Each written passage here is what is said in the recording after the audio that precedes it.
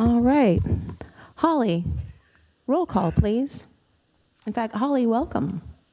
Thank you. Commissioner Tillis, Here. Commissioner Warner, Here.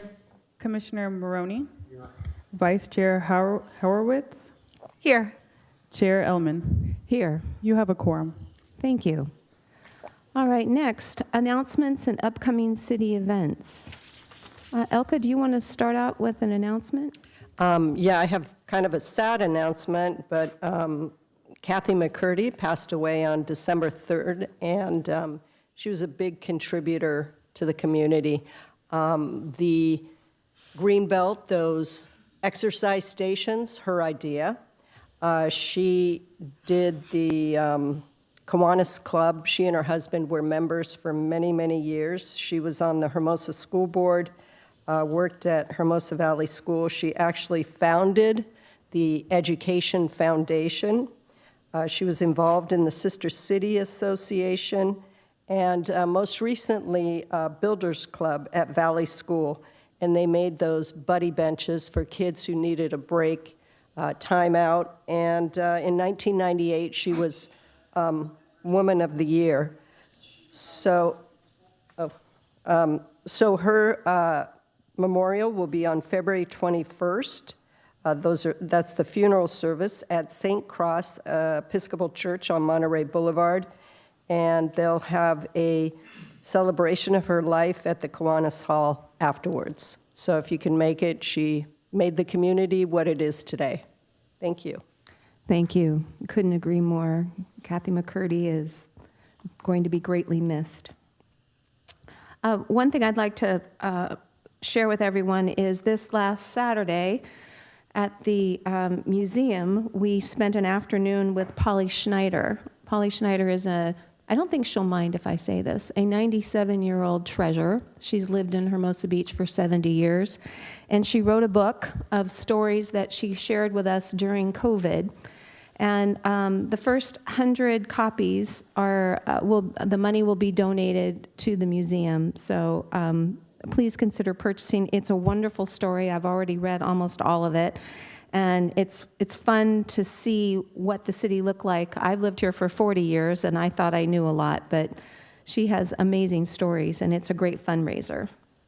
And then also, I think the staff is going to share with us, Community Movie Night is February 27th with Air Bud World Pup at 4:15, and I'll let them give us more information. Anyone else have any announcements? All right, I'll move it over to staff. We're going to go ahead and pull up the slide for the upcoming city events. We have our special events and filming coordinator, Austin, who will start the presentation.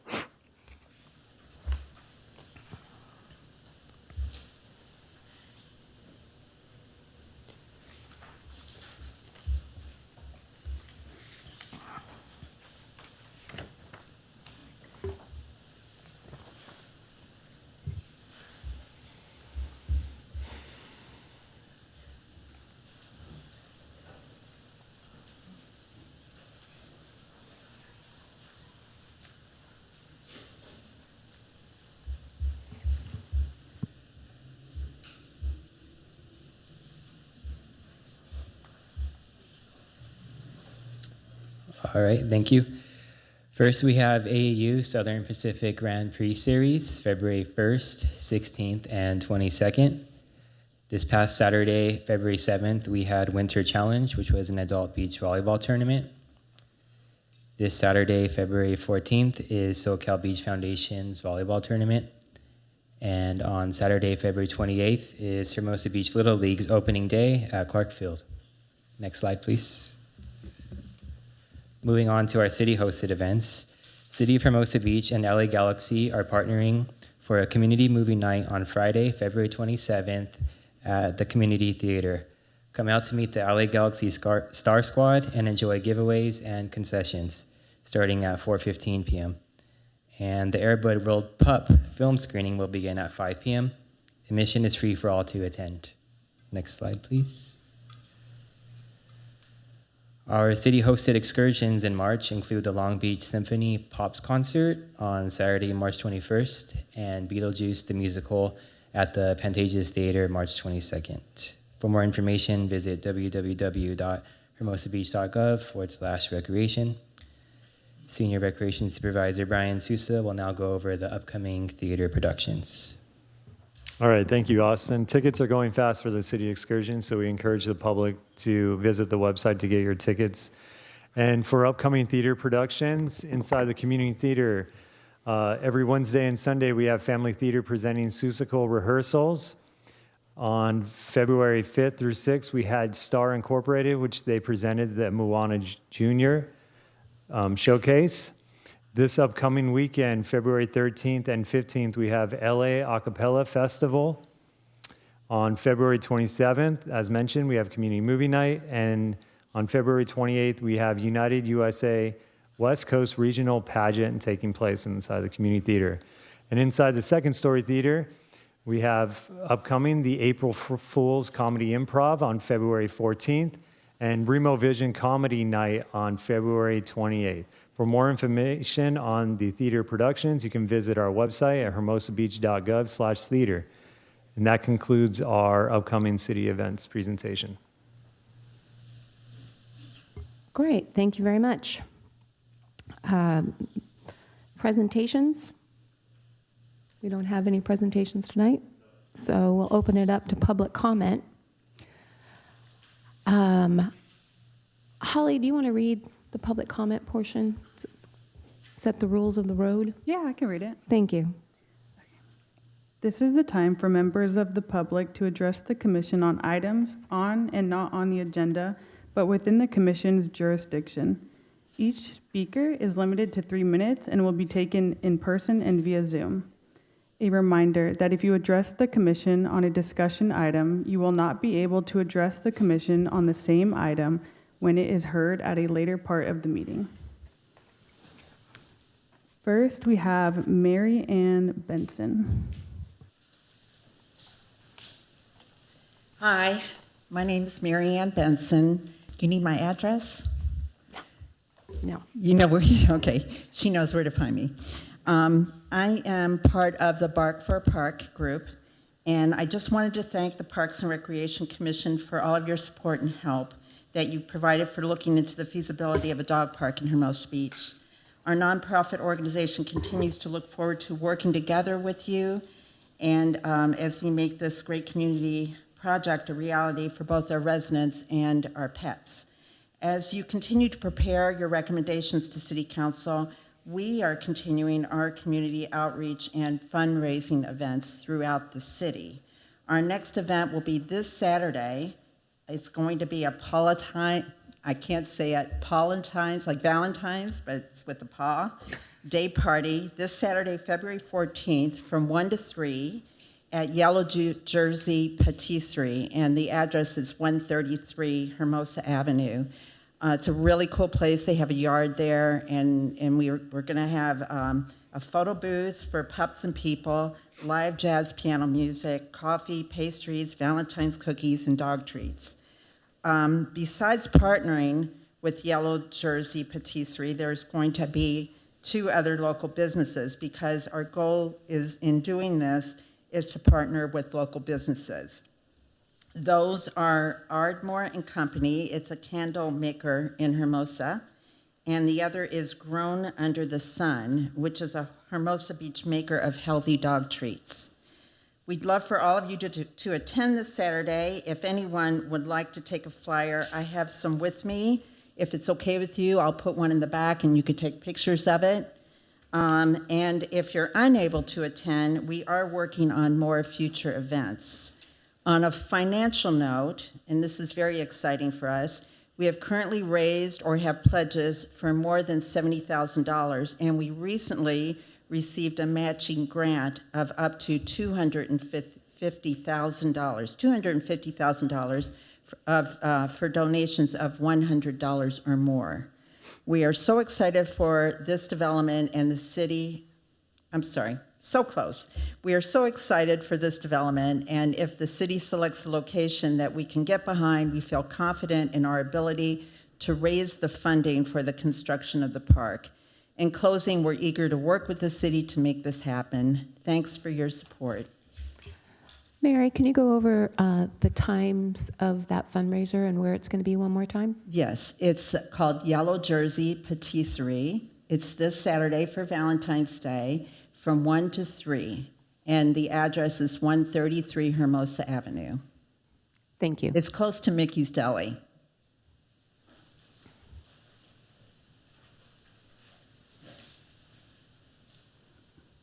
We have 2 virtual hands raised. As a reminder, if you are joining the meeting by phone, please remember to dial *9 to unmute yourself and *6 to raise your hand. The first speaker will be Tony Higgins.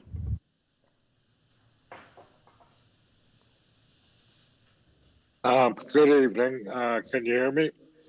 Yes, we can, Mr. Higgins. Thank you. I realize that the Parks and Rec Department does a lot of good things, but um, when you look at what's going on at an overview, it looks like there's a lot of disarray in the department and in the commission related to policy conflicts. And let me give you an example. The Labor Day Fiesta is a new level 3 event. There was no review in the Parks Commission about that. The Nike Half Marathon is a level 3 event. There is a review.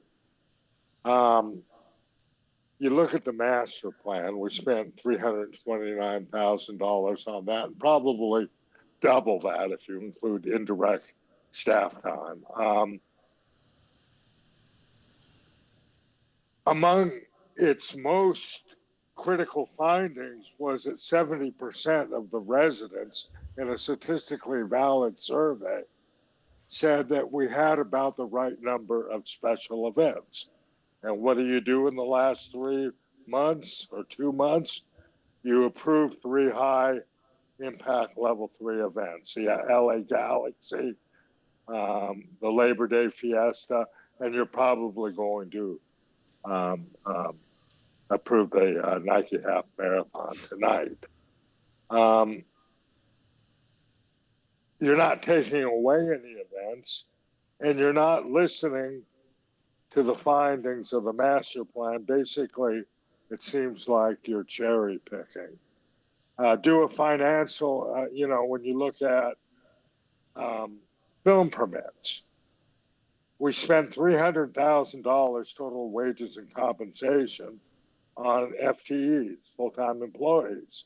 Yet this year, like last year, we only have about $35,000 in film permit revenue. When are we going to break even? Is the commission even concerned about this? You look at the commission handbooks, they were really trying to cut back on the commission's authority to represent the residents. Well, where do we stand with that? Have you been told what the status of those commission handbooks are? When are you going to have your opportunity to input?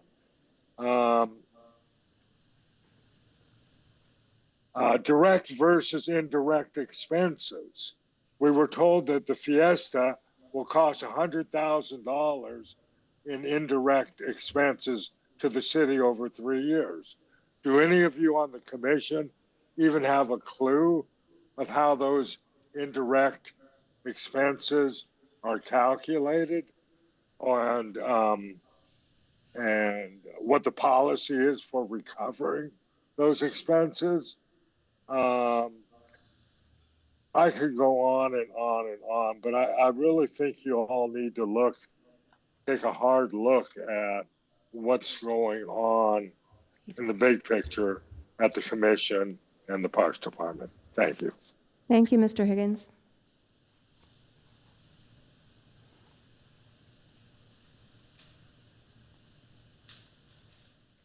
Next, we have Renee. Can you guys hear me? Yes, we can, Renee. Awesome. Hi, you guys. My name's Renee Seamack. Just by way of introduction, I grew up in the South Bay. I'm a Hermosa resident for the last decade. I have 3 kids, 8, 5, and 1. And what I'm here to do today is to share my disappointment and disagreement over the removal of the backboards and rims of the hoops west of Clark Field. I just landed from Mexico, so sorry I can't be there in person. I would love to. A lot of parents would love to be here tonight as well, but really are unable because it is ski week at the Hermosa for our school district, and they are out of town. But just to showcase the magnitude of the community support, a petition to reinstate the basketball hoops circulated, and in less than 1 week has over 450 signatures. I also know many parents have emailed their comments to HB Connect email before this meeting, so I hope you guys read those and consider them. Thus, I'm here to represent all these voices live. First of all, I just want to talk about the usage of the courts. They are used predominantly by kids after school or on weekends, especially because 2 of the hoops are 9-foot hoops instead of standard 10-foot hoops. So these hoops are great for kids learning to play. They also aren't used for competitive play, but rather skill development, shooting hoops, and as an outlet for kids to get some exercise. I can honestly say I live down the street. I have never seen anyone have formal games there. There is a big, next I want to talk about the need. There is a really big need for these hoops in Hermosa. Many homes without backyards. Clark Field is our backyard for many. A neighbor on Loma expressed how they had a freestanding hoop in their front of their house, and the neighbor called the cops on them 7 times within 48 hours, so they had to take them down. On my street, despite it being a dead end, there are so many cars in traffic that a basketball hoop just isn't an option. Yes, Clark Field has the Kelly hoops, but there are 2 problems with those. They're typically occupied, and they are also 10-foot hoops, not allowing kids to play. I understand that there was litigation around pickleball that cost the city millions. However, this is a very, very, very different scenario. First and foremost, the courts have no lines, so they do not invite formal play. They're just hoops. They're not courts. Second, basketball is very different than pickleball, as pickleball is predominantly played by adults, and there is a one-size-fits-all standard court and standard net height. Basketball court and hoops height vary in size and height depending on ability, space, and age. The Federal International Basketball Association operationalized mini basketball with smaller courts for kids, which would work in the current area. The memo to address this by the city stated that the need for the AIA, the Associate Institute of Architecture Standards, but from my research, that is a wrong standard for kids and recreational casual play. Also, the width measured in the memo stated 24.5 feet when they're actually between 29.5 and 30 feet. So that needs to be corrected in the memo. Renee? Yes. Yes. You have 3 minutes. I'm going to give you another few, just a few seconds to kind of wrap this up. You send us a wonderful letter. There's a lot of information on it. So if you want to close this off. Yeah. I think why you're hearing from so many is there's really no alternatives. There's no other city courts that have 9 feet hoops in the city except schools, which are all gated off. So this is really the only option. And the other option is to put them in the street, and that's not a safe option for our kids because there's cars. So I think we need to reinstate them. I would actually even recommend making the 10-foot hoops 8-foot hoops so that this is truly a kid place and they're not standard. And add some warnings and no lines. And long term, when the Clark Field gets redone, we can replace them and do whatever you guys want, but maintain those hoops for the kids. Great. Thank you. Thank you very much. And thank you for the very well-written and informative letter. Is there anyone else online? Yes, we have Jesse O. Yeah, can you guys hear me? Yes, we can.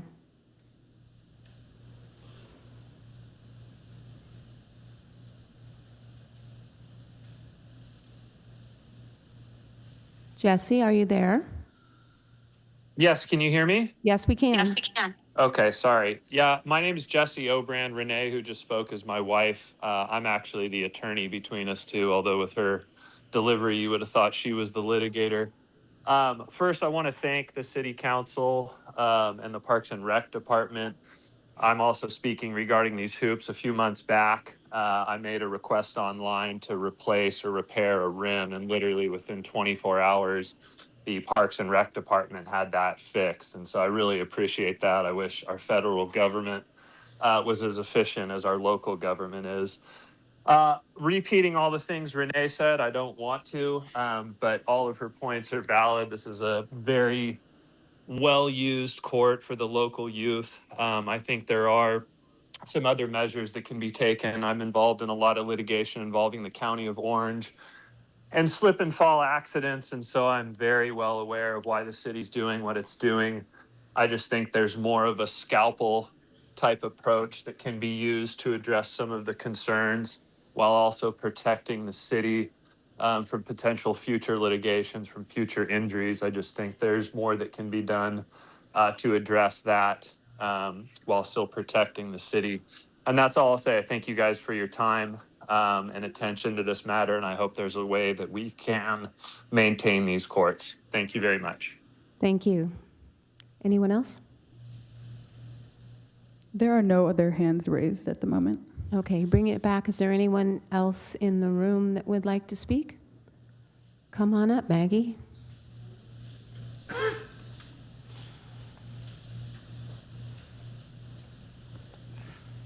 Good evening, Commissioners. Maggie Beauvais-LaMonica. Grew up here in Hermosa, parent of 2 HBYB players, and a proud aunt of a nephew who's going to come up here and speak next. Referring to the agenda item 10A about the removal of the basketball rims on the west side of Clark Field. I think Renee did an amazing job laying that out, and I know she's been in touch with many of the commissioners here. I'm not on ski week, so I promise to come in person. With that, though, the way that my family has used those courts is when we have a baseball game, when we have a soccer game on that field, we send the rest of the kids to go shoot hoops and keep them busy. I don't know if you've ever tried to keep a 5-year-old occupied while some big sibling is trying to play. It's impossible. So those courts serve as a lifeline for my family in terms of keeping my 5-year-old out there shooting hoops. The staff recommendation specifically spoke of the fact that there was an informal, it would allow an informal play area that might not meet current usage. If you're below the age of 12, that's great. You need an informal area that meets an 8-foot or a 9-foot hoop, and it allows the opportunity to be a kid and just shoot around.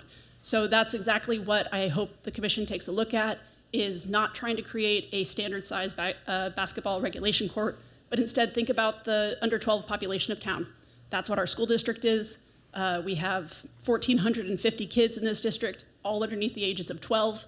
Those are the kind of kids who are coming to Clark Field to play when they're not doing baseball, when they're not doing soccer, and when they just need some space beyond their backyard. Thank you so much for the consideration. All right, is there anyone else here to speak?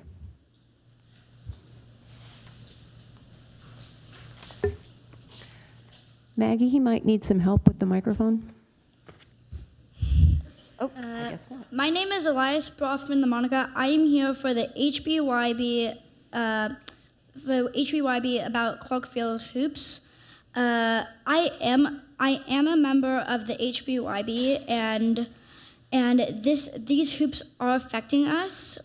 My practice in the original of the season, in the start, my practice was delayed and moved to the Hermosa Beach Redondo Beach border because of the hoops construction. The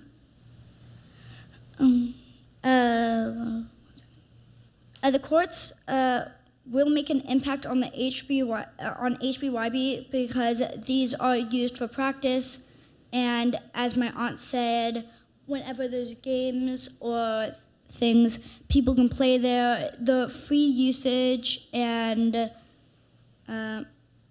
they're close and easy, and anyone can really use them. I've been there, and I've seen grown-ups using them.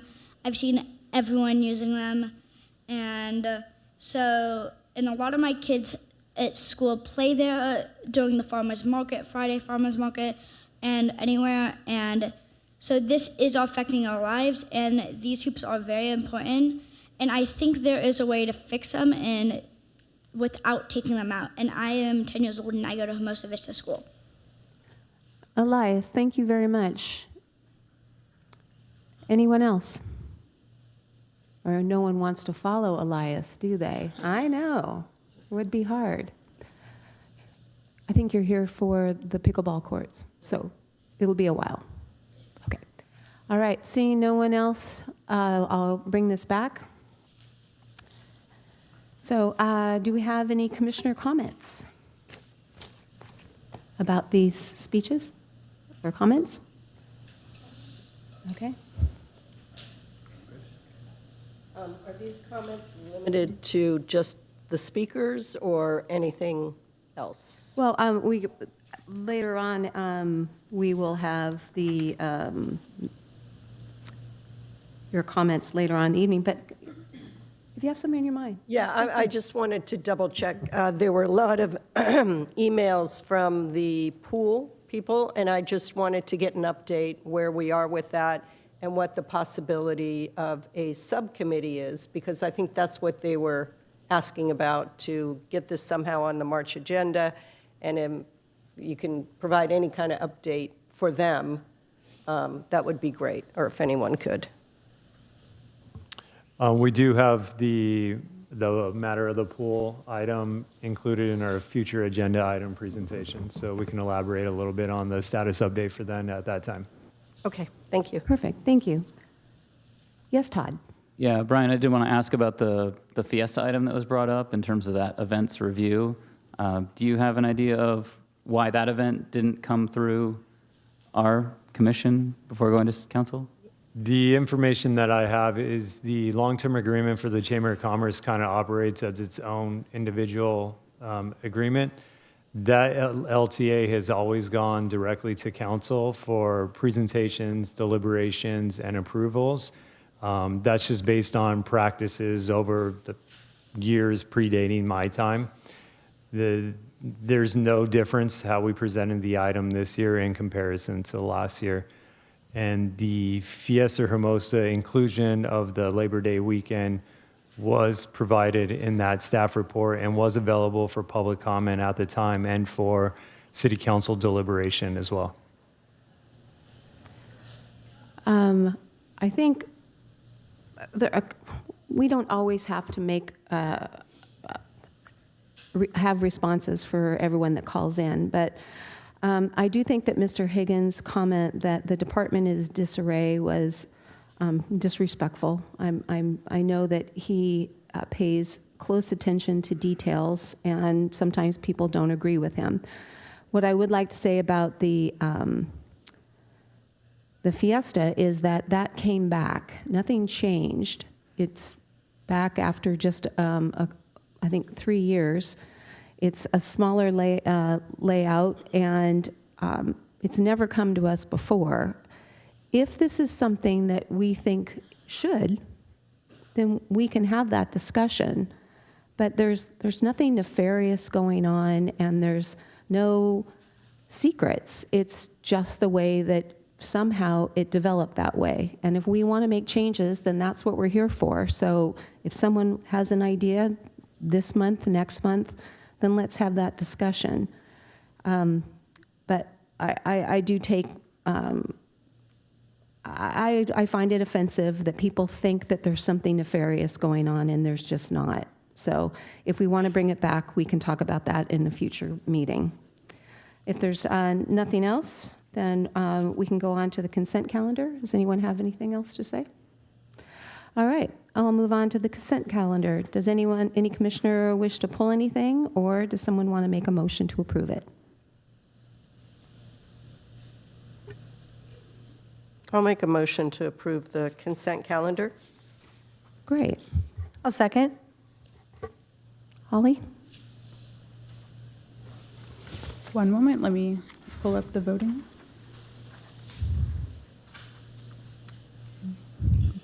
Voting is now open.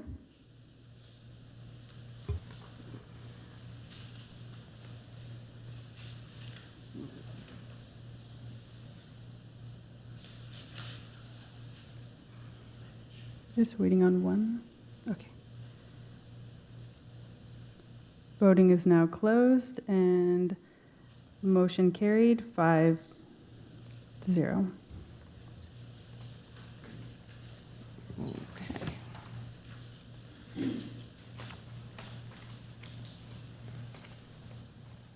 All right, next, public hearings. Did I do that right? Yes. Approval of Impact Level 3 2026 Special Event After Dark Tour. Thank you, Chair Ellman. Just wait for the presentation to be pulled up.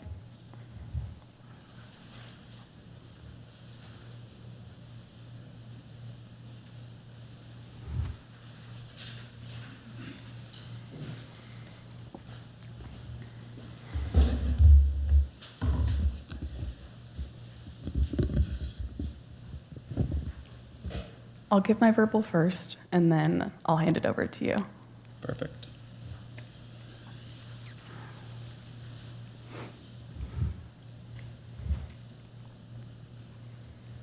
Okay. Good evening, Chair, Vice Chair, and Commissioners. To begin my verbal report, I would like to state for the record that this item has supplemental attachments that have been updated on the city website in accordance with the agenda. Next slide. This item is staff's recommendation that the Commission hold a public hearing to consider approval of a new Impact Level 3 special event, the After Dark Tour LA 2026, for the inclusion on the 2026 special events calendar and provide an exception to the special events policy guide to allow tear down on Sunday, October 18th. Next slide. Staff received a formal application from Nike in conjunction with EKA, which is a public relations firm assisting with event coordination, in January of 2026 to host the After Dark Tour LA on Hermosa Avenue in the Strand. The After Dark Tour is a global 13.1-mile half marathon to promote women in the running community. The event producers anticipate participation of up to a maximum of 10,000 people and approximately 1,000 spectators for the event. The proposed event dates in October, including setup and teardown, are listed in the written staff report and on the slide before you. I do want to note that staff recently received an event load and update from the event producers, and they are no longer requesting Friday, October 16th as a setup day. All load and activity will occur on the same day as the event day on Saturday, October 17th. Next slide. On the slide before you is the proposed event route. The event day would require various road closures to the downtown area and the Strand. In contrast to the written staff report, staff recently received the following updates to the course map. The event producers have shared they are no longer considering Manhattan Beach as part of the race route to be mindful of the logistics related to the Skechers Peer-to-Peer Friendship Walk event given its primary footprint is in Manhattan Beach. Secondly, staff informed the event producers that the new potential route is still, staff informed the event producers that the new potential route is still included a section of Manhattan Beach beginning on the northbound lane of Manhattan Avenue, starting on the westbound lane of 35th Street. Furthermore, staff would only be able to permit usage of the southbound lane on Manhattan Avenue. To make this route less impactful to the surrounding neighborhood, staff recommends the event producers update the race route to instead make a U-turn on Hermosa Avenue and to make up mileage in a different city. The event producers have expressed they're open to both suggestions and are exploring alternative options. Next slide. Lastly, the event producers' recent change to the course map involving Longfellow Avenue has dissolved staff's concern from the January 20th tour of the race route as listed in the staff report. The event producers have requested entering the Strand from Hermosa Avenue to Longfellow Avenue, which was previously 24th Street. Next slide. One remaining issue involves two approved special events occurring on Sunday, October 18th, when the event producers plan their event teardown. Staff requested the event producers conclude their teardown prior to 7 a.m. on Sunday, October 18th to avoid any overlap with the Skechers Peer-to-Peer Friendship Walk and the AAU High School Beach Volleyball League matches. The event producers confirmed they will produce a teardown plan to meet the 7 a.m. deadline. If approved, staff is requesting an exception to the special events policy guide to allow 3 events on Sunday, October 18th to allow just for the event teardown. Also, if approved, staff would require a notification within a 500-foot radius and continue coordination to the city's special event team and ensure all public safety access and permitting requirements are met. Staff is available for any questions you may have, and the event representatives are also here tonight to answer any questions you may have as well. Good evening. You want to introduce yourself and let us know who's here? Good evening, Commission. Thank you, Kaylin. My name is Jake Wanamaker. I'm an experienced producer at Nike here in Los Angeles. I have the privilege of being joined by a couple of teammates tonight, Brittany and John, who are from our brand team here in Los Angeles. Also Jim, who is our race director and has experience producing multiple Tier 1 races around the globe, and also Kelly Hawkins from EKA, our government affairs agency that partners with Nike. And then we'll just queue up the presentation. Perfect.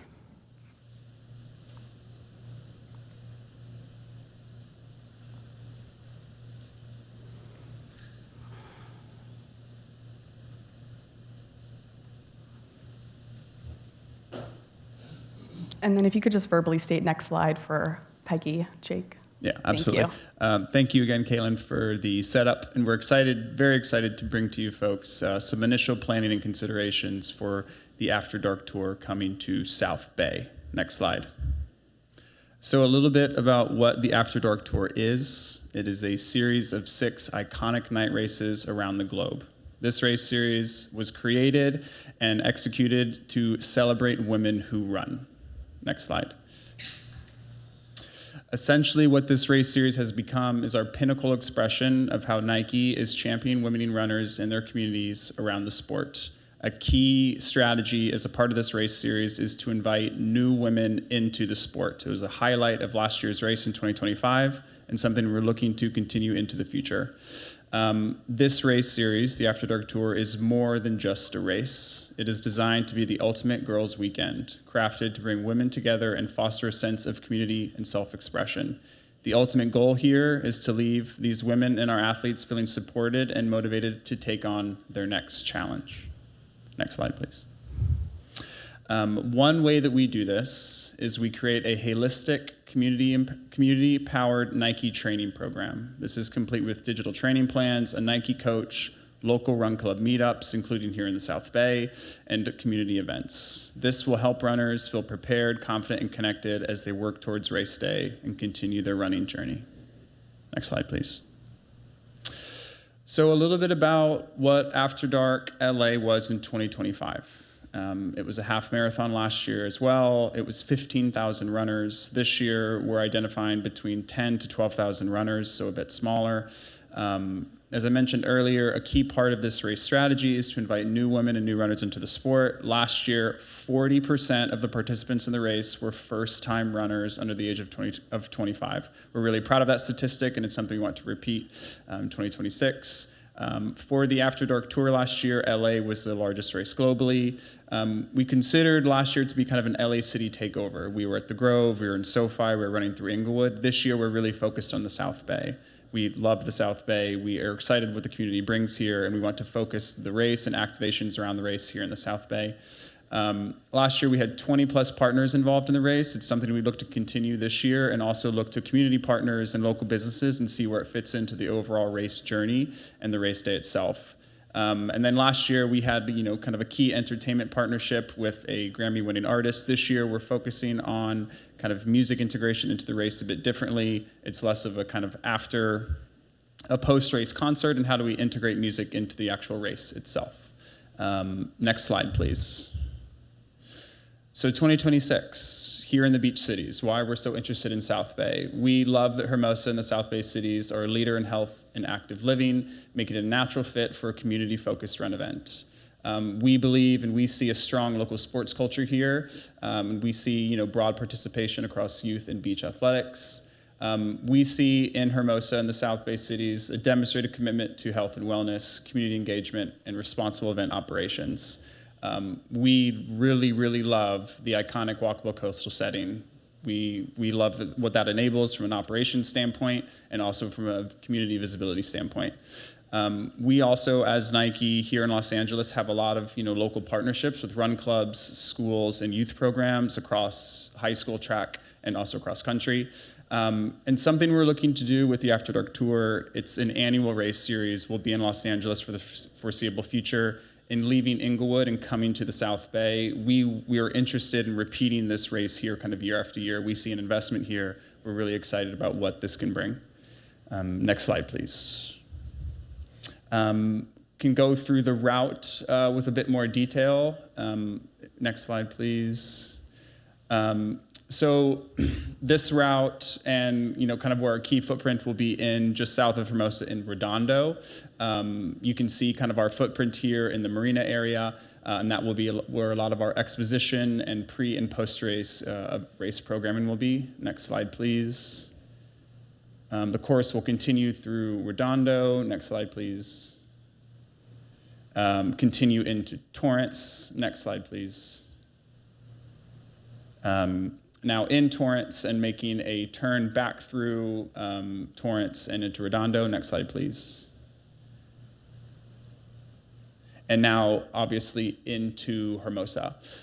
So runners, upon entering Hermosa, will run northbound on Hermosa Avenue. The initial route consideration had the runners heading north and on the southbound lane. Upon meeting with Kaylin and some of the agency team a couple of weeks ago, they advised to move that runner traffic to the northbound lanes. We have made that update, and that's reflected here. Next slide, please. Upon continuing on Hermosa Avenue, runners would head north, I believe, on 34th Street, go left on Manhattan, south on 35th, and then back to Hermosa Avenue before entering the Strand. Kaylin shared some feedback earlier today that we may need to revisit this, given that that part of the route on Manhattan Avenue is actually in Manhattan Beach. So I think we are going to have another look at those potential options that were shared and come back with an updated course that would not enter Manhattan Beach but stay in Hermosa. Next slide, please. This is an elevation profile, if of interest. Most of the elevation gain here is happening in Torrance. We really love how the Hermosa portion of the course is quite flat, particularly as our runners finish on tired legs. We're really excited about that. Next slide, please. Here is a tentative road closure timing chart. And Kaylin, to clarify, this is actually updated from what you had shared on your slide earlier. We are looking at a race start time at 5 p.m. This is based on the fact that the After Dark Tour is indeed a night race series. And we're really excited about having, that West Coast sunset as our runners start and finish the run.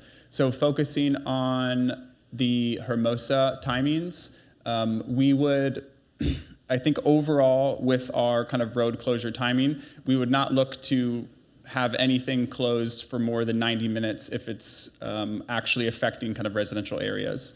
So going down onto, I'm going to bring it up on my slide because it's a bit tight there. So on Geronda Street on the westbound lanes, this would be a hard closure from 4:30 until 10 p.m. Moving to Hermosa Avenue to Geronda to 34th Street on the northbound lanes. This would be a hard closure from 4:30 to 10 p.m. as well. The next couple of lines for 34th Street, Manhattan Ave, and 35th Street, upon receiving the feedback from Kaylin that we might need to revisit those, I think we can hold on those potential closures for now. And then Hermosa Ave to 22nd Street would be a later closure, given this would be an area of the course that runners would start on, or be a later part of the course that runners would arrive to a bit later. We would close that closer to 5 p.m. And then the Strand, being the last part of the course in Hermosa, would be a closure from 5 o'clock to 11 o'clock, so a bit later into the evening. Next slide, please.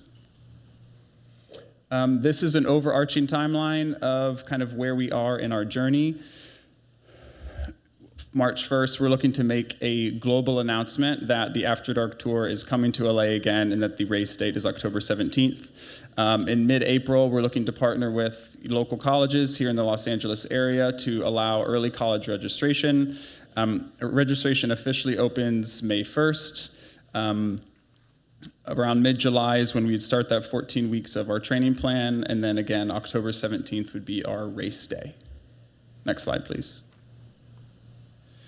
This slide exemplifies a tentative and initial outreach plan based on learnings from last year and how we'd want to apply those to this year. So where we are now in February, we're developing course options actively.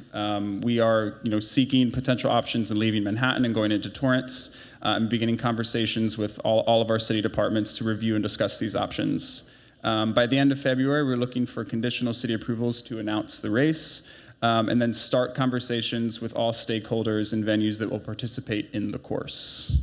Moving into March through May, we're going to begin working with council districts and local chambers of commerce. We are going to begin identifying and creating a priority list to include businesses, hotels, theaters, churches, and residences along the route to determine special access needs.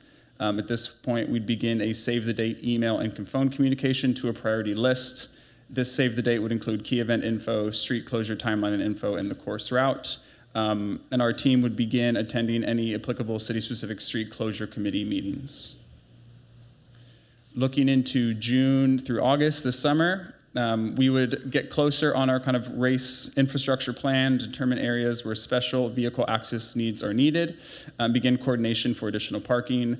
We'd be creating those access plans and parking plans based on the priority list that has been established. We'd continue to communicate and update all city partners. We'd continue course visits to finalize access plans for priority businesses, and we'd communicate special access to impacted buildings and distribute access passes to distribute access passes and maps to managers.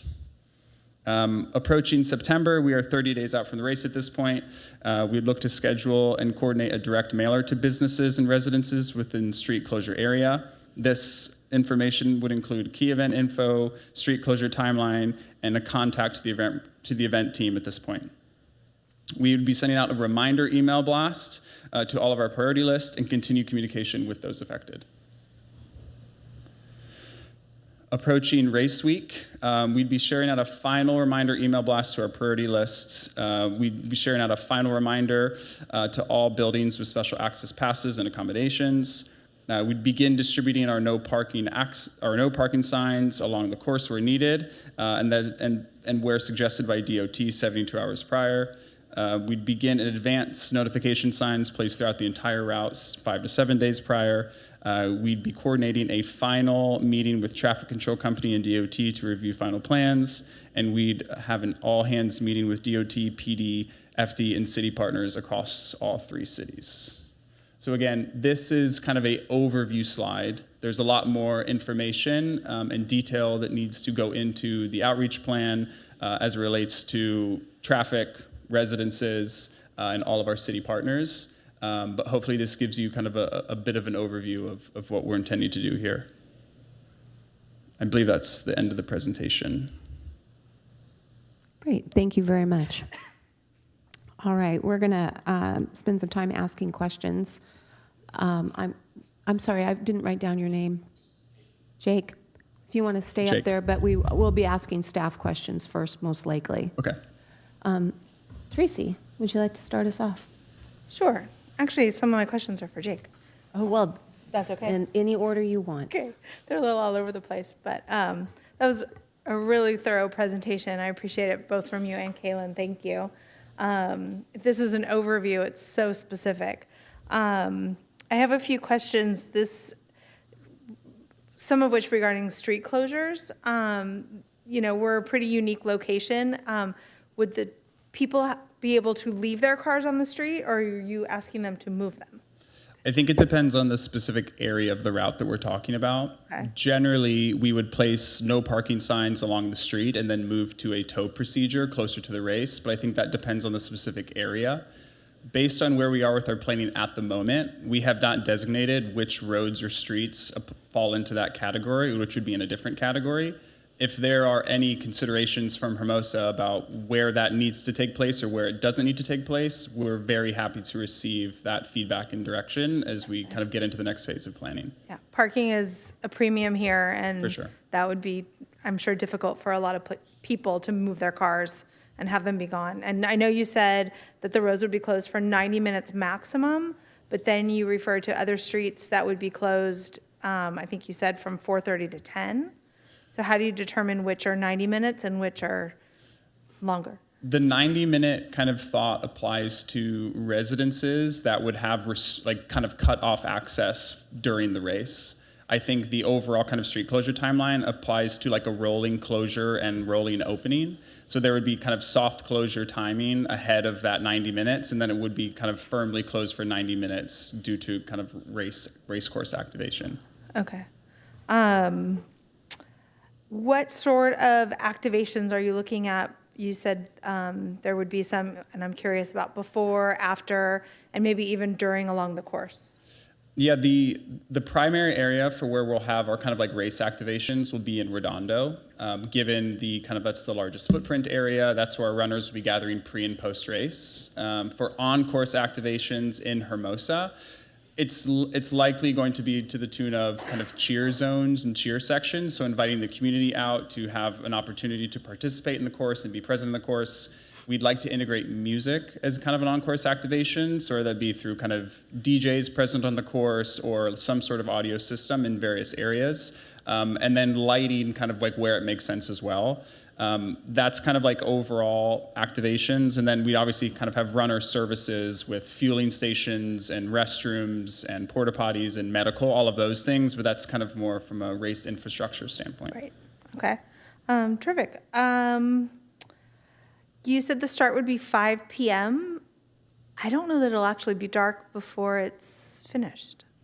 We checked sunset timings Okay. at that time of the year because it's right around the time change. Yeah, the time change usually is the beginning of November. Yeah, so the start of the race would not be dark, but by the time all of our runners finish, it would be dark. Okay. And we really like, as runners head south in Redondo on Esplanade, that they're kind of like on the coast, kind of watching dusk. So we're really excited about the timing as it's currently presented. And then did I read, or was I mistaken, where it was under 25 only for the racers? It's definitely not under 25 only. There is Okay. no kind of like age restriction. That's just kind of a target and strategy as we look towards inviting people into the race, is that we're trying to attract new young women runners into the race. Will you be contacting the local schools to invite them and their runners and track and to participate? We definitely be pulling levers with like community partnerships and like finding, where that opportunity is. That's definitely kind of a part of like our brand strategy, and to invite young women, new runners into the race. Okay. Well, thank you for being here and being so prepared. I appreciate it. Thank you. Todd? I'll start with questions for staff. What level of concern does the city have regarding access to our city parking lots and emergency services west of Hermosa Ave, given Hermosa Ave is, right in the way? So when we had our in-person meeting it was January 8th, I believe, we had the LA County Fire Department there, we had the police department there, and we had Public Works there, which is why Captain Eric Cahalan, he did make the recommendation to move from the southbound lanes on Hermosa Avenue to the northbound lanes, so that would create less congestion for emergency response, and it wouldn't block that downtown area, those southbound lanes. So we figured if we would move it northbound, that would leave a lot more access to those main parking lots that we have and all the downtown businesses. Yeah, and to further elaborate on Kaylin, allowing the southbound lanes of Hermosa Avenue to continue to operate and be open, it allows LA County Fire and Lifeguard to access the beach, their headquarters, any access routes. That also opens up all the side streets and the back street corridors throughout Hermosa Beach, through Beach Drive, which is, I think everyone's aware, looks like an alley, but is a street that kind of goes adjacent parallel through Hermosa Avenue if they needed that access as well. And tentative goal, through preliminary talks and conversations of the transportation plan, we would potentially look at identifying sections of Hermosa Avenue southbound that could operate in one lane north and one lane south, so you still have two-way traffic. But there's areas that only have one lane, so traffic control will have to navigate that. Yeah, I guess my concern is a little bit more about getting across Hermosa Ave for sunset at a popular time of year to get to businesses, to be able to park. The road will be closed at 5, so I don't, could be problematic as well. That's in addition to the emergency situation. What would it mean for the Strand to be closed? Can you tell me a little bit, describe what that looks like for me along that long length of Strand? I don't know what that means. Yeah, so we had this discussion as well with the police department. We recognized that it would be difficult to do a full hard closure the entire time, which we expressed to Nike in our in-person meeting. So we were exploring the idea of doing soft closures, until the actual runners come through. And that's in the staff report as well. We considered closing off Schumacher Plaza area to kind of avoid that traffic of people, walking onto the Strand and disrupting the route. But I can also hand it over to Jake to, further elaborate on, the plan for the Strand. Yeah, like what does a soft closure mean in like words I could understand, I mean, given the width of the Strand and the size of the Strand, like ultimately, and hearing the feedback from Kaylin and team, we were just considering like what is the safest version of this for both runners and guests. And I think a soft closure on the Strand as runners are finishing the course would have limitations in like how much space we can actually take up. So I think our recommendation was to go to a shorter but hard closure at the time that we can, designate like a bit further into our route planning. So I think Nike's recommendation would be to do a hard closure and to close the Strand if it's permissible, in order to kind of have the safest environment for both runners and spectators, given how small the Strand is. But we're happy to continue this conversation, with the team and come to a solution that feels. It sounds so hard. Hard closure to me sounds like you're saying nobody's allowed across the Strand at all between 5 p.m. and 10:30. To be completely fair, the street closure timings that we've shared with you are kind of preliminary. They are they are cushioned and safe timings. As a next step, upon receiving more additional route feedback, we'd run like a fuller simulation to get really tight on those timings and come back to the team about this is the minimum amount of time that we would need for a hard closure for the Strand. Yeah, I mean, the Strand is the last 2 miles of the race. Average time running a marathon for women, probably 2 hours, some minutes.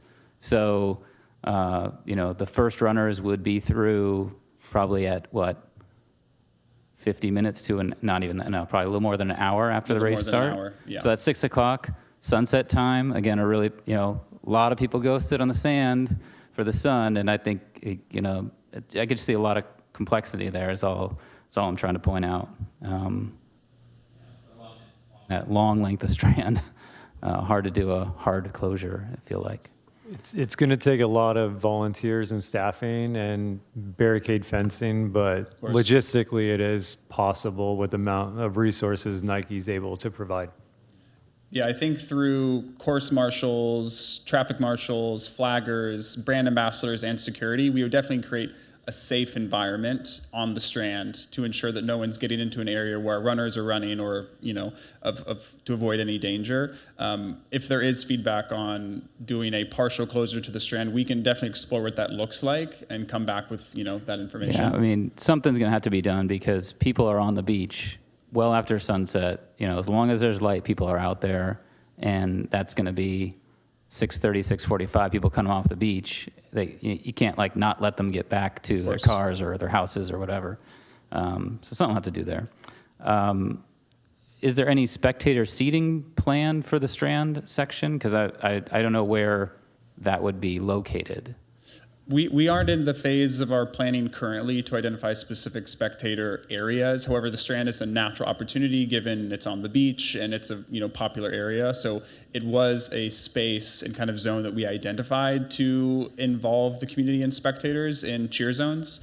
We just don't have the level of detail about where exactly those could be. And of course, they'd have to get across to the other side, which they can't because it's hard to close. Anyway, have you looked at the lighting on the Strand yet and determined whether additional lighting is necessary for the Strand portion only? I know you mentioned it's to be determined, but maybe you've looked at the Strand specifically yet or not. We are doing a course drive tomorrow night and are actually looking at the course with specifically lighting in mind. We haven't taken a lumens test yet to ensure that it's sufficient for runners. We would be prepared from the Nike side to bring in additional lighting, both from a creative and safety and functionality standpoint, to make sure that the Strand is well lit and dynamic for our runners and guests. And then I know you said you're expecting 10, maybe 12,000 registrations. Any particular reason for such a decrease from last year? I think we have a couple of learnings from last year. 15,000 felt like it was a very large attendance. It was a very large race. And I think 12,000 and looking at some of the other races that we completed last year feels like a bit more of a sweet spot. We're also mindful of some of the limitations of the course that we're talking about, like the Strand. I think any place that we're able to be a bit tighter and more strategic about kind of the quantity of runners, I think it's going to benefit the race. Yeah, at least the Strand's at the end, so people will probably be more spread out by then. Absolutely. Are there any other LA events in the series this year? Or is this the only LA event planned? This is the only race for the After Dark Tour in Los Angeles. Okay. And then do you happen to know from last year about what percent of participants came from in LA versus outside LA? I think it was 80% California, Okay. 20% outside. All right. All right. I think you answered some of my other questions as part of your presentation. Thank you. Thank you. Elka? This is for Jake. What exactly are we going to be seeing on our streets? I know the staging areas in Redondo Beach, but are there going to be DJs? Are there going to be barricades? What is the setup plan for our streets? In terms of race infrastructure, you can expect pretty much like the basics that you would, see at a marathon in terms of kind of race devices, cones, barricades. We're talking about potentially using buses as a version of the barricades. For the runners specifically in services, we're talking about fueling stations with water and electrolytes. Attached to fueling stations, we'd likely have a restrooms to kind of designate an area and have all of that available for runners in that same zone. We'd have medical as well in those areas and potentially others. And then for kind of on-course activations, we're still in an exploratory phase about what exactly that looks like, but at minimum, Nike would like to integrate music into the course. It's a big part of what this race is about. So whether that be through a kind of simple audio plan or something like a DJ performing, that's definitely something we would like to include. And additionally, kind of integrating lighting as well, both for runner safety and also from a kind of creative and after dark tour lens, we'd like to integrate that. And are you going to have a stage in Hermosa? We aren't at the phase right now to confirm exactly what that setup would look like if we were to have a DJ, but potentially there are areas in Hermosa that we see that we would like to have a stage or a riser for a DJ performing. Okay. And then I guess this is for staff. The estimated revenue this would generate for the city is about $16,000. Is that just for permits, or what is that number from? Yes, so those were the direct costs for the permitting fees, so that does not include any of the parking, which we know is going to be a lot because it's, all of Hermosa Avenue. It's the category fee that they would pay per location, so that would be the streets and the Strand, and it would be the setup and tear down fee, amplified sound permit. What's not included is any potential co-sponsor fees. So yeah, that $16,000 is the direct costs, not including any staffing services or parking revenue. Okay, and is there anything preventing us from asking Nike to cover more of our direct and indirect costs? Because this looks like it's going to be involving public works, parks and rec, staff time, police, fire, community service. This is a major event that's going to shut down the city. So is there always a limit to what we can ask for direct and indirect costs, and what's the procedure on that? The fees for the special event permit process is outlined in the special event policy guide. The city is not obliged to apply any additional permits that aren't outlined in the special event permit program. The event producers will be responsible for all indirect and direct costs associated with the event, including personnel costs for any public works assistance, any PD assistance, or any other, recreational staff, et cetera, or any other indirect costs that might accumulate as the event footprint changes. Like Kaylin mentioned, any co-sponsors fees that come about in the next 6 months, or any vendors that they decide to activate on this plaza with our new vendor fee that was approved by council, et cetera. So 100% of the cost will be applied for this. So Nike will pay for the overtime police officers. They will. They'll pay your staff time if you're down there kind of monitoring Correct. things. The fire, and how do we calculate that? You'll keep track of every single employee that is mobilized? Each corresponding department tracks their staff resources and staff hours, and then submits that to our department, which we then invoice the event producer. Okay, thank you. And are you willing to make any kind of donation to the city? Any kind of, I don't know if you did it in the past, but you're $94 billion company. I'm just kind of wondering, what's your feeling on that? A big part of what this race does is internally we partner with our social and community impact team, and we'd like to work with the city to identify areas of potential givebacks, particularly focused on like youth sports and increasing access to sport with youth. I think we're very open to that conversation with our social and community impact team. Okay, and I'm sorry, the social media impact team? Social and community impact team. It's our SCI okay. team. Yeah, they're a key partner in what this race is, not only in Los Angeles, but across the globe. And it's definitely a part of the strategy for us to ensure that there is a community benefit, not only with the race and the race itself, but, longer term. Okay, thank you. Tom?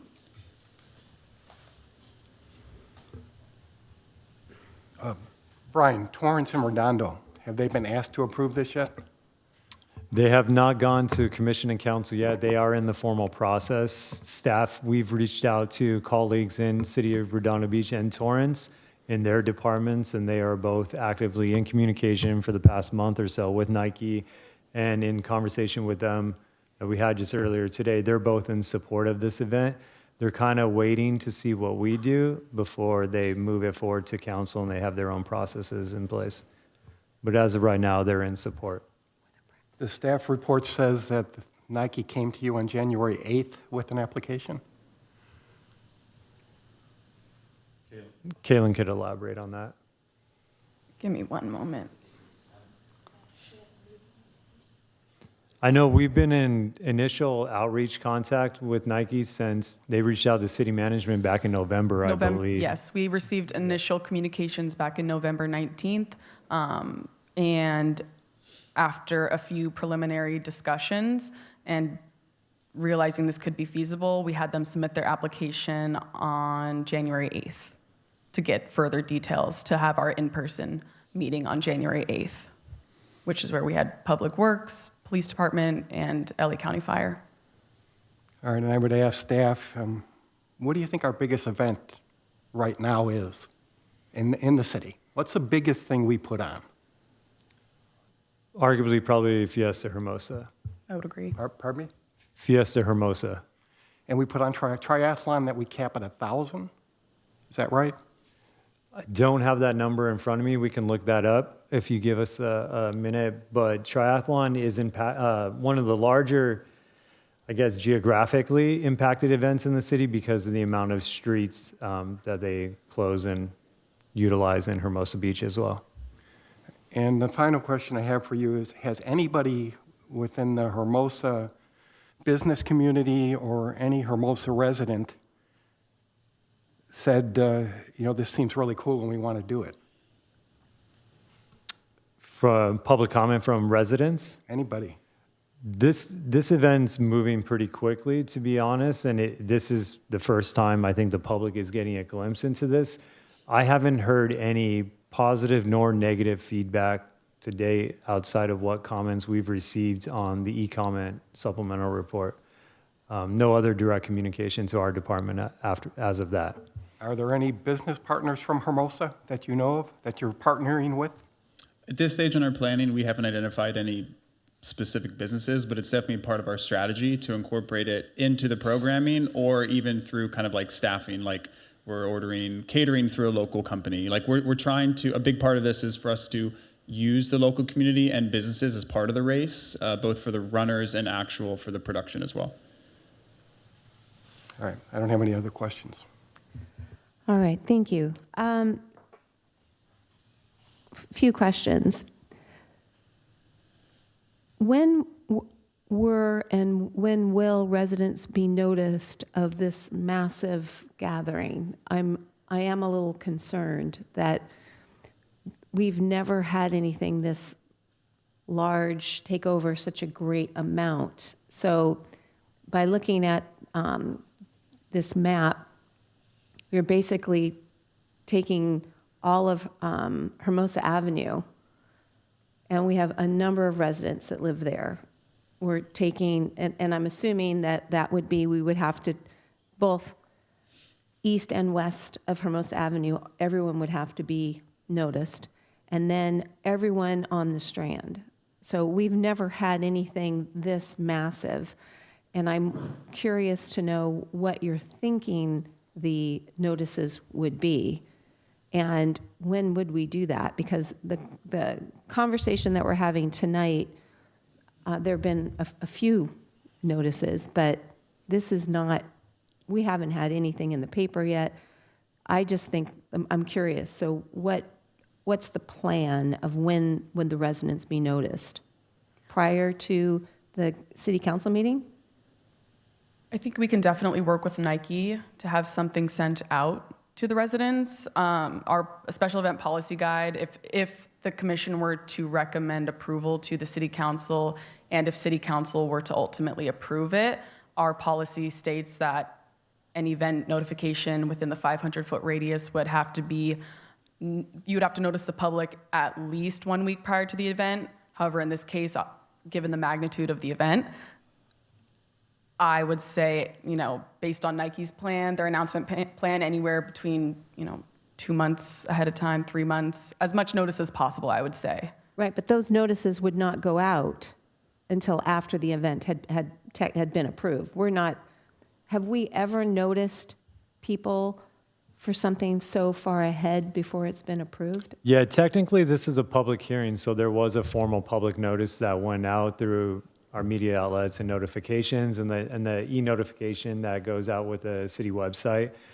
So there has been proper community noticing per se to speak on this item and present their public comments. As far as, I think you're referencing direct notification, like a notice on an envelope or a piece of paper knocking on people's doors, correct?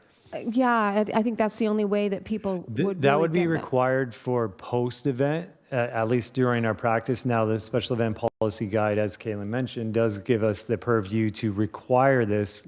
The department may require this as a written notification as part of the review process. So you're welcome to make that suggestion in your recommendation to city council for staff to consider. So we could say, we want the residents noticed 2 weeks prior to the council meeting. You would say that, you would recommend staff. Correct. Yeah, because ultimately it would be up to the department to make that administrative decision. Because this is the single largest event we've ever had in this town lengthwise. It's a very large footprint. Okay, so that's one question. And just, sorry to interrupt, No problem. Chair Ellman, just to clarify, it does have a footprint on the entire Hermosa Avenue, but only on one side of the lane. So I just want to clarify that for the public. Okay. I just to again clarify what Barbara's question was. I think what I heard you say was tonight we could recommend that City Council notify affected residences along the route, but that we can't require that such a notification be sent to them before the City Council hears this item. It has to come sometime You would after. provide that recommendation for staff to consider notifying the public. At what point in time? Can we recommend, is it possible for us to recommend that staff notify residences and businesses along the prescribed route before this item goes to City Council, should it proceed? Yeah, Oh, you can okay. provide that to staff. Okay, All right. thanks, just Yeah. clarifying. And this is the second year for this type race, This is the second year for the After Dark tour. for the After Dark Tour. And how Yes. many cities have you already done this tour in? So last year it was 6 cities. This year will be in 8. At the time of this race, it will, I believe, be the 4th or 5th city globally that it's happening in 2026. I happened to run into that last year. I was like, what the heck? What's going on? So this hasn't been approved in Redondo yet. So let's go back to closing the Strand. So in the reality of what it is you want, we would technically be closing the Strand from the very north end of the Strand to the south end of the Strand? Not quite the far north. I think the map shows maybe Is that- like 6 blocks from the north. Okay, and that's, it's. From Longfellow. Little, Yeah. okay, from Longfellow, okay. So, and in your perfect world, you would be closing the Strand to cross traffic for a good chunk of the race because there would be so many people running south at the same time? I think we would be prepared with race infrastructure and barricades and staff to give notice to folks around and on the Strand prior to any runners entering the area that it is going to be closed. Based on an expected simulation of like runner timings, it would probably be a hard closure around 5:30 to 5:45 until the last runner of the race, which would be around probably 10 p.m. in that zone, potentially Okay. to 10:30. And have you had races like this at the beach? I have helped organize races like this at the beach, not specifically the Strand here in Hermosa, but myself and our team have done similar races in similar kind of like beach walkway pier areas. Yes. And can we go over the timeline? Can you show me the timeline again, or show us the timeline of closures? That I. We'll see if we can get it pulled back up right Okay. now. Yeah. And Peggy, you can use Nike's slide deck since that's the most updated just version. to go with that, I'm again. This is the first thing we've had like this, so I'm really overwhelmed with. While I'm talking to you, I'm seeing all these things in the back of my head. So, you want to close off the city basically from 4:30 to 10 o'clock in some areas. And so you're actually going to the south end of town, you'll open that up and then it'll slowly bleed north. Is that the whole idea? We're not going to, 10,000 runners is a lot.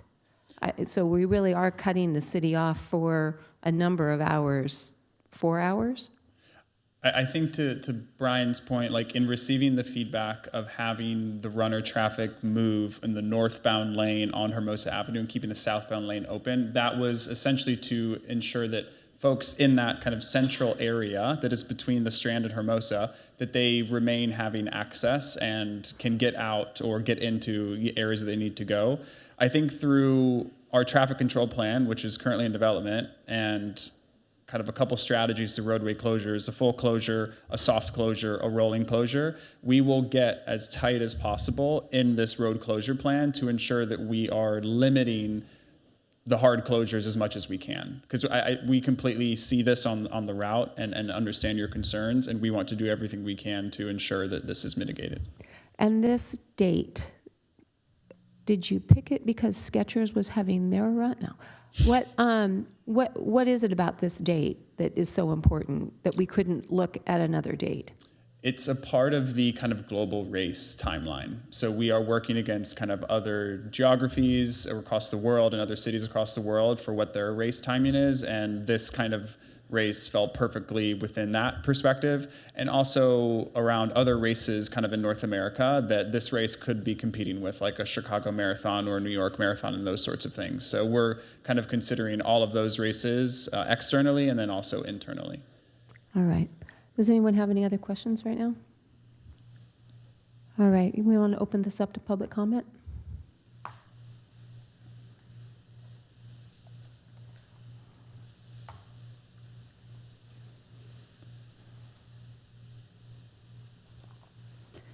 This is time for members of the public to address the commission on this item only. Each speaker is limited to 3 minutes. We will begin with members of the public wishing to provide comments in our chamber. All right. I have no speaker cards. All right. I'll bring it back. Do we want to open it to virtual public comment? I thought we just did.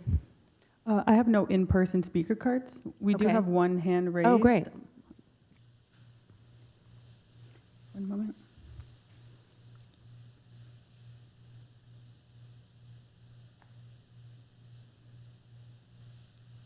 Tony, your time will begin once you are unmuted. Yeah, this is a huge event, very, very, very impactful to the residents. So we don't have hardly any parking, and residents all up and down Hermosa Avenue are going to have to find parking. The noticing that you can give out won't tell residents, gee, you're going to have a tent in front of your house or a DJ in front of your house.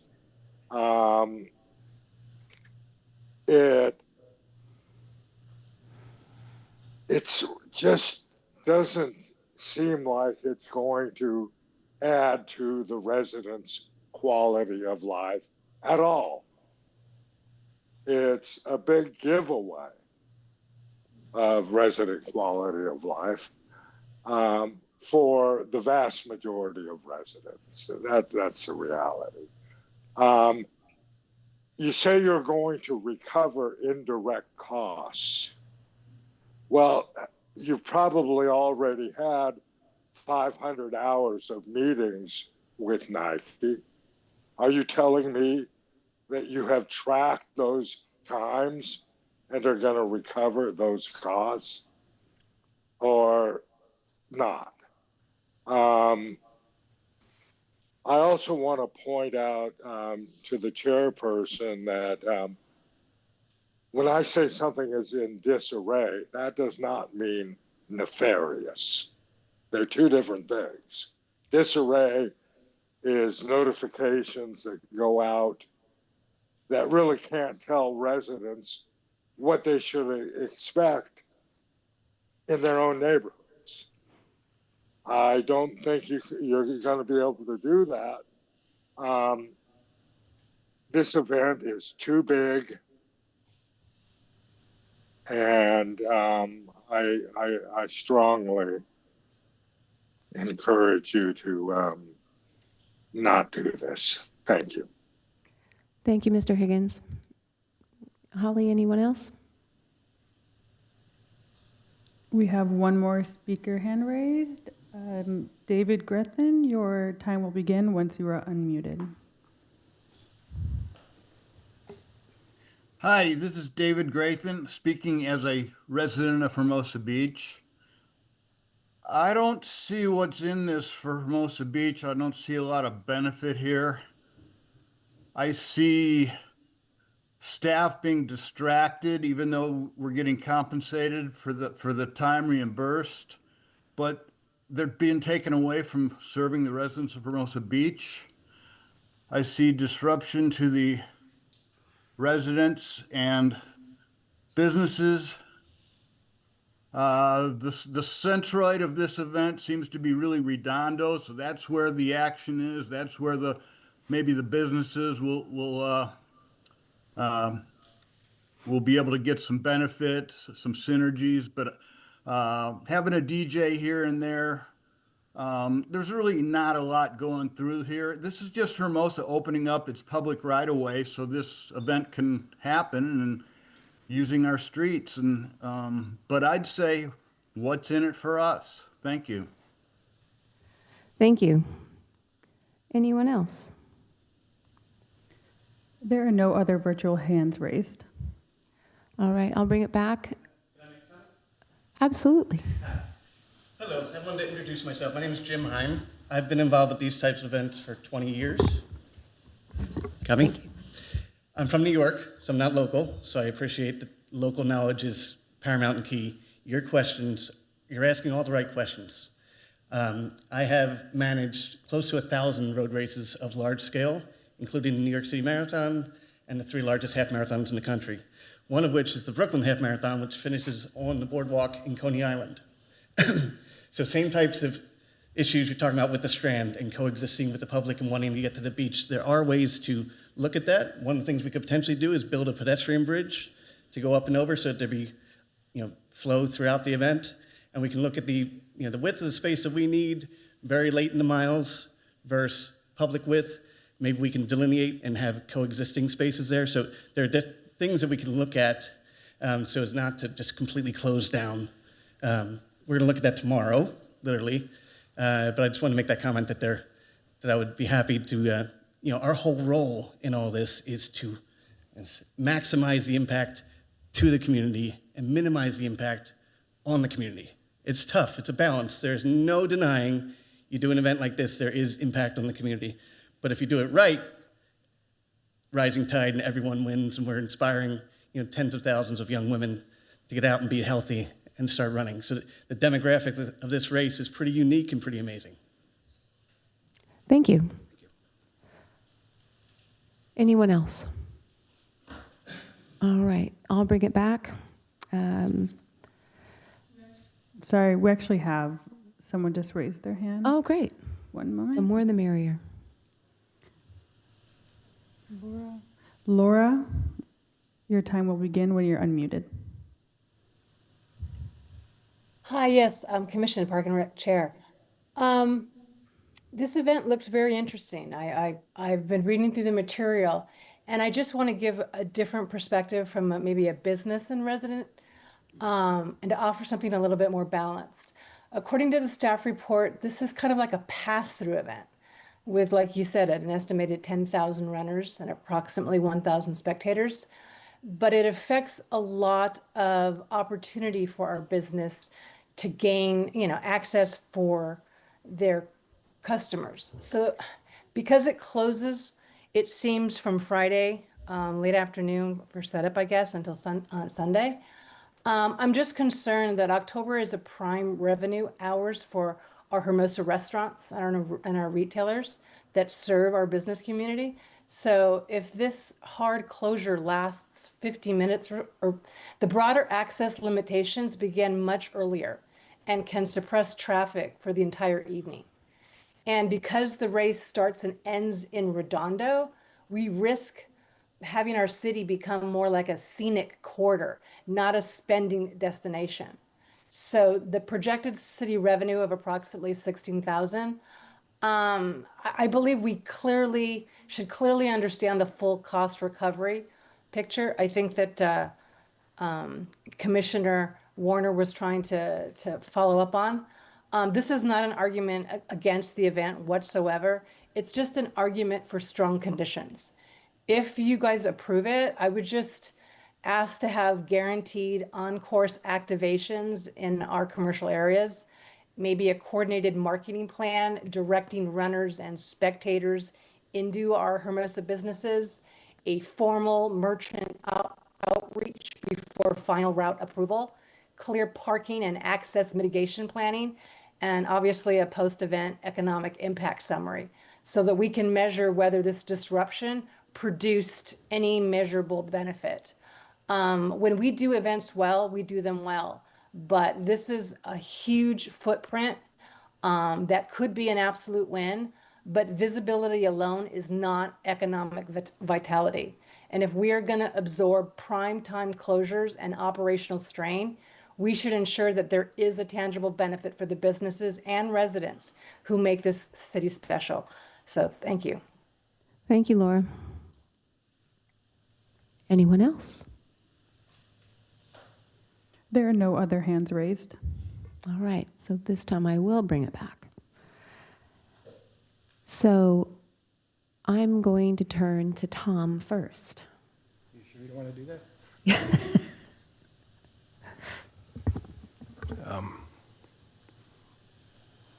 Thank you, of course, for the offer. Not everybody gets this kind of offer. Not every city gets this kind of offer. And I'm confident that this would probably go off fairly well. But to me, the question is why? Why does Hermosa want to do this? We've got 10 or 12,000 people running through the town. It's not like we have an event that's down on Pier Plaza. Frankly, I'm just stunned. I'm stunned that an event this size can get this far, and this is the first time I have heard of it.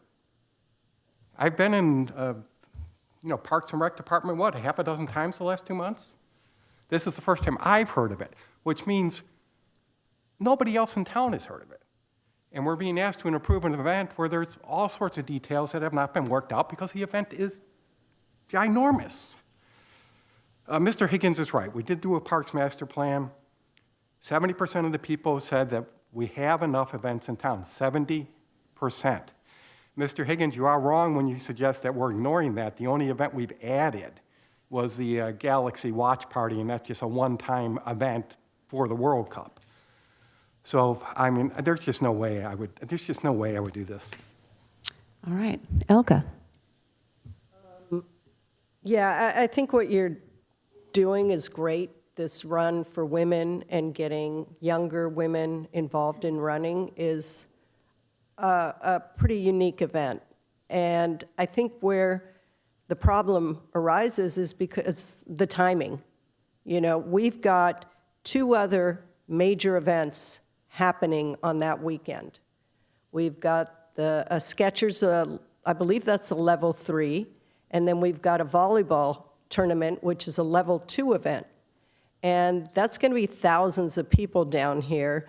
And I spoke with Denny Lennon, and he's in charge of the volleyball, and he said, you know, we'll probably be done Saturday at around 3 to 4. The only thing I need to make sure of is that people can get out.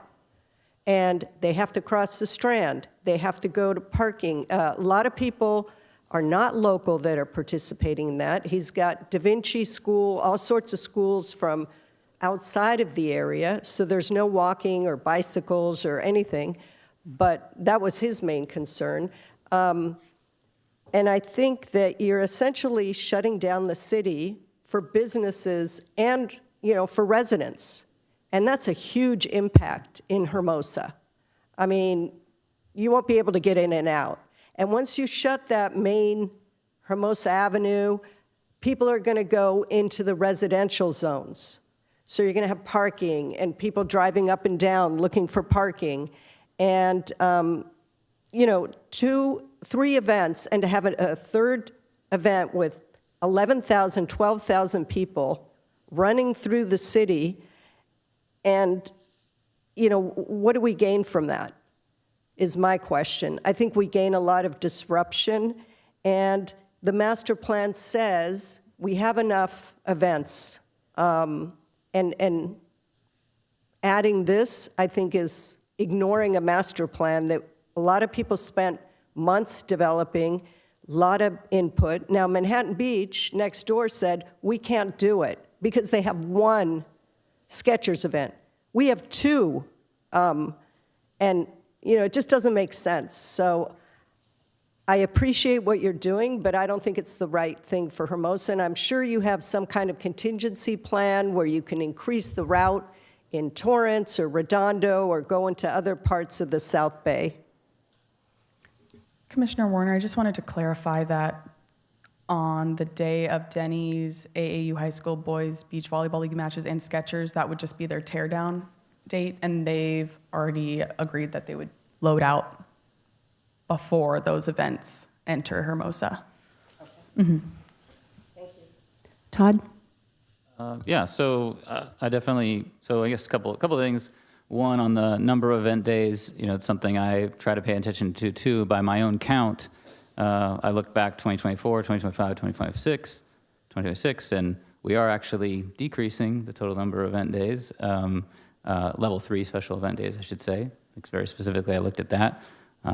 Actual event days went from 56 to 53 to 56 in 2024, 53 in 2025, and 50 in 2026 projected, not including this event. So to those residents who wanted fewer large events, now I didn't do the all events, so there's the caveat to that, but it seems we're not expanding the number of level 3 events at least level 3 event days that happen.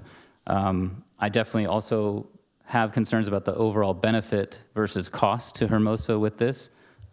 People have said, right, although I do think there's going to be benefits like hotels filling up. I mean, 10,000 people are going to need a place to stay the night before, the places to eat the night before, even the night of. They're going to want to go out, and they're not all going to fit in Redondo. So I think there's a reasonable expectation of some spillover commercial benefit. I share some of the public commenters' concerns, and I even raised my own questions about blocking off access to the Pier Plaza and the parking garage and all that is going to have an impact on local businesses. So there's concern there. I do feel like, you know, the offer of additional, youth sports related gifts in kind and things like that to the city is something interesting. because it doesn't seem like we are getting enough benefit for the total cost. I did have a question, Brian and Caitlin, on the indirect cost, and you described how the staff does accrue their time. When does that clock actually start? Just for my own benefit for this and for future, does that like hours you've banked already on this project, does that go towards it, or is it only after it's been approved? Or So it's typically overtime spent, and we're here, Okay. 7 a.m. to 6 p.m. Monday through Thursday, and that's what myself and Austin focus on, 10 hours a day is special events and filming. So Yeah. we really do our best to keep it within our regular office operating hours. So it would be any overtime costs. yeah, And okay, that's so- usually accrued on the weekends when the events are actually taking place. So the weekend logistics of the event. So any staff personnel support on load-in day, load-out day, or event day would be the anything accrual cost. Anything before prior to that that is during is only normal overtime staff hours. hours, which we have a responsibility to not only serve the residents, but the public at large, which are event producers, renters, Right, but so walk-on just patrons let included. me try and give a hypothetical. So let's say, this event, you're working on this event and you spend 10 hours on one day working on it. That would be 2 overtime hours potentially. Let's just say 8-hour day. That's 2 overtime hours. How many hours do you accrue towards the bill that we eventually give the event producer? 10, 2, 0? This is well before load-in, right? This is like just preliminary. All the No work. personnel costs during normal work or office hours are subject to personnel fees for any Okay. event producer, and that's for all events. Yeah. Yeah. No, I Similar to understand. I'm all trying of to our understand, operational the functions. Yeah, general- it's only any overtime cost that is accrued and anything that's spent over the weekend for the actual event itself. Yeah, okay. I would like to add the administrative application fee that is applied for all events to apply for special event is the fee that's associated to staff processing the application itself and bringing it to council and commission via our staff reports and verbal reports. So that time is associated with that application fee. Which Nike has paid. It's a total of $1,094. Okay. Yeah, I mean, I think this event sounds really interesting. I think it could be something really interesting and different for Hermosa to be featured in a way, and for people to see the city. I definitely have concerns about some of the details and the costs and all that, but I guess I'm kind of more on the optimistic end of our commission at this point. And if I could provide just one of your concerns I know was the impact to like the downtown parking structures and parking and the businesses down there. That was another reason for the justification of including only the northbound lane and keeping the southbound lane. So that way we don't impact any of the parking lots, which are a huge resource to residents and tourists, right, visiting the city, because you'll still have full access to those lots. Well, what if I'm Preliminary. coming from the east, though? Like, how do I get across Hermosa Ave? That's going to be up to the traffic control engineers to And it figure sounds like out. there'll be hard closures, right? So I won't be able to get across Hermosa Ave for a fairly significant few hours, right? As I mentioned in the beginning, there are some conversations of how to operate the southbound lane in two-way traffic, meaning one lane going northbound, one lane going southbound. But that will be up to our traffic engineers and their traffic control designers to figure out.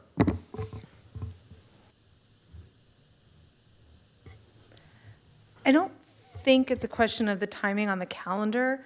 Like Kaylin reiterated, both AAU's volleyball and the Skechers Walk is on Sunday, and this event is Saturday. So I don't think that is the most relevant objection. I think it's whether it's the benefit to the city. I think about the times where our streets are closed. Fiesta Hermosa, the streets are closed. The triathlon, the streets are closed. My neighborhood, we're impacted by the Redondo Beach Super Bowl run. Their streets are closed.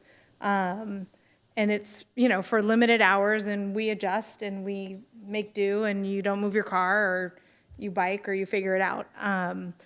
I think about Manhattan Beach and the 10K run in October along the Strand. They run from Rosecrans to the pier.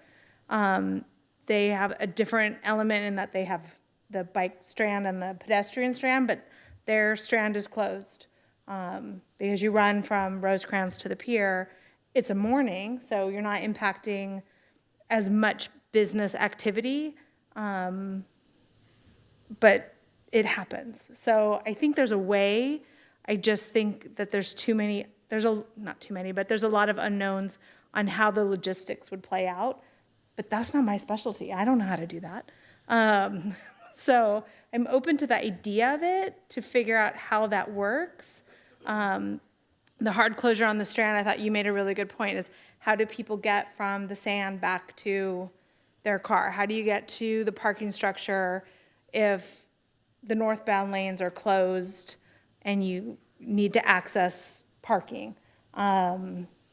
But streets are closed during Fiesta for 3 days, and businesses sometimes complain, but like you made a really excellent point about all the people that are coming and where are they going to stay and where are they going to eat, because they're going to be here the night before, they're going to be here all morning, they're going to be here all day.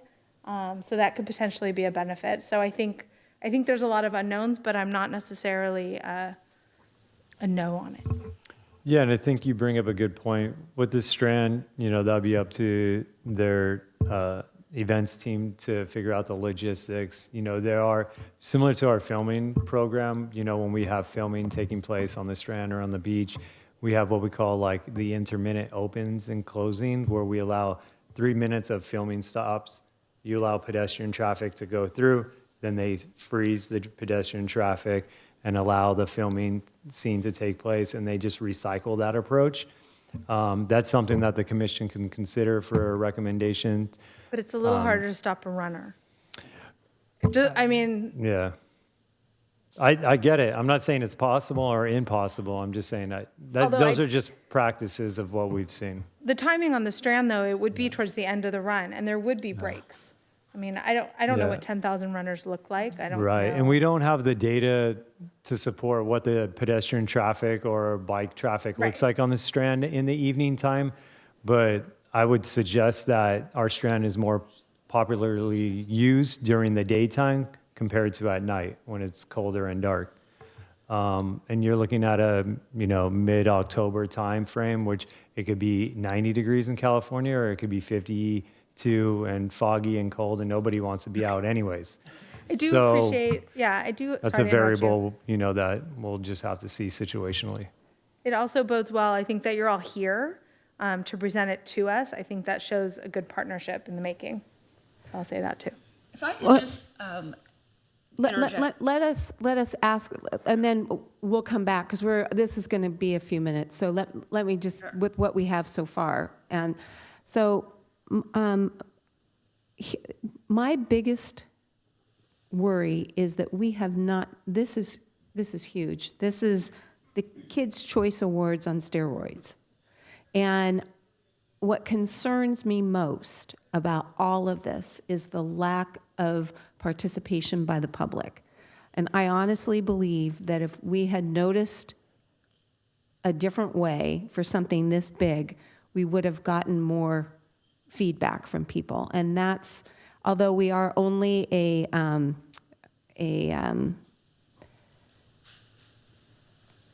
thank you. There's the word. We are only an advisory commission, that this will definitely go on to the council. But I think that we have to look at this differently. So whatever we do tonight, it's not the end of this project, but it needs to be done differently, because we can't have this big an event.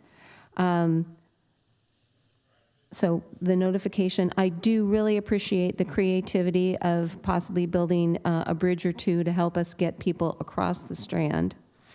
And I don't know how we push business to businesses when we are a pass-through. I think that is a fair complaint, and I don't know how you fix that.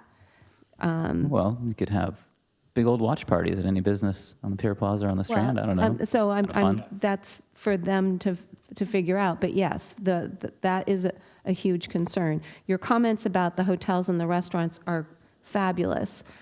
But we do have other businesses here, and I don't think someone's going to go get their nails done or a facial. And so the question is, what do those people, those businesses, do they have to pay again for just being the wrong business for this kind of an event? I do also question the fact that this is possibly the wrong month for this. Just because Skechers is the next day doesn't mean that people don't have a right to something on the weekend. And we have basically taken their weekend away from them. We can't hold both of these events and not expect that the residents are going to be beyond frustrated with us. So those are my comments right now. Obviously, you have something else to say. Jake, do you want to introduce the next person? This is Kelly Hawkins from EKA, a government affairs partner that we've worked with at Nike for a very long time. And your job is? I'm a consultant to the brand relative to government affairs. Okay.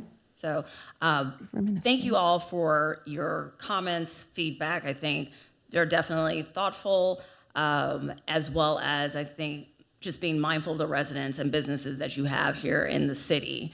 As the consultant that was on the last After Dark tour last year, I think what is so unique and why we were so excited about the South Bay cities is that there is so much here in terms of tourism, right? Opportunities, whether that is the day before, young women getting pampered through your city, whether it's at the nail shop, whether it's at the spa, at the whatever, at the Pilates gym that you have.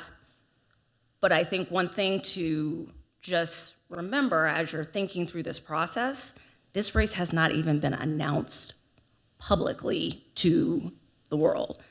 Hence, our route is not even going to be announced. When they announce the date of the race, it will say After Dark Los Angeles. People will not know where this race actually is until these approvals are actually completed. So to your point as of, well, why are we waiting this late to notify people? Part of it is we are limited as to how much we can advertise. We took the risk because we do have to follow the legislative process in terms of making sure you all, have the information that you need with regards to a route. But that's also part of the excitement for these runners is they want to try new and exciting runs that have the images and everything. At the same time, I think we have a unique opportunity with not just your residents through any of the local run clubs and the school track teams and cross-country teams, but with the businesses themselves, it's a true opportunity, right? And there will be obviously those where they may just decide, you know what, we're not going to open for that day, and hopefully that's not the case, but we're really looking to engage those businesses. Yes, it's a pass-through in terms of, it's not the start and finish of the run, but think of it as a pass-through of opportunity for the city of Hermosa. And then the last thing I just wanted to touch on a little bit was in terms of the community give back. The community give back really is intended to be in line with what are your rec and parks priorities, right? So really understanding, what are the needs around youth sports? What are the needs around, there may not even necessarily be just the city sports, but maybe there's the local schools also, right? So I think this is not, the good thing about working with Nike has been their openness to be responsive to the communities that they are impacting through the sport of running. So hopefully that gave you a little more insight into kind of why we are where we are in the process. And just to clarify, Manhattan Beach has not told us in terms of our conversations, no. We just have halted on those conversations out of respect for our actual competitor doing a race the next day. Can I ask a question? I'm wondering, why can't you say what the route is? Why can't you reveal that? Oh, it's the surprise. That's like a adrenaline rush for the runners, right? If we can say, oh, guess what's coming, right? Then that really gets people excited. I'm not a runner, but my friends that are runners, they have said, we're always looking for a new race route to go through. And I think that's, the excitement and the appeal. You also have the benefit of, us local cities that have gone through and participated in this race without any injury, without, too many impacts to residents. And, again, you all are in a fortunate position because you actually have businesses here. You actually have hotels. You have restaurants that people want to come to. That was not the case in our last route last year. And so I just think the opportunities there are enormous. And I think there's going to be definitely a positive economic benefit to this city. Thank you. So just wanted to point out, I've seen over the years very positive collaborations between organizers and businesses along the route that go beyond race day. Race day, yes, it's a pass-through, but it could be that we have deals and promotions with a lot of businesses that we're promoting through Nike to come back and to be part of those businesses a week later, 2 weeks later. Like it can be ongoing in terms of that. Also want to clarify too, just hearing this, so these types of events are not successful without this back and forth, right? Ongoing collaboration and partnership and understanding concerns and mitigating everything we possibly can, that's how you get to success. It is the toughest to do it year one. As you get more and more routes, these events eventually become magic. The New York City Marathon that I directed, Chicago Marathon, Boston Marathon, that history, when it gets woven into the fabric, then you got real magic, and you were inspiring people way beyond race day. And then people are coming out in throngs to be part of it, and then they feel like it's theirs, and not that it's happening to them. So I get that's scary, especially year one. We'll be able to do some flow modeling for you to show you, we're talking late miles. With 10,000 people, late miles and a half, in terms of, it's two different things. Vehicular obstructions, yes, traffic, vehicular-wise, for sure. Residents and pedestrian movement, you are able to get across a 10,000 person half in the late miles. There are times, a small amount of time where I don't want you to think it's like Pamplona running the bulls the entire time. There are plenty of races across the country that are 30, 40, 50,000 people, and you can still get across those at different times. So I do think we can help you a lot when we do some flow modeling to show what that actually looks like in terms of density out in the course. Thank you. And Chair Elman, just to add to the context to ensure that the commission and the public has all the amount of information possible to make their decision. Community benefit is a focus for the department, for the city, and for us. Some of the highlights too, the community impact that Nike has offered is 100 comp registration for runners to Hermosa Beach residents only. So 100 free registrations for residents that will be populated in collaboration with Nike and through our department of how we navigate that application or referral process, as well as we've had preliminary discussions with how they can partner up with the run club with the school district. Valley School has their run club that meets, I think, Wednesdays on the Greenbelt. You always see them in their team shirts, and how Nike can support that either with merchandise or apparels or shoes or just a field day activation leading up to the race with the youth in our community and other ways of impacting economic business, like Commissioner Tullis mentioned, encouraging them to book hotel stays and their visitation here at Hermosa the day prior to the event and the day after the event. Yeah, I think to that point, like we really pride ourselves on the fact that After Dark Tour is more than just a race. I think on the early side, it's a girls' weekend. So I think girls that are local to Los Angeles or coming into town, like we want to give them the programming and opportunity to come into these cities and participate and, be business patrons to the local businesses in advance to the actual race itself. I think to the point that, Todd made earlier, for businesses that are along the race route, like we think it is like a catalyst opportunity for cheer zones and spectators and people to participate and be patrons in those businesses, and also participate as community members to support their friends running the race, spectate something that is magical, and really have this amazing opportunity to both participate in the race and also in the local business. Thank you very much, Jake. All right, so I'm going to bring this back. Todd, do you have some thoughts about if you want to make a motion? Because I think if I can't ask Tom. I'm not sure about Ilka. Yeah, I mean, I'm trying to think about all the considerations, the good, worthy considerations to put up here and how to button that up into some kind of recommendation to council. And commission, before you make your motion, we just wanted to clarify our recommendation for the commission. Yes, I just wanted to clarify that this public hearing is not staff's recommendation for approval, but we're requesting the commission consider a recommendation to city council for approval. So it's in your hands. Well, there's no pressure there. Here's what I'd like to say. For me, it's too soon. For me, I haven't heard from the residents and I haven't heard from the businesses. The chamber isn't here. This is a bad day for them. They've been working very hard on their event last night, but I just think that this is possibly a Pandora's box, and we do not have enough information to give the council what they might want in an ease of, yes, we agree, you should approve this. But I do think there's a lot of information that we're able to share with them. But I don't think that, I can't support this. Can we ask council to hold a public hearing?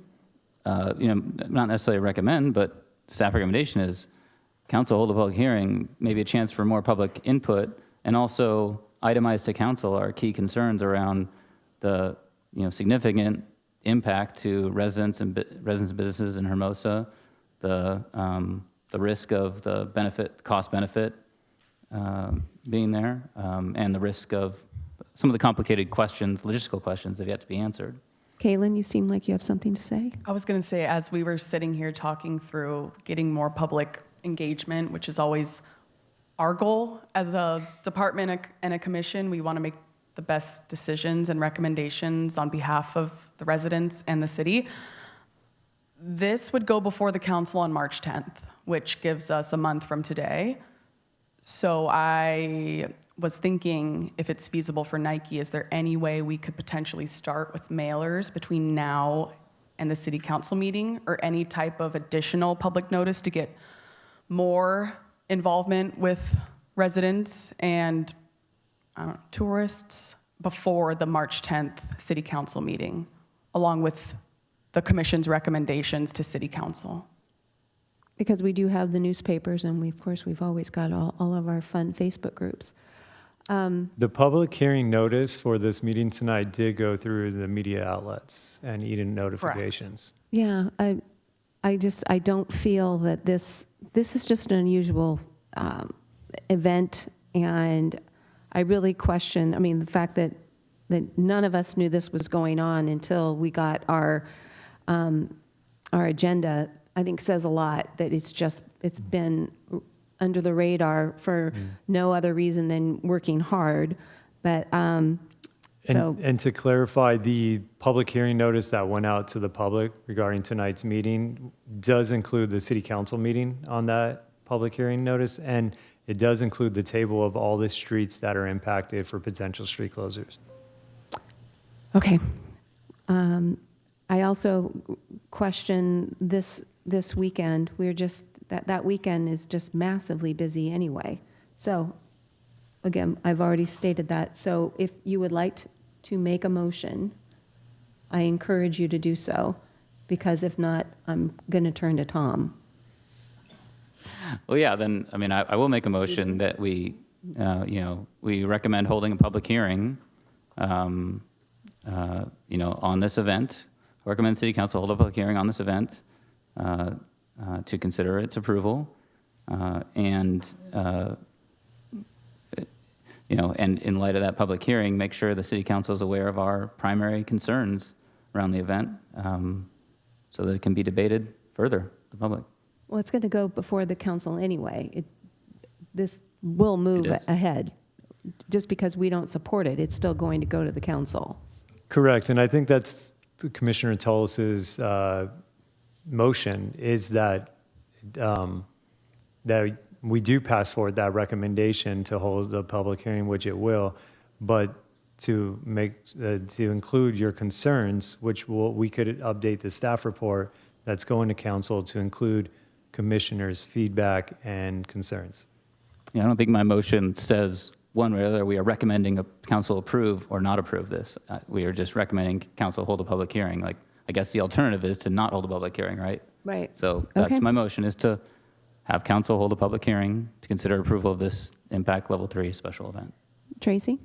If I could add a friendly amendment to somehow consider a better notification. I know it went out in the normal outlets, in the paper, and it was published in our agenda, but to maybe make an extra effort to let the residents know and businesses know that on March 10th, the city council will hear this item and that they can weigh in, because Yeah, and that's that important. would not come in a formal motion of like an action item. It would be a recommendation that you're providing as That's- advisory to staff to Yes. consider, because it is Okay. considered as up to department and staff's discretion through our policy guide.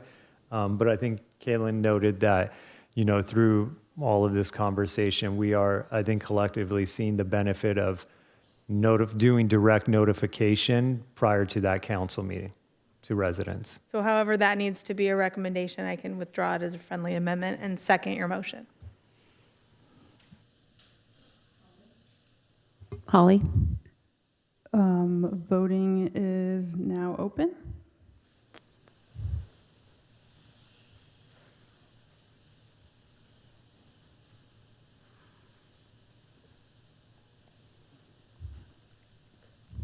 Voting now closed, and the motion has carried 3-2.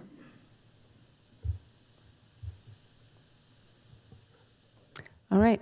Thank you very much for your time and your efforts. Thank you, Commission. All right, next would be the update on the removal of the non-standard basketball courts.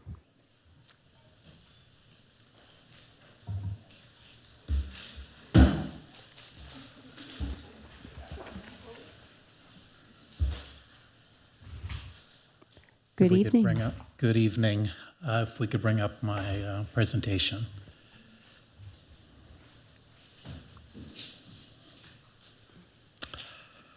So good evening, Commissioner Elman, Chair Elman, Vice Chair Horowitz, and Commissioners. My name is Boyd Horan. I am the Acting Risk Program Manager, so it's a mouthful. And I am here to present an update on the removal of non-standard basketball courts. I wanted to make it clear that I'm providing a risk manager's assessment, not a Parks and Recreation assessment. And so I wanted to make sure that was understood beforehand. There's a lot of slides, but now I don't feel so bad after the Nike presentation. I think I'll be half that time. Could I get the next slide, please? So I think most of you have had a chance to probably take a look at the staff report, but the HR department was made aware of a complaint or concern of safety at the basketball courts on the west side of Clark Field. And so I was asked if I could take a look at it and make a recommendation or an assessment. And I didn't make any recommendation, I just made an assessment. And most of the stuff that I found is in this staff report. Staff report was done by several folks. But I wanted to go through it so you guys had a sense of what's going on, and I'll answer any questions that I can while it's going or afterwards. So we're looking to get for you to consider and provide recommendations on the potential risk mitigation measures for the outdoor hoops on the west side of Clark Field. Next slide, please. You guys know all of this stuff, but I'm going to say it anyways. Clark Field has 5 outdoor basketball courts, including 2 full-size courts. 3 are smaller courts that are on the west side of Clark Field, and I will not get into details, but you know all about this construction and CIP at Kelly Courts. Could I get the next slide, please? And I apologize, as an old man, I can't see what I'm seeing below me, so I'm going to look up here. And I apologize, I'm not looking at you. And if you see me take my glasses off and squint, you know that's the reason. So I apologize. There are 3 small courts. What we found is that they're infrequently used for leisure, and they're not designed or engineered as recreational courts. You got a couple pictures there of the courts. Next slide, please. Of concern is that there's only a 3-foot wide, it's actually less than 3 foot wide, but 3-foot wide buffer on each side, either on the fence of the ball field or the retaining wall.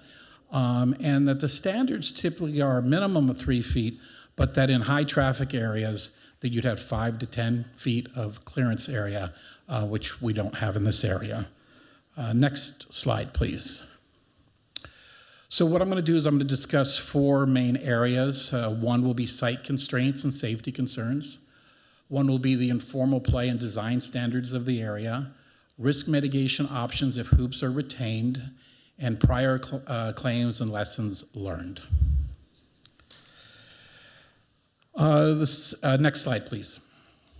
So the site constraints and safety concerns for the area, you guys have all been in the area, but there's a short block retaining wall and a ball field fence that runs along each sideline with no real runoff area on either side.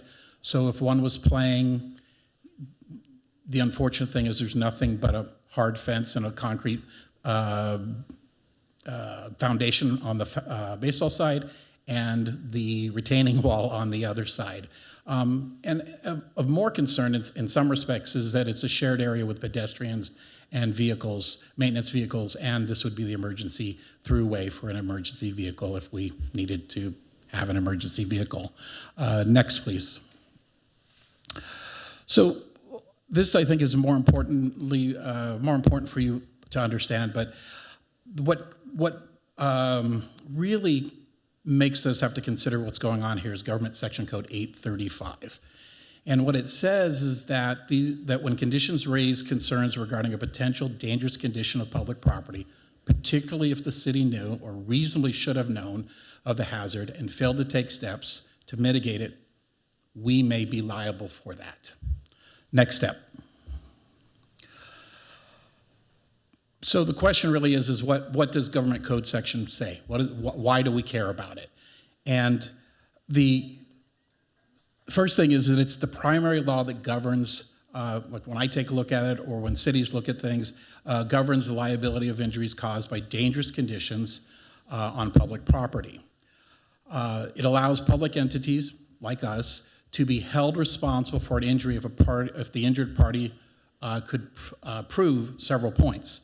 Those points are property was in a dangerous state when the injury happened, the dangerous condition presented a foreseeable risk or type of injury that occurred, the dangerous condition was the direct cause of injury, or that the plaintiff must show that a public employee negligently created a dangerous condition, which really isn't the issue here, but more importantly, that the entity was aware, the city was aware of the condition long enough to have addressed it. Next slide, please. So this is the second of the 4 items, informal play and design standards, and I apologize, I'm moving through this pretty quickly. It's also pretty dry. Retaining the basketball hoops would implicitly allow informal basketball play in the area. So first thought is we don't do anything. What does it mean? It means that it implicitly says we're allowing informal basketball play. Unfortunately, this area was not intended or engineered for recreational use. It doesn't meet standard court or buffer dimensions. It contains a fixed collision hazard, 2 of them, a retaining wall and a fencing. It shares space with pedestrian circulation, and it lacks delineated safe zones. Next slide, please. So, under these circumstances that I just shared, reliance on hazardous recreational activity immunity may be weakened. So, because we're always saying you're doing a recreational activity, it's on you. But in this case, it might be weakened. The placement of basketball hoops themselves could be argued to constitute a dangerous condition, particularly where no formal design standard or approved recreation facility plans were applied. Asphalt resurfacing, which is what started this because everybody said the surfacing was really bad.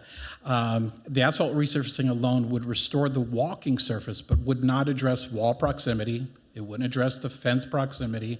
It wouldn't address pedestrian conflicts or ball rebound trajectories or collision hazards or potential ADA path of travel interference. Next, please. So why is California code, another code for you, 831.7 important? It provides statutory immunity to public entities. This is our friend in some respects, and their employees for injuries and damages arising from participation in hazardous recreation activities. Remember that term. The code defines a hazardous recreation activity as a recreational activity conducted on property that creates a substantial risk of injury.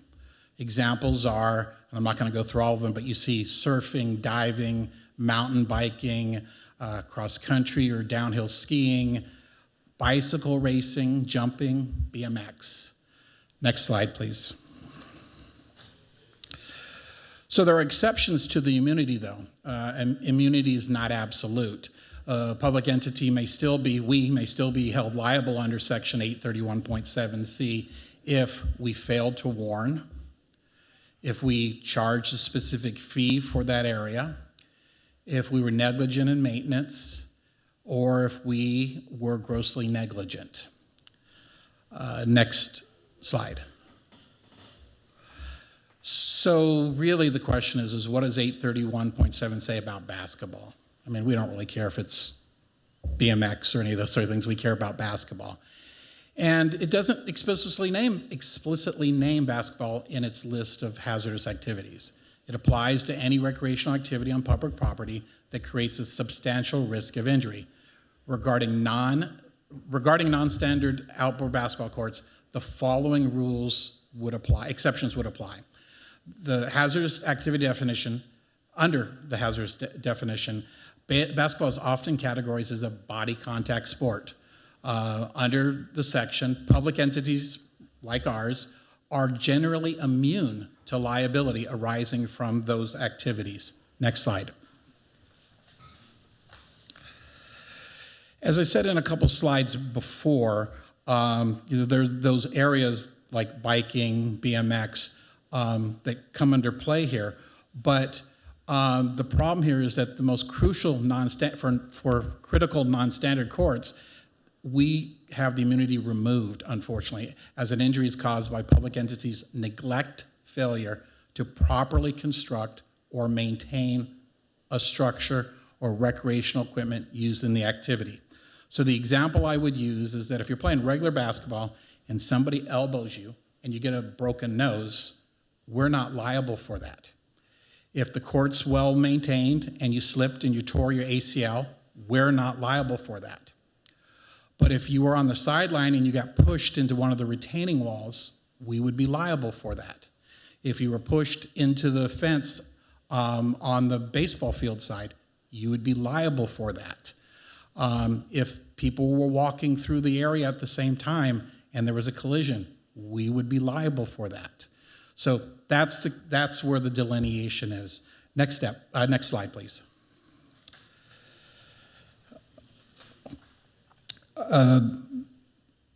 This construction maintenance exception is that this could apply in a non-standard court that has structural defects. In this case, unsafe paved transitions, poorly secured hoops or backboards, which we don't, they were well maintained, and obstructions that are not an inherent part of the game.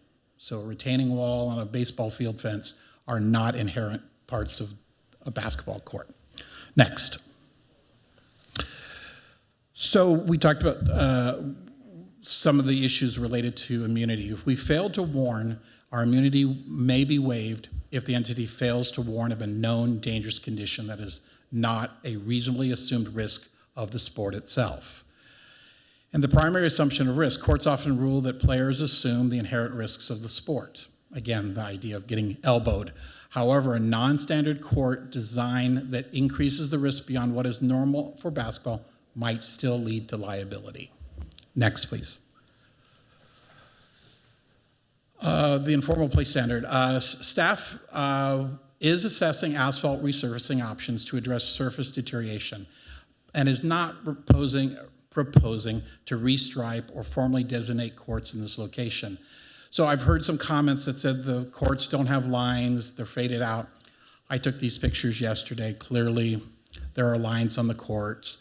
Yes, they're faded, but I think a reasonable person would say, at one point in time, these were courts that were made for formal play. So what we're saying is that if you were going to resurface, you'd resurface without putting the lines on so that the thought of an organized game would not be happening at that moment. Next slide, please. So risk mitigation options if the hoops are retained. If the city elects to retain the hoops in this location, staff recommends consideration of the following. Next. 1, inspections and documentation. Staff would have to conduct and document regular inspections. Corrective actions and responses to complaints would also need to be documented, and we'd need to demonstrate proactive maintenance and oversight. Advisory and warning signage would be installed in conspicuous areas. Those signs might include, but would not be limited to, use at your own risk, not a designated court, areas shared with pedestrians, yield to pedestrians, no organized game, casual play only, and no fee charged for use. But remember that while signage may reduce our risk, it would not be sufficient on its own. Next slide, please.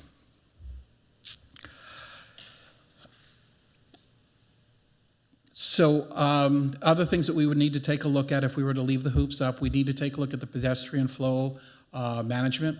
We'd have to identify and sign an ADA compliant pedestrian, assign a ADA compliant pedestrian route. We'd have to incorporate soft measures. You've seen these bullards that kind of stick in the ground, that they're soft, those sort of things. We'd have to attempt to avoid routing pedestrians through the basketball rebound areas and recognizing the limited space available. We'd also want to think about protective elements like padding around the baseball poles and retaining wall. I don't know how we'd quite do it, but retaining wall padding or mesh or padding around the fences.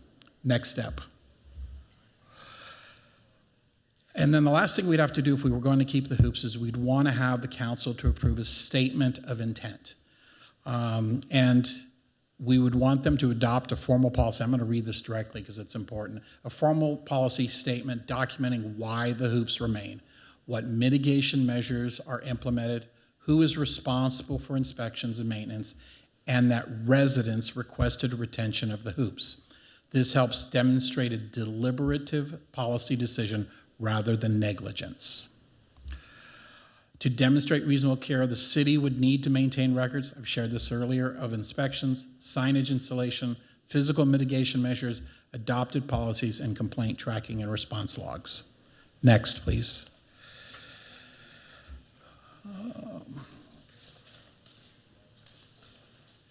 That was fun. My printer printed 3 pages of the same slide. So prior claims and lessons learned. I won't get into the details, but we know that there was a previous high severity claim alleging neglect conversions of tennis courts to pickleball. They cited hard surfaces placed too close to play areas without adequate protective padding, which resulted in a settlement with the claimant. I've heard some that say that it's different, the basketball courts are different. I'd say they're pretty similar from a risk perspective. There are hard surfaces that are too close to play areas, and so I would say that you'd want to consider those issues when you're evaluating whether to retain or remove the basketball hoops. Next, please. In conclusion, the constrained nature of the site. And there's an absence of any recreational design standards. We went looking, there's no design standards. I went into the historical records to see if I could find anything, found nothing. The liability exposure increases if basketball play continues in this location. The asphalt resurfacing alone does not materially reduce these risks. Mitigation measures may reduce liability exposure, but it would not eliminate that exposure. And relocation of the hoops and redesigning the surrounding area to safely accommodate basketball activity would provide the best protection for the city from liability exposure. And most importantly, provide the public with a safe space to play basketball. And that is the conclusion of my presentation. Thank you very much. Tracy, do you have any questions? Sure. I guess my first question, thank you, Boyd. You're welcome. The last thing that you said, you could possibly consider moving the courts. Where would you move them? So that's a Parks and Recreation question. I can But from take. a risk assessment standpoint, you familiar with Clark Field and the whole space? Is there an area at Clark Field that would allow to move the courts and alleviate this risk? The answer is maybe, because I wouldn't know until we actually said this is where we wanted to put the court. I would want to make sure that I had that. What you'd want is to make sure that the court was exactly what we were saying earlier, that it had adequate buffer zones, that pedestrian access wasn't walking through it. The park is full of amenities. Somebody made sure that there was an amenity everywhere you could put one. But there are a couple open areas, but I couldn't say that they would match up with that. So I would say that you'd want to make sure you found an area that met those criteria that I had shared, meaning that you had buffer zones, that we made sure that we had access for pedestrians.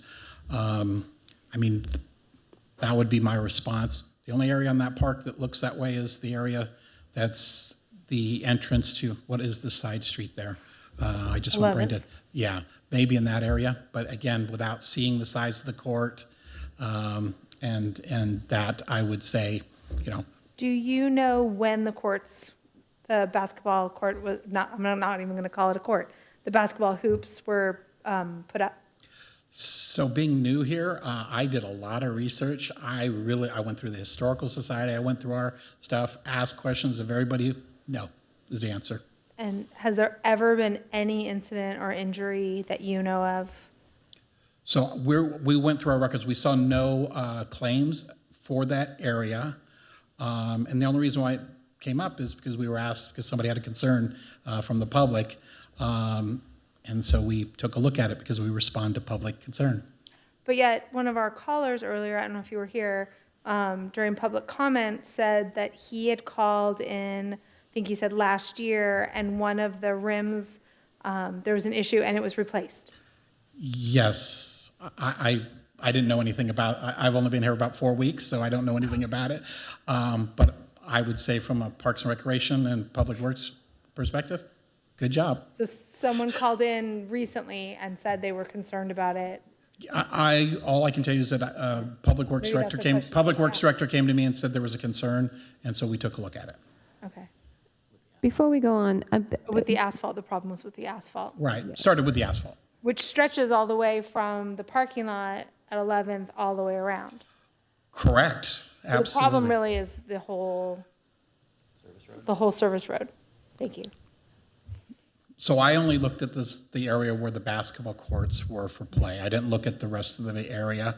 I think that while the asphalt is in not great shape, I don't think it's that dangerous for walking purposes. If I was to assess it risk-wise, I would say that it's not very dangerous for walking purposes. And in fact, what you've heard here is not so much a surface issue, it's more the issue related to... Right, the play. Yeah. Okay, that's all my questions for now. Before we go on, we have Joe San Clemente here. It hides in the back until we call him. But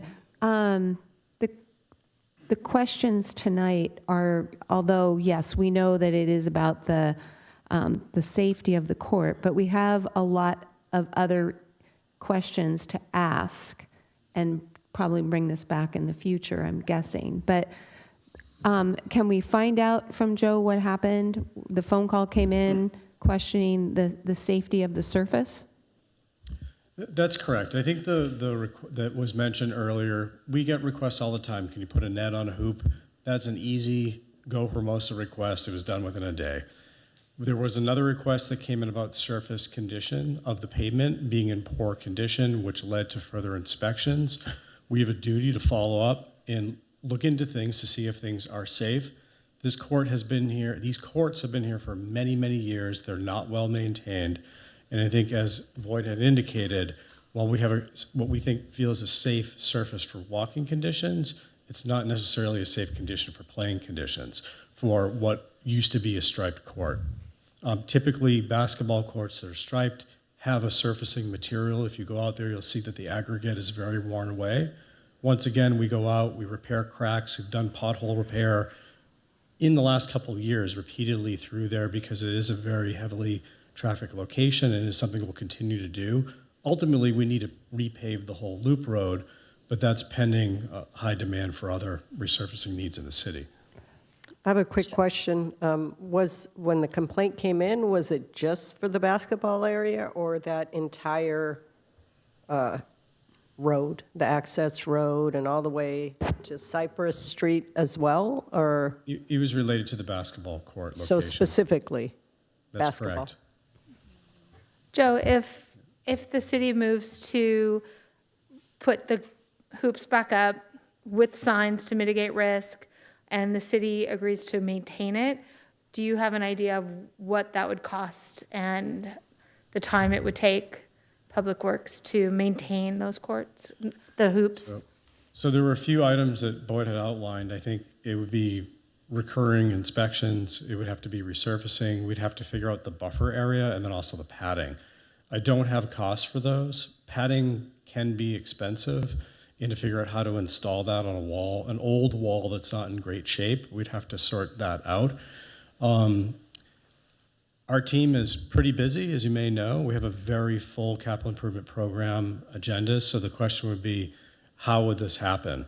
Could it potentially be added in to a future resurfacing project?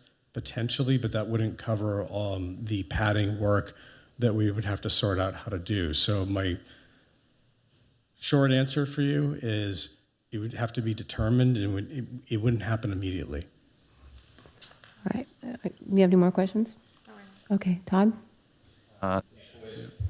Sorry. Boyd, in my line of work, we talk about risks in two dimensions, one magnitude and one likelihood. So on a scale of 1 to 4, 4 being the highest, how would you rate this risk in terms of magnitude and likelihood? So likelihood, it's pretty low. I don't know if I'd put a number on it, but it's pretty low for likelihood. But the magnitude could be pretty high if somebody had a head injury. Somebody has a head injury, and I've had past experience where we've had somebody go in a coma, then they die. So, and if they just are doing it during normal play, it's just normal play. But if somehow or another they got pushed into the retaining wall, and we know that the retaining wall is there, and we don't have a very large buffer zone, the answer then is that it's a big deal, is what the problem is. Yeah, thanks. Mm-hmm. Elka? I guess when you talk about the buffer and the padding and all of that, that is kind of when you're in the throes of a competitive game, right? With pickleball or basketball. From my understanding, these are just courts where kids go, usually elementary school, and they just shoot hoops. It's an after-school activity. I mean, they're not elbowing each other. They're not, flying up to the rim and dunking. I mean, I'm kind of wondering why all of a sudden, if we haven't had any reports or incidents of any kind of injury, why to do the walls and the buffers and all of that? So My thought would be that, yes, if children are playing, you probably have far less of that issue.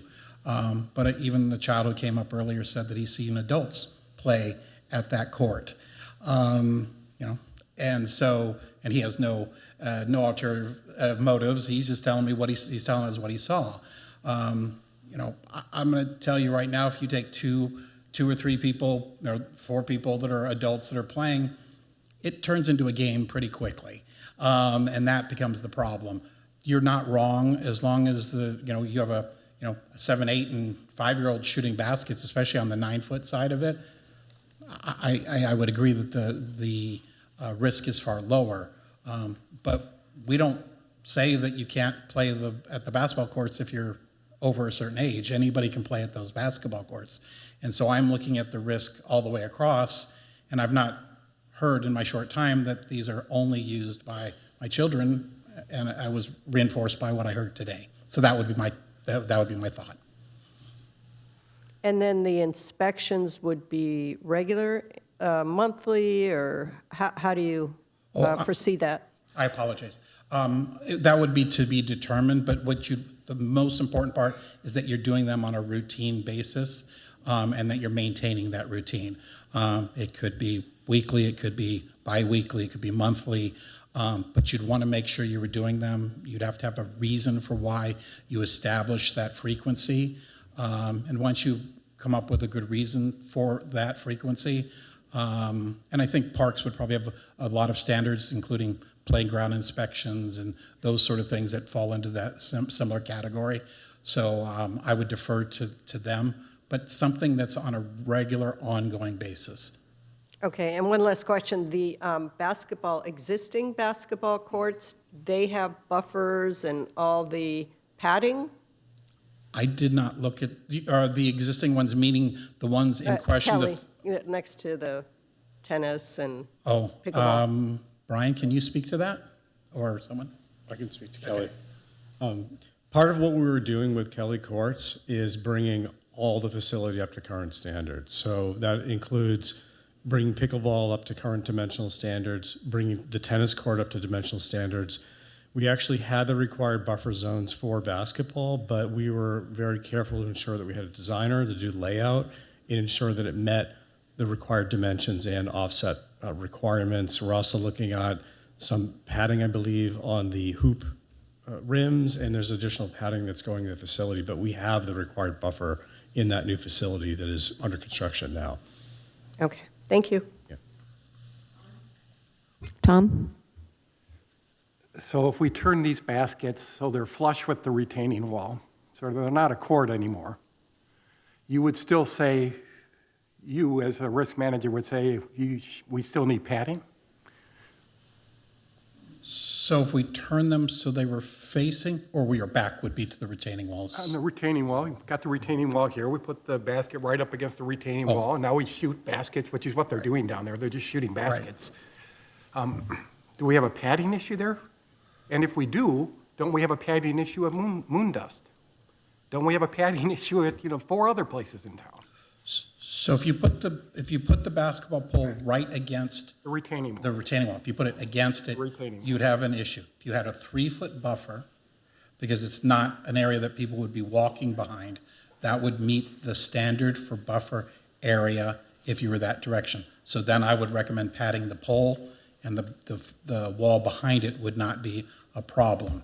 The greater the buffer area you could put there, the better it would be. As I said in the slide, it's better if it could be 5 feet, if that's possible, and to create extra space. But if you put the pole right against the wall, I think you have the same risk issues as you have anywhere else, if it's literally right up against the wall. You think we have what? I didn't hear you. I said that we'd have a similar risk issue as we do currently, meaning that the wall's too close to the play. Assuming that they're playing that kind of game there. Joe, tell me this. Let's these courts have probably been there since the 60s. That would be my guess. Right. You got a call about the asphalt.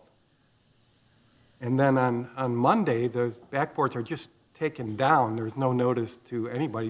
Did you tell Lisa that this was going to happen? I did speak with Lisa, and we did put notifications directly on the hoops, feeling that would provide the most direct notice to the users that were out there. The notice was put up after the removal, or at the time of the It was done at the same time. I was there on Monday. There were no notice. They were coming down. The notice showed up. I wasn't there Tuesday, but there was a notice on Wednesday.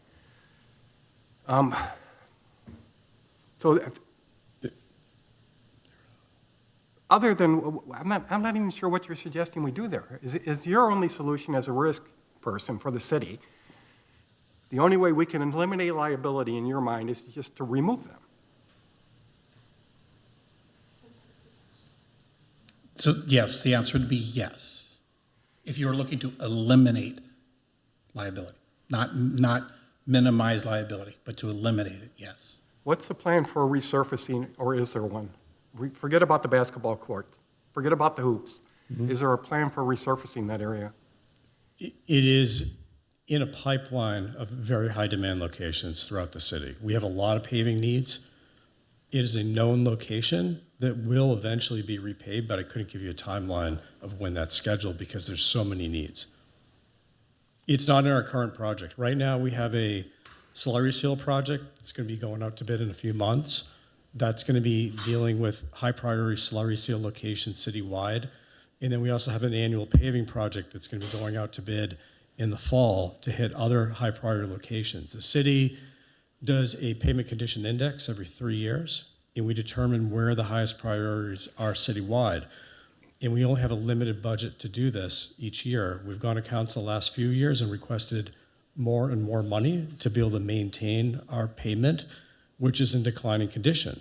But we have very limited funds to do that. And so it's a message that we keep bringing to council, but we have to stretch our dollars and hit the highest priority locations where we can.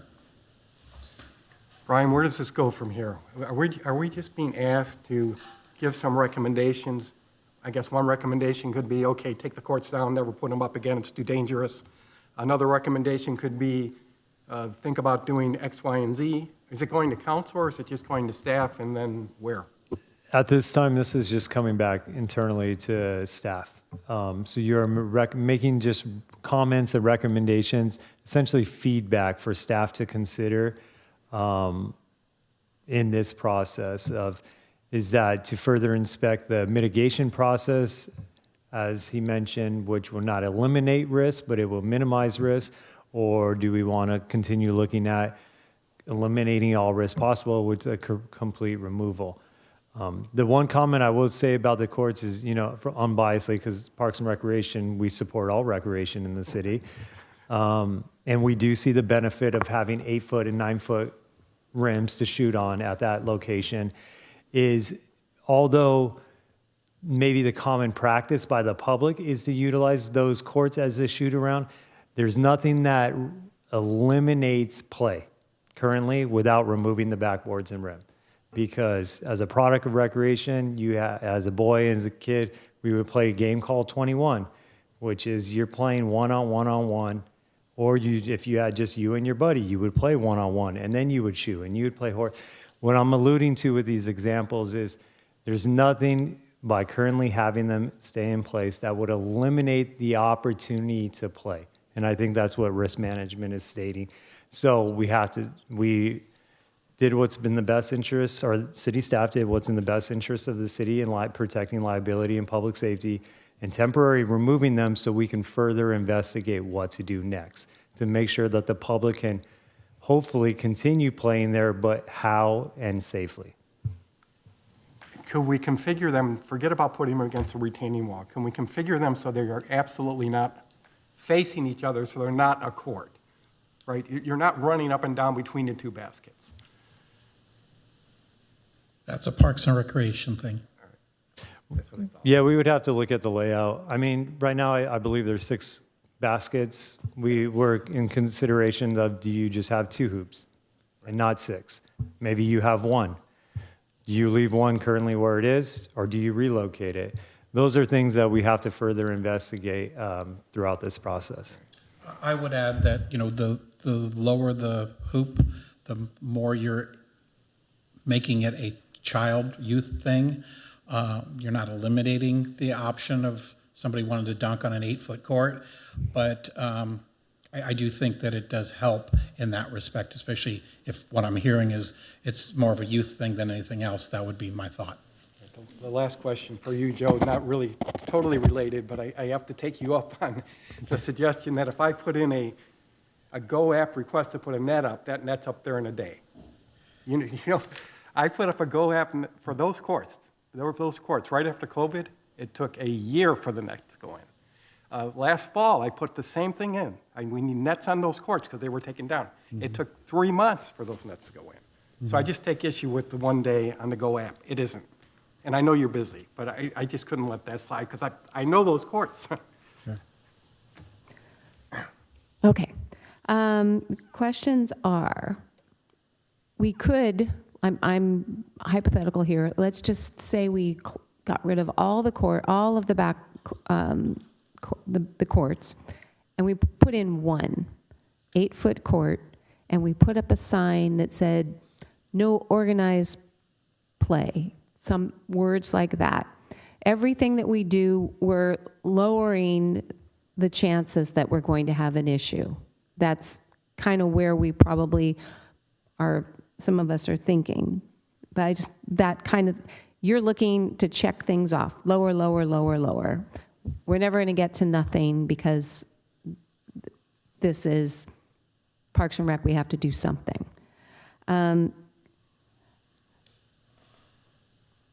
Play at your own risk signs. That's what we have right now at the skate park. Is that correct? Because we used to have a monitor. We got rid of the monitor. I will have to circle back on that to be 100% clear on that, but it is a facility used at your leisure.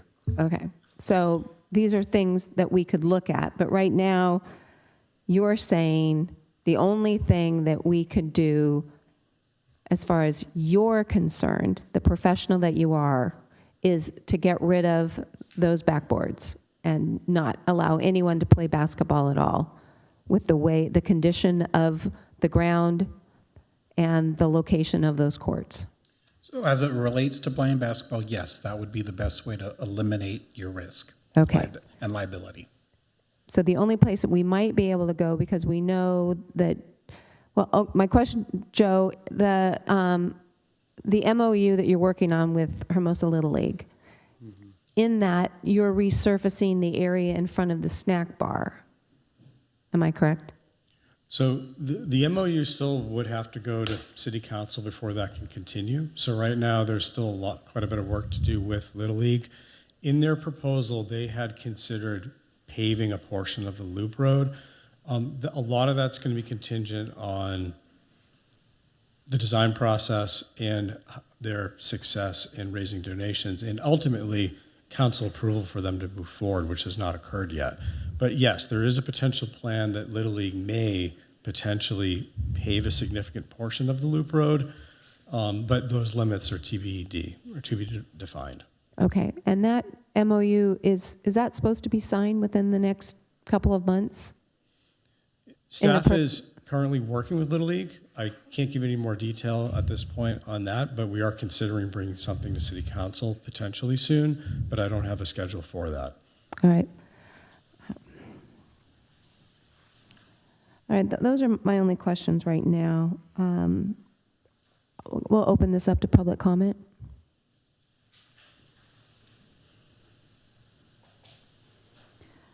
This is the time for members of the public to address the commission on this item only. Each speaker is limited to 3 minutes. We will begin with members of the public wishing to provide comments in our chamber. I do not have any speaker cards for in public, but we do have hands raised for virtual.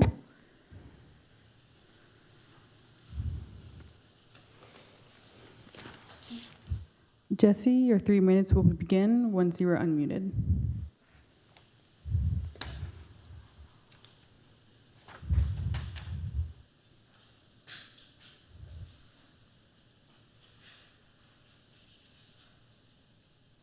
Can you hear me? Is this Jesse O?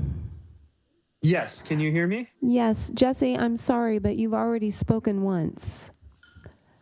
And I wanted to address what was addressed most recently by the risk management team, though. Is that not allowed? unfortunately not. That's when you call in and you only get one chance. So per subject. No rebuttal. So Okay. you will have a chance to address this in front of the council, though. Thank you. Okay. To clarify, members of the public are allowed to comment on each individual item. They cannot comment on the same agenda item twice. And he was Right, so you're right in this Okay. circumstance. All right. Just to clarify. The next speaker that we have is Michelle. Michelle, your 3 minutes will begin once you are unmuted.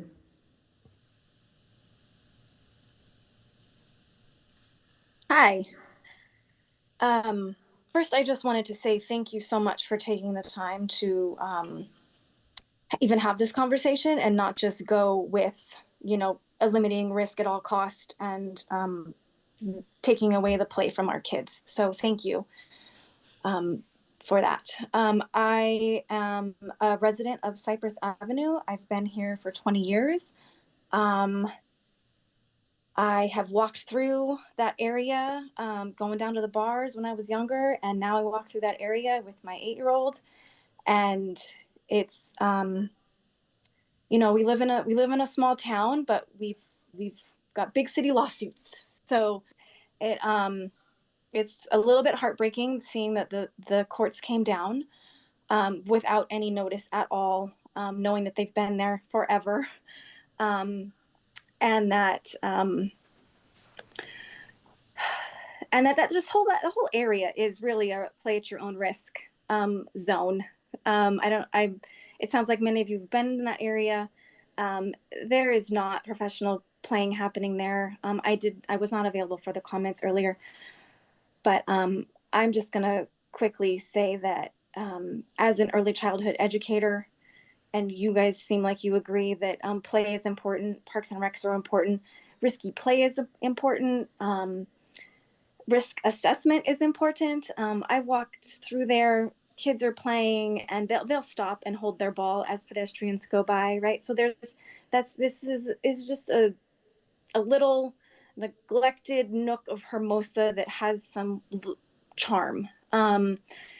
And I think some of the ideas that some neighbors have come up with and that you guys are going to continue talking about, but not having anything that resembles a traditional formal court would be helpful. I think that honestly, there's other things in the area that are probably more risk adverse, like the puddle at the end of Cypress. Every time it rains, it just fills up, and there's a lake and you can't even cross the field. There's little things. I don't want to nitpick, and I don't want to say that that area needs to be revitalized. It is what it is, and it's beautiful. And I'm rambling, and I can't see you because of the screen. But I just think that thank you for having the conversations. We want the courts back. There are 15 kids on our street on Cypress.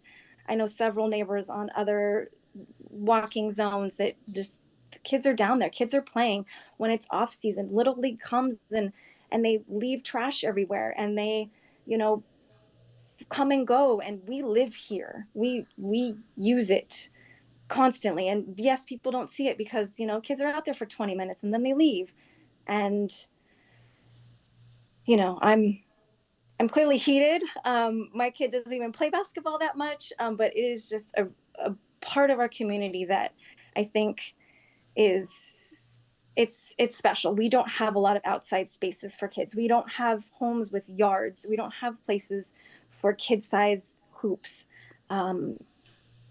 It's all important. Michelle, And you need to wrap it up. Okay. Early childhood educator, I'm just going to say that basketball, you might not know this, is actually a pre-writing skill. Your all that stuff is needed before you can learn how to write. So this is all good educational stuff too. Thank you for your time. And let me remind everybody that's calling in that you do get 3 minutes. Thank you. Thank you. Next speaker is Hermosa Hoops. Your 3 minutes will begin once you are unmuted.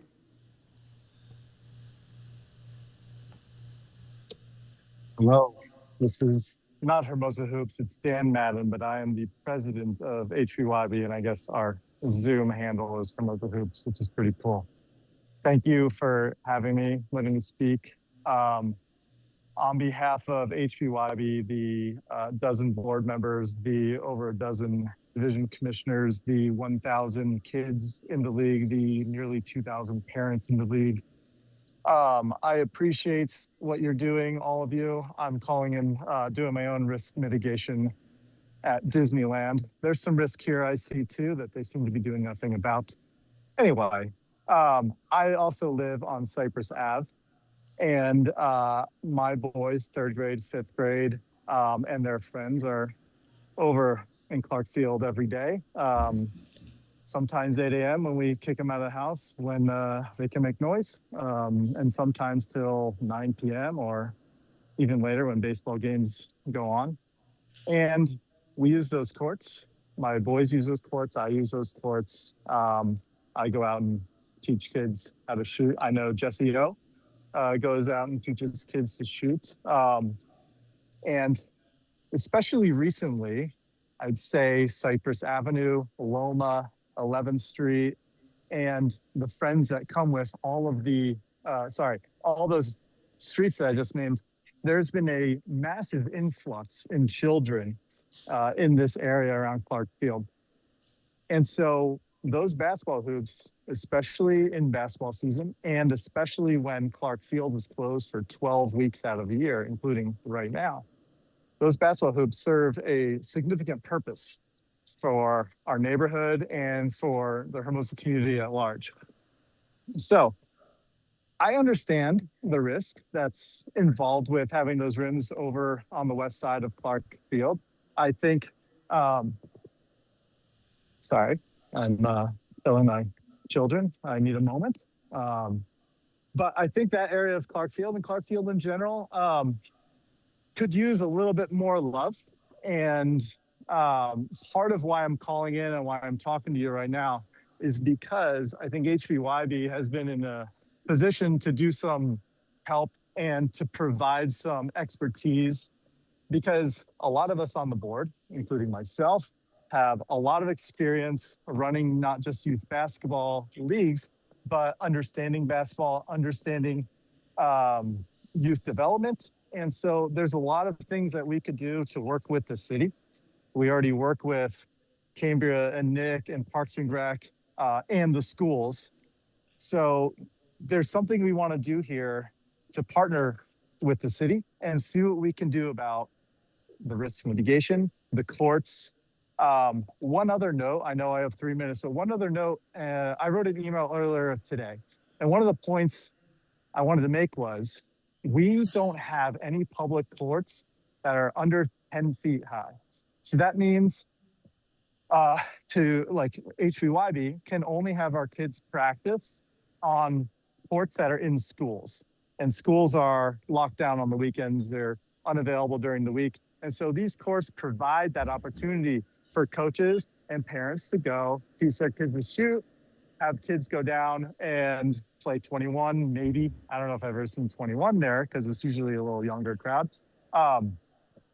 And knock out and just shoot around. That happens all the time.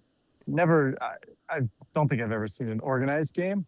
I've seen a couple guys go and do a little workout on those courts, sometimes with the volleyball, sometimes just touching the rim. But I will say, over the last couple years, maybe 3 or 4 years, Dan, I need you to wrap it up. You got it. Those courts have seen a significant increase in traffic and usage. And I want to be helpful on behalf of HBYB with our team and figure out something we can do. So I just want to be a resource, and hopefully we can make something really great and make Clark amazing 12 months out of the year. Thank you very much. Thank you. There are no other virtual hands raised. All right, I'll bring it back.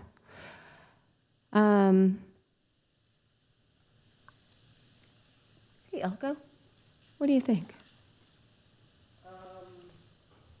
Well, I think this is a very unique recreational area for the neighborhood and the people that have kids who play in Little League.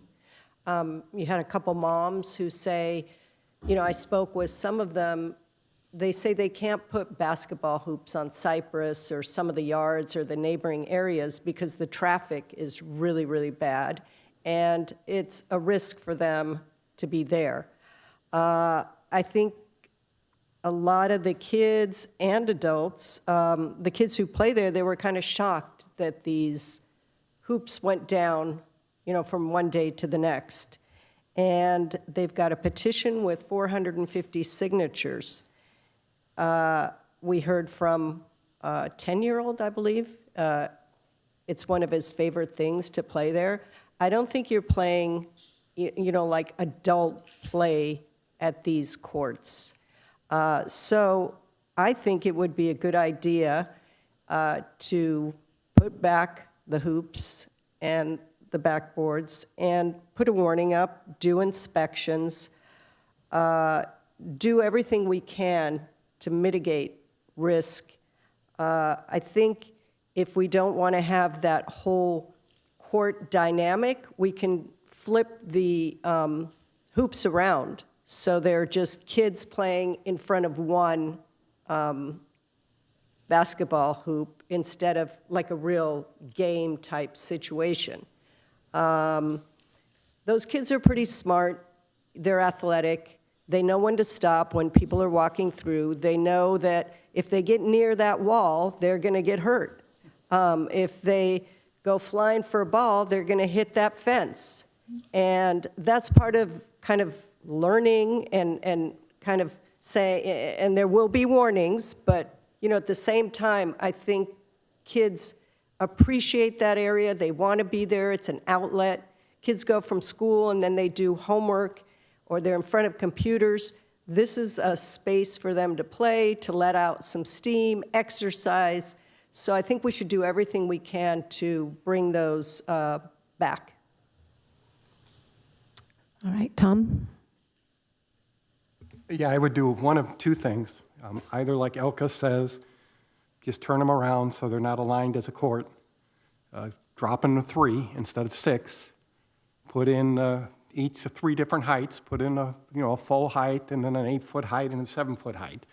That's what. And I would do that as soon as we can. I wouldn't wait for asphalting because that doesn't look like it's coming anytime soon. Alternatively, I would say reach out to HBYB, ask them to get a group of people together to go talk with Public Works and Parks and Rec and to report back at our next meeting as to what they think can be done to address the risk and still give the community the courts that they obviously want. All right, Todd? Yeah, I think I was thinking some things along the same line. I think there's space there, including in the far southwest corner. There's about 48. If you think about putting a hoop on the west side, there is a retaining wall there in the far southwest corner, but there's 48 feet width of space there. So there's certainly room for at least one hoop in that corner where typically there's piles of dirt and tractors and other things that can probably find a new home. But I agree with Tom that, consulting with HBOAB sounds like a good idea to try and figure out how can we put 3 or more hoops in that area, no striping, and signage such as age 14 and below, shoot around only, things like something of that nature to address some of the risk mitigation measures that Boyd mentioned. But my belief is, as Elka also said, the kids who are playing will get out of the way when pedestrians come by. I'm not as concerned about that risk personally, and I think the usage of the court is more really young kids shoot around type stuff, and we should try and give them a place, keep it a place where they can do that, although it seems like a challenge with the Public Works prioritization and everything. So I don't know. But maybe together with the community and HBOA, we can come up with a solution. Tracy? I like the idea of involving HBYB, but I wouldn't wait for them.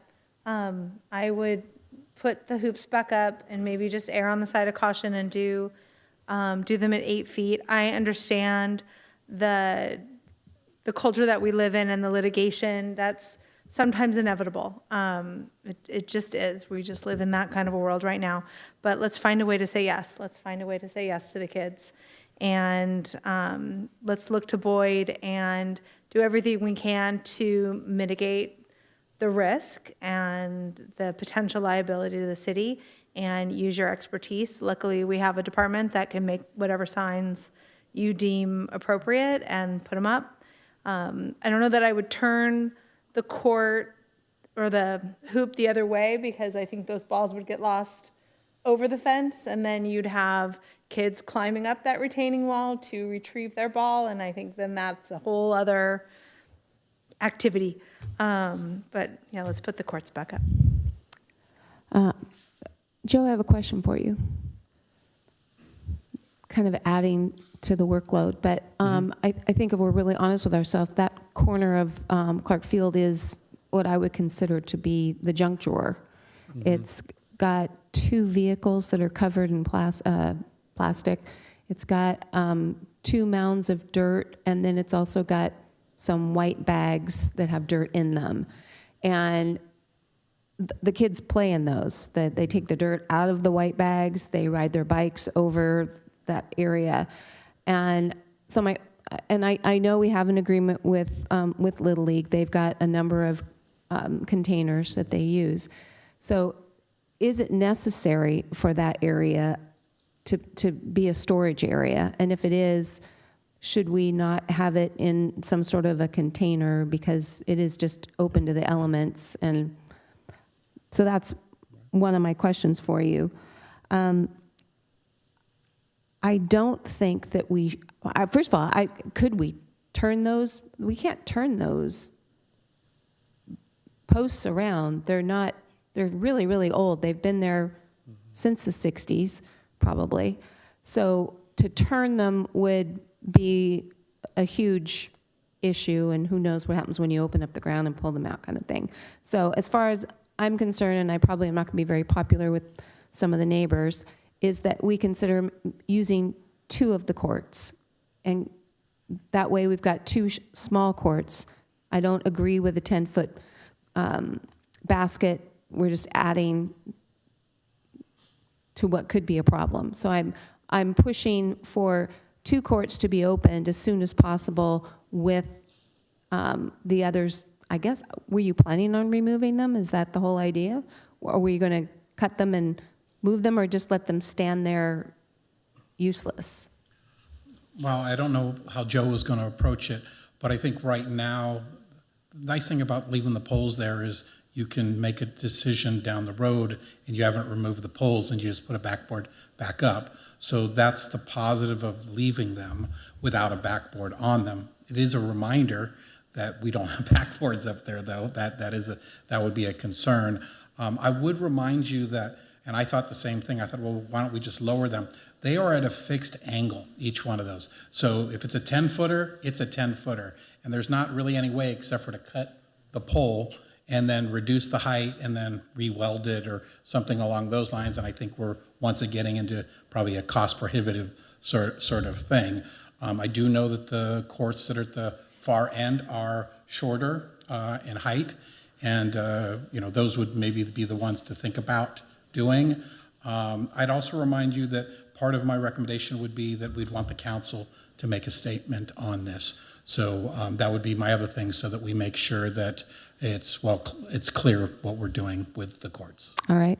And Chair Ellman, just to add on that, as you're formulating your feedback and recommendation, any mitigation efforts from here out, we wouldn't consider them as courts. So your recommendation of reinstalling 2 courts, we're not going to look at the future of these as courts. They will be hoops or baskets. Perfect. But no recommendation from staff or courts. Hopefully with support of the community would be in support of a court, because No court. as mentioned, they don't meet the requirements. Okay. We need to keep in mind that Hermosa Basketball League sells out. They're always looking for more coaches. that these kids do need a place to go, and we don't want them going home planning themselves in front of their computers or their TVs. And I had no idea until I met with Renee that there are 15 kids that live on one block from the bottom of the hill to the top of the hill. I had no clue. And that's one of the things that we learn when we get out and visit, is how many kids on Loma and Cypress and the other street closest to the Clark building. You just, unless you're down there daily, you just don't have a clue. So I think we need, as everyone has said, we need something back. We need this as soon as possible. I'll open it up to someone to come up with an idea. We don't need to give you 1 court, 2 courts, 4 courts, 5. We just need, I'm sorry, hoops. Hoops. No, you just need some direction. Feedback, comments and feedback, not direction. Not direction. Yeah, it sounds like staff is going to make the decision ultimately, right, So- as to what to do here. Correct. And Strongly suggest. As of today, that is the direction. Okay. Does anyone, so my bottom line is, I'm hoping we can do something in that corner. It isn't very neighborly, and I don't know what that means exactly, but I do think that it looks pretty poor. Thank you, Chair. Could I ask a clarification? Are you seeking to do something in that corner in relation to the basketball or unrelated to? Well, I guess it's just, it's a fallout from the fact that we're paying attention to that area. So I do think we should encourage Public Works to figure out where we can store things, and if we do need to store them, that we could store them in a better way than throwing some plastic over something and putting big rocks on it so that the plastic doesn't blow away. Right. It's not a temporary thing. It's been like that for years. Right. No, it has been, and I think it comes down to Public Works has very little locations to store things. The areas that you're talking about, the piles, there's a dirt pile for the infield material for Little League. There's also other field material that our landscape contractor stores there. It's generally covered, but we don't have a place to put it, and it needs to be proximate to the park. They do also have a tractor that needs to be there so that they can maintain the field. There's no way to really efficiently bring it there and relocate it each time it needs to happen, but we don't have a large shed. Sure, there's always opportunity to make things better, but it is the challenge that we have with limited storage locations. Thank you. All right, does someone have a creative idea of what we would like to share? Let me try something. I think we all agree we would like the courts to go, some hoops to go back in there. We would like it to be done sooner rather than later. Boyd is asking that City Council also be involved at some point to give their sort of blessing to all of this. Right? Statement of intent, I think That's is what their statement of intent.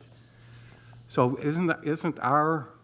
you're asking us for, what did you say you wanted, ideas, our input? I think the input of the commission is that the courts, that hoops go back in sooner rather than later. The number of the hoops, staff will work out. We would like to see the hoops be child height, whatever that is, 7 or 8 foot. And that when staff has a plan, they should bring that back to us. And then from us, it can go to council to get a statement of intent. I like that plan. Tom, I guess one consideration is you mentioned 7 foot, and those posts are in and they're fixed. So absent a more significant capital improvement project to replace the posts, we couldn't get a 7-foot hoop there. Well, then staff can tell us that, right? Yeah, okay. Our hope would be that we were addressing, because this is the opportunity to put in the shorter posts. They've been asking for those for a while there. I mean, this is sort of the opportunity to do that. Does our city yard people, do they have the capability to lower? I mean, I know they make signs and, we can get the signs made locally, but can they weld something down, or is it a huge project? mean, the yard's pretty capable. It really just depends on what we're dealing with out there. As Boyd mentioned, I don't know if it's how easy. We'd have to take a look at the parts to see if you can actually mount things lower, or we're looking at taking the posts out and just getting a new one. I think that would be to be determined based on the input and kind of the options that we look at. So do you need a motion, or is that the input that you were seeking?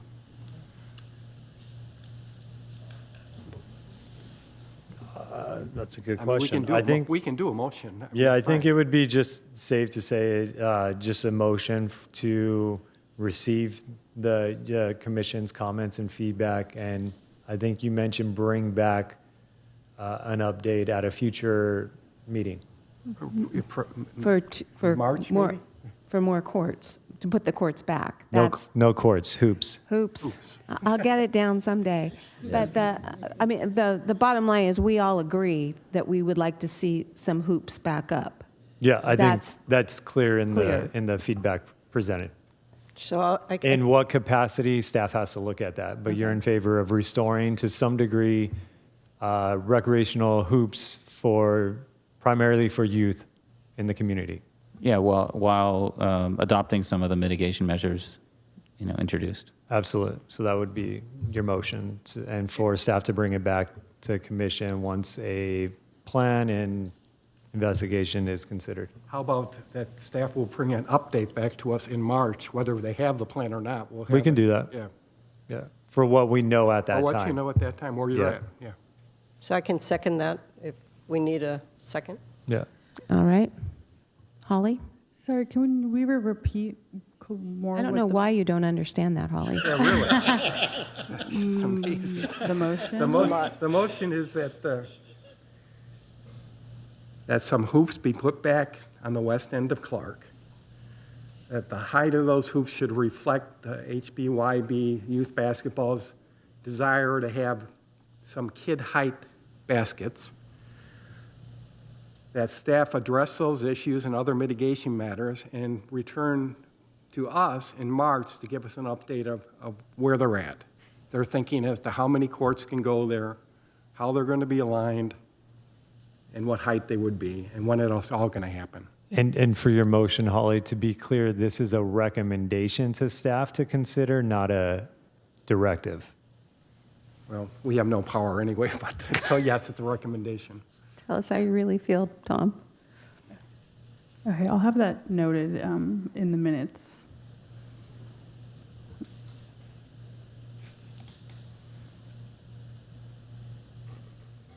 Does your recommendation need a second? Elkin seconded. Okay.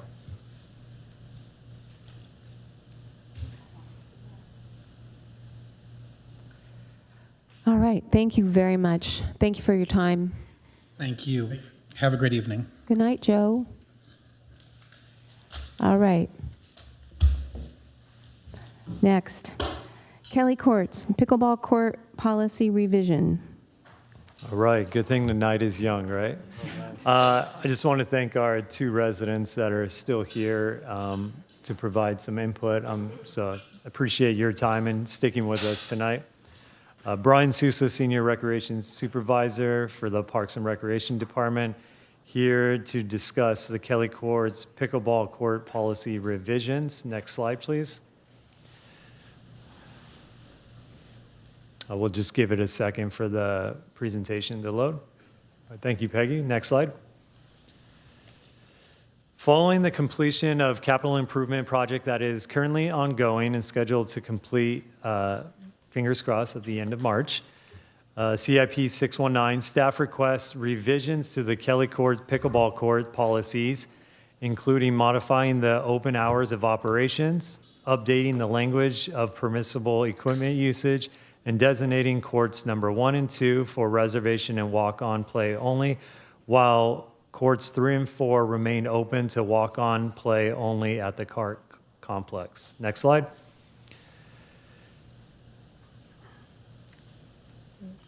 In summary, the pickleball is a racket sport that combines elements of tennis, badminton, and ping pong, and has substantially grown in popularity continuously over the last decade, with increased local demand among Hermosa Beach residents.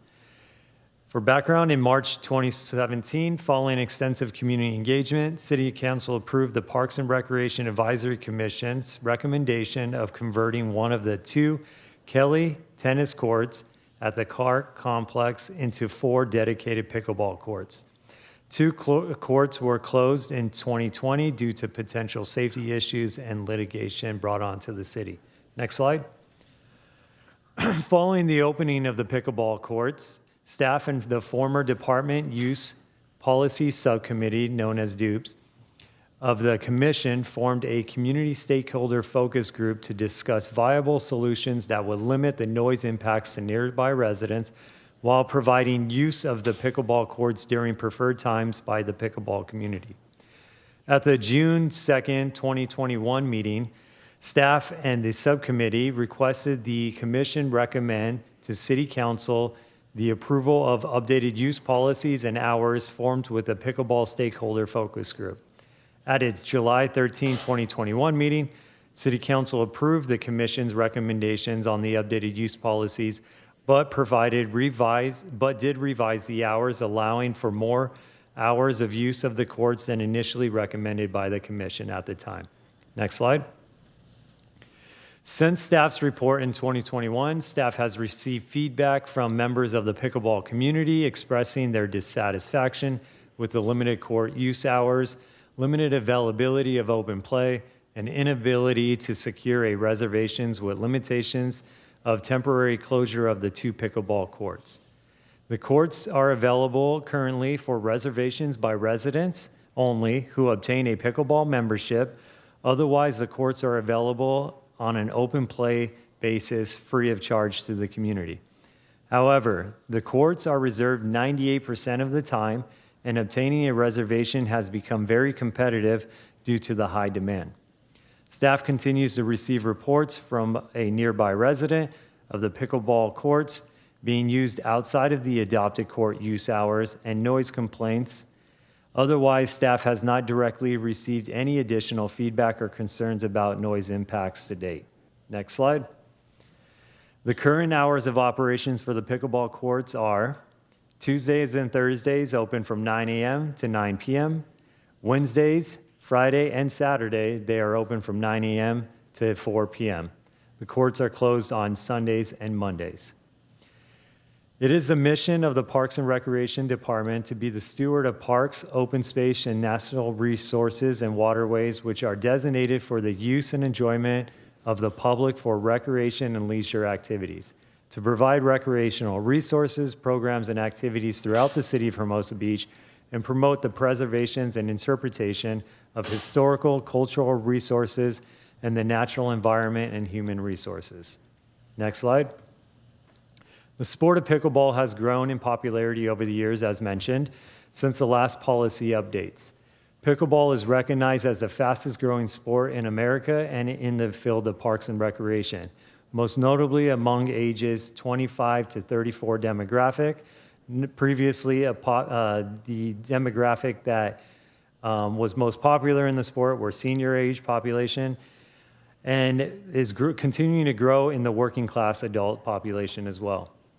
Included in your staff report as table 1 below, and included below, are the annual pickleball memberships for Hermosa Beach. As you can see in the table, from when the policy revisions took place in 2004 to 2024, or 2021 to 2024, the memberships have increased as well as the total revenue.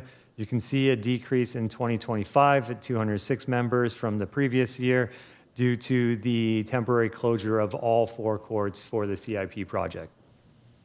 Next slide. In addition, staff performed best practice research of comparable agencies, including the hours of operation and total number of courts, illustrated in table number 2. All comparable cities operate 7 days a week and on an open play or reservation basis, with the exception to the city of Santa Monica, which closes on Fridays. As you can see in the table as well, the hours for the city of Manhattan Beach, city of Redondo Beach, the city of Torrance, the city of El Segundo, the city of Lomita, and the city of Santa Monica. Predominantly, most courts are open at 8 a.m. and go through the evening until 9 p.m., some courts to 10 p.m. And the total number of courts, which is reflected in the neighboring cities, Manhattan Beach, which has 11 courts, Redondo Beach, which has currently 8 courts, and 8 additional courts, which is under a CIP approval for their city, as well as City of Torrance with 10 courts, with an additional 8 courts under CIP approval as well. And the City of Santa Monica, which has the most of 16.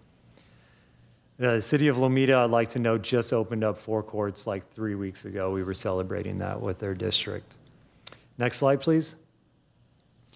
Discussion here is the reduced and limited daily operating hours have created constraints on the court's availability, which can impact membership growth, drop in participation, and overall user experience for the recreational facility. Expanding the operating hours in Hermosa Beach would better align with court availability with neighboring cities, as well as meet the current demand and foster continued growth. Next slide. The proposal tonight is to consider 2 options for the increase of operating hours. Proposed option 1 presented here is increasing the hours of operation to include Sunday, which would have the hours of operation from 9 a.m. to 4 p.m. Otherwise, there would no be other changes to the operating hours that currently exist, and continuing the practice of having Monday closed and free of all pickleball play. The benefits of this option and projected impact includes maintaining the current evening access to only 2 days a week, and supporting the local neighboring residents, increasing the highest demand and resident access periods by adding Sunday, which provides an inclusive and equitable time to play for working professionals in our community, maintains managing staffing resources. It has a likelihood to restore and increase membership to peak levels annually. Estimated revenue growth annually with this year and next year, including 4,900 to 5,200. Reduce court crowding and wait times, and increase programming opportunities for the city and our department. Next slide. Option 2 would be to open the courts daily, 7 days a week from 9 a.m. to 9 p.m.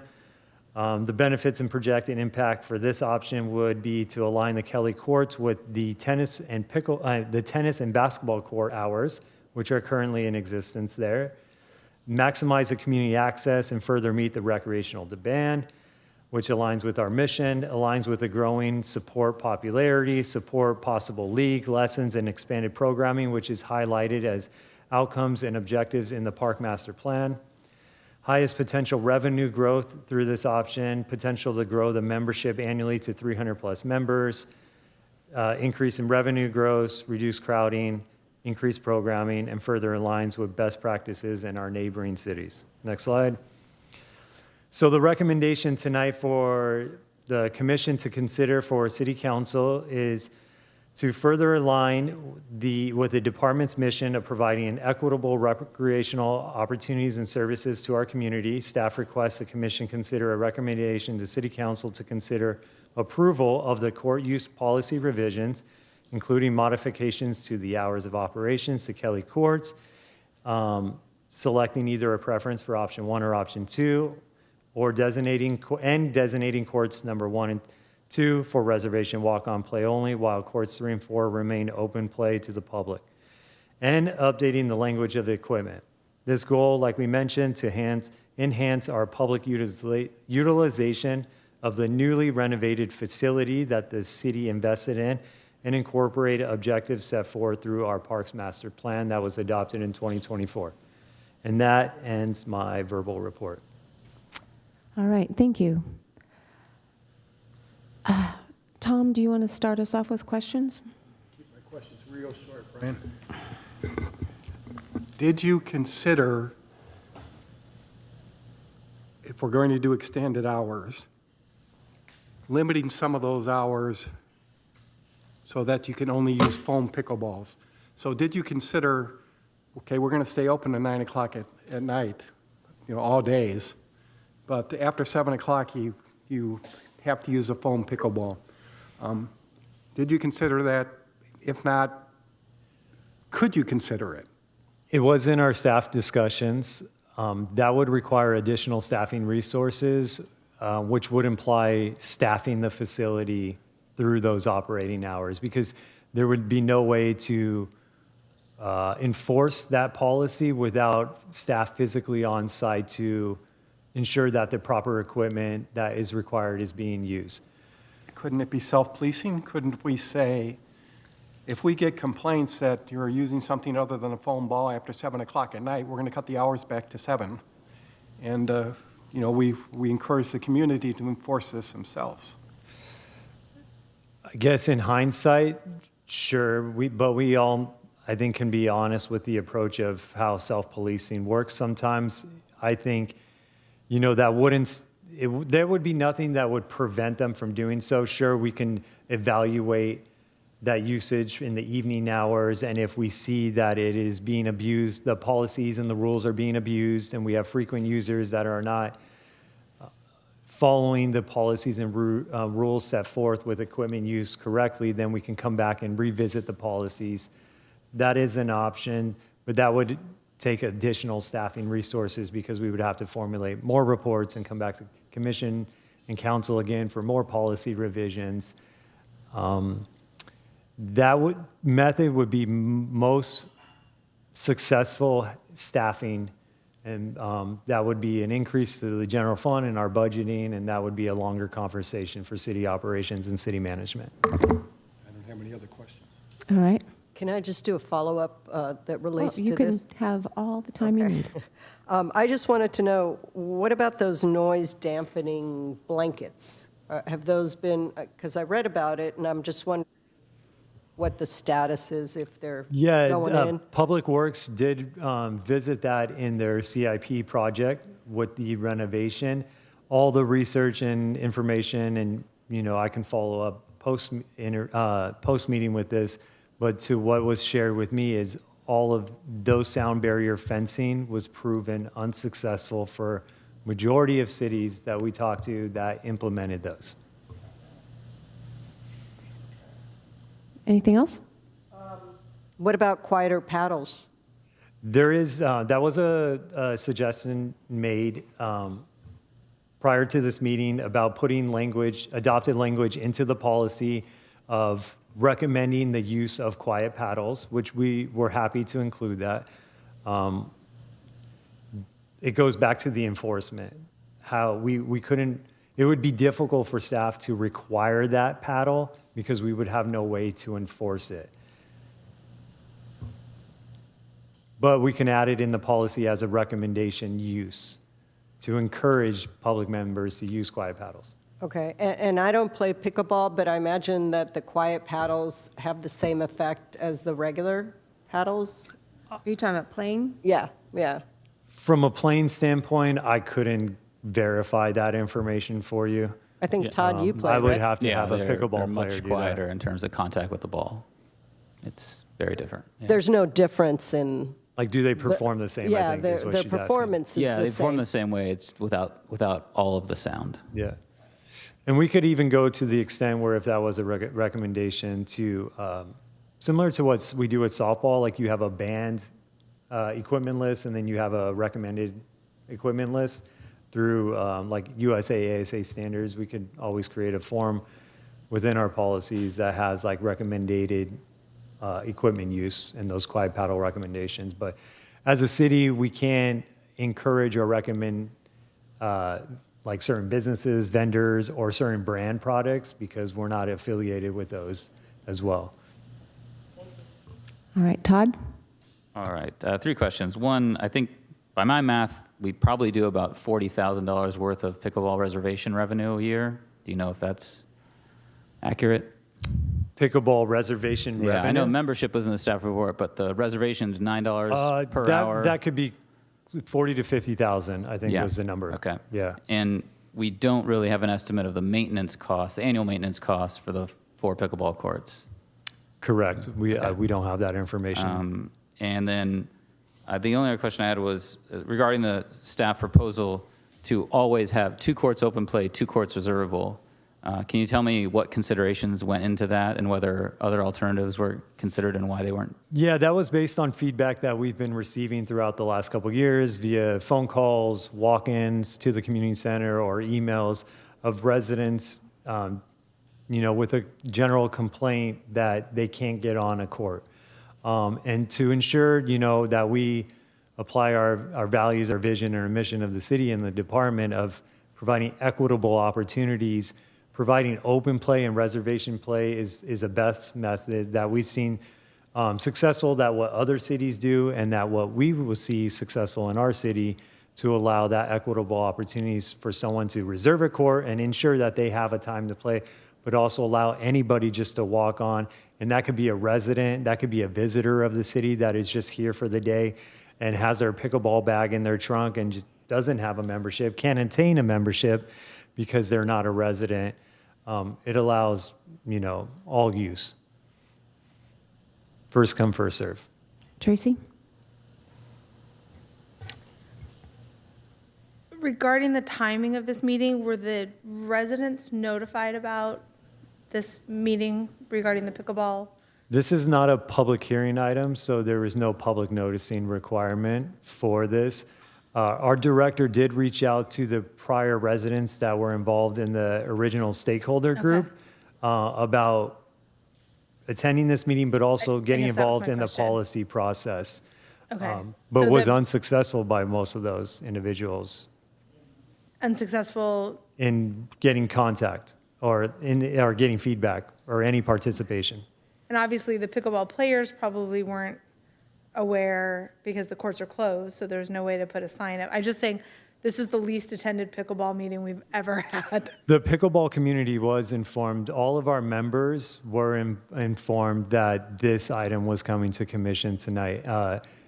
And I think in our e-comment report and that you received as a supplemental displays at least over 40 comments that came in, majority in support of this revision. Okay, but the residents were, at least the previous stakeholders were noticed. The previous or stakeholders attempted. were contacted, yes, but no direct notice to residents per se. That's my only question right now. All right. We're going to open this up to public comment. Try and keep it to 3 minutes, although you have been here for a while. Holly? This is a time for members of the public to address the commission on this item only. Each speaker is limited to 3 minutes. We will begin with members of the public wishing to provide comments in our chambers. And first, we have Gail Rose. Good evening, Gail. Hi. And as we've said, thank you very much for your patience. Boy, this has been a long meeting. Well, you talk about serving the community, and I love that, and I love the recreation, and I love the kids participating. But you don't mention the quality of life for the residents who live in an area that is impacted by a sport that's quite unusual. Nothing like baseball, basketball, any other sport I've ever been exposed to. And that noise and the arguments and the language and the aggressiveness at pickleball is quite unique. And if you haven't lived there, you don't know. I have a home on 11th Street, 545. And because the storage building is behind my house, the sound reverberates in my backyard. It hasn't been bad for the last year or so because it was reduced down and also because of the construction. But before that, I couldn't sit in my backyard like I did today and enjoy Hermosa and the quiet air. And people say, well, they live on the Strand and they hear volleyball. It is not like pickleball. And you know there's lots of lawsuits throughout this country. And the people who I worked with before, when this first started in 2017, have all moved. They were renters, and they couldn't do their jobs during the day because of the noise. And the other person who calls you all the time that you say is the only resident who complains is moving. So I lived there because I bought the house when I was first starting teaching, and then I became a principal, and I traveled for 38 years so I could retire here. And you guys approved a madhouse of pickleball right when I'm living there all the time. And it's unbelievable. The whole of 11th Street is condos now. People in condominiums don't have the same acoustics as in my home, which has a yard and a backyard that I enjoy. And the pickleball, if it goes from 9 to 9, you might as well put a gun to my head. It's really unbelievable. I welcome anybody who wants to sit in my backyard when that's going on and tell me that it's livable. People all over the country have filed lawsuits, and I'm considering it. I'm not even a litigious type of person, but everything's about lawsuits nowadays. And the noise level, Manhattan Beach put it away from homes. Redondo Beach has how many? 4? And they have a huge city. We have this little tiny area, and you're putting 4 pickleball courts right in the midst, in a gully, where the sound, by the way, those things don't stop the sound. It goes over the top of it. Ricochets up 8th Street, 10th Street, and anybody who's living there is going to go mad. It's very intrusive, and it's like Chinese torture. You can ask the guys who work over in your city, you know that little building there by the parking lot where the traffic control is? Those gentlemen who work in there, once the pickleball starts going, they all go nuts. It's not the right sport around residents. I wish you could do where Big Lots was and put a big pickleball thing in there. It'd be perfect. And that's what Santa Monica did. It's inside.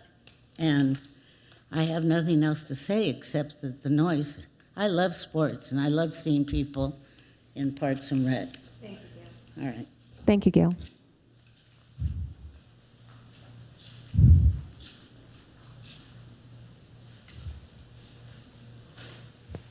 It's good to see you again. You can go ahead and introduce yourself. My name's Geraldine. I live on Monterey and 6th, and this is, I think, my 3rd time here talking about pickleball. I think I spent more time in this room waiting to talk than I've actually been on the courts here in Hermosa. I first learned to play just walking by the courts and was warmly invited in and really grew to enjoy a nice community of all ages. I love the sport, and in previous meetings, you've really talked about community, health, fitness, and I feel like those were all topics that were really well highlighted in this presentation. And I'd really like to see the mission be supported here, especially with the investment that the city has made in renovating all of the courts. I really appreciated the discussion comparing the number of courts and the access and the hours and the days compared to the neighboring cities. I go almost every day to another city in order to play and haven't played here in years. I also really appreciated the question about the revenue that could be generated from the additional reservation hours, because I think it highlighted, the presentation highlighted the membership revenue dollars, but not those additional funds. In a previous meeting, one of the discussion points was limiting the hours because people were stuck in their homes during COVID. They had to work during the day. They couldn't open their windows because of the noise. And I'll be honest, I'm not a member of the pickleball. I don't have a membership. I randomly found out about this, and I was pleasantly surprised that the possibility of 9 to 9 is an option. I really like the idea of it being open to people who have different work hours. Like, Sunday would be great, evenings would be great. I'm a homeowner here, I'm a taxpayer, I want to play in my community. I've met so many different people. And I also really like the idea of open play. Those 2 courts really allows people to interact and meet different people. I think 5-6 years ago, the pickleball community gathered together our resources to fund a sound study. I know there are a lot of questions about a different ball, a different paddle, sound barriers, but I feel like we've devoted the resources, we made the decision to to put in those extra courts.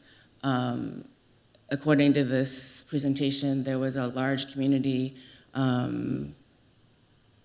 involvement taken during the initial phase of putting in the courts.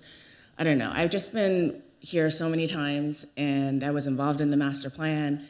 I just want to play pickleball here in Hermosa Beach. So I'm in favor of the longer hours. And I also appreciated looking over the handouts up there. It's true, I've read through all of the comments. There were 27 comments in favor of the extended hours, and one comment wanting the limited hours. And you guys have said earlier when you were talking about Nike that you want to hear what the community has to say. And that's what the community said. I mean, 27-1 or 40-1. I don't know what the number is. I just want to play pickleball. Thank you. Holly, has anyone waiting to speak? We have one speaker virtually. Anna, your 3 minutes will begin once you are unmuted.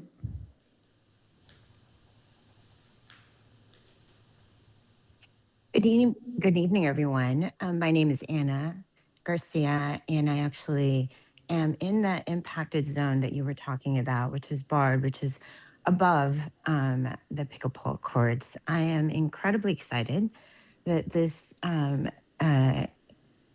opportunity has come up to look at expanding the hours for access for residents, for engagement. Obviously, there's a lot of data that shows that paddle sports increases longevity, but more specifically, there's also a lot of demand within the residents. And like Geraldine, who spoke a little bit earlier, it has been, and I've been a member, and I did not renew my membership for 2026, obviously, because of construction. But it is a little bit of an act of God to get a court reservation in Hermosa because of the limited hours. I do understand and appreciate that residents around are impacted, and I have heard about the sound study and know that it has been a point of contention, but the demand is high from residents. The activity, I mean, for me, I've only been playing for a very short time, which is a year and a half. And I can honestly tell you, in terms of community and friendship and connection, it has been incredibly transformative and powerful. So I do encourage the entire commission to consider playing pickleball at some point in time. But I do appreciate also the opportunity that this can be expanded, not only in terms of hours for reservation, but open play. For those of you who haven't played, as noted earlier, open play provides kind of just a way to learn, also a way to engage, and regardless of reservation status, to just walk on a court and play that day. So, as a 10-year resident of Hermosa, prior to that, I was in Hermosa Beach. I do want to say it's about time and for us to not only continue the pickleball, but expand the opportunities for residents to play in the city. I am a few houses away and haven't been able to play in Hermosa other than 3 times in 1 year. So thank you. And for all those 40 residents to provide insight, I agree. Let's expand the hours and opportunity to play pickleball in Hermosa. Thank Thank you. you. Holly, anyone else? There are no other virtual hands raised. All right, I'll bring this back.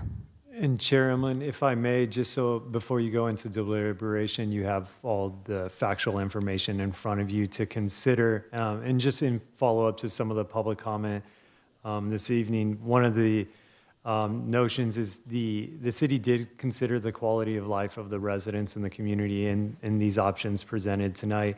Hence, option 1 that was presented would not adjust any evening hours of the current hours. It would not add any additional evening hours where a majority of residents spend in their homes.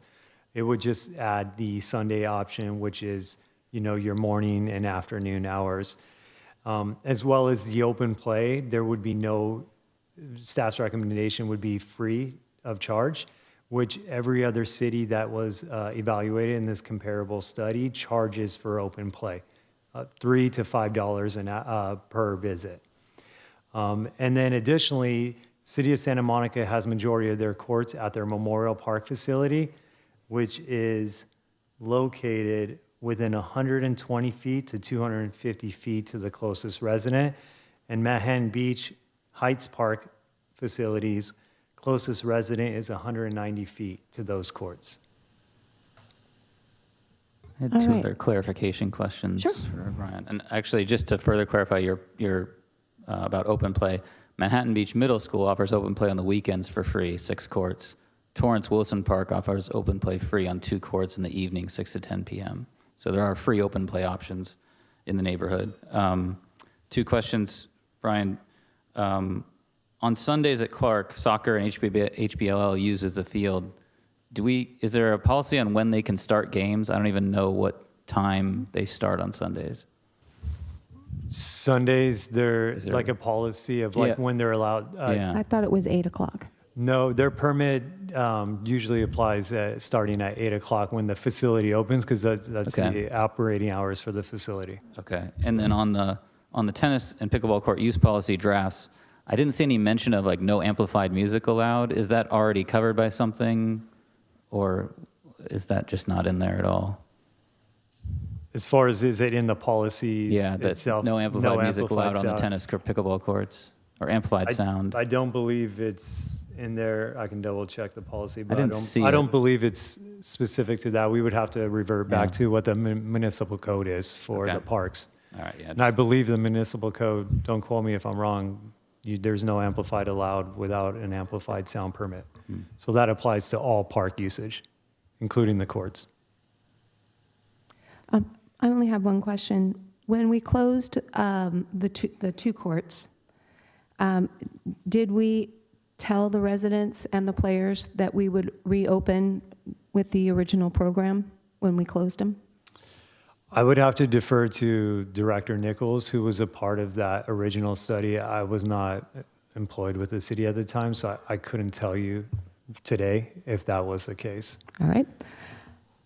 Any more questions?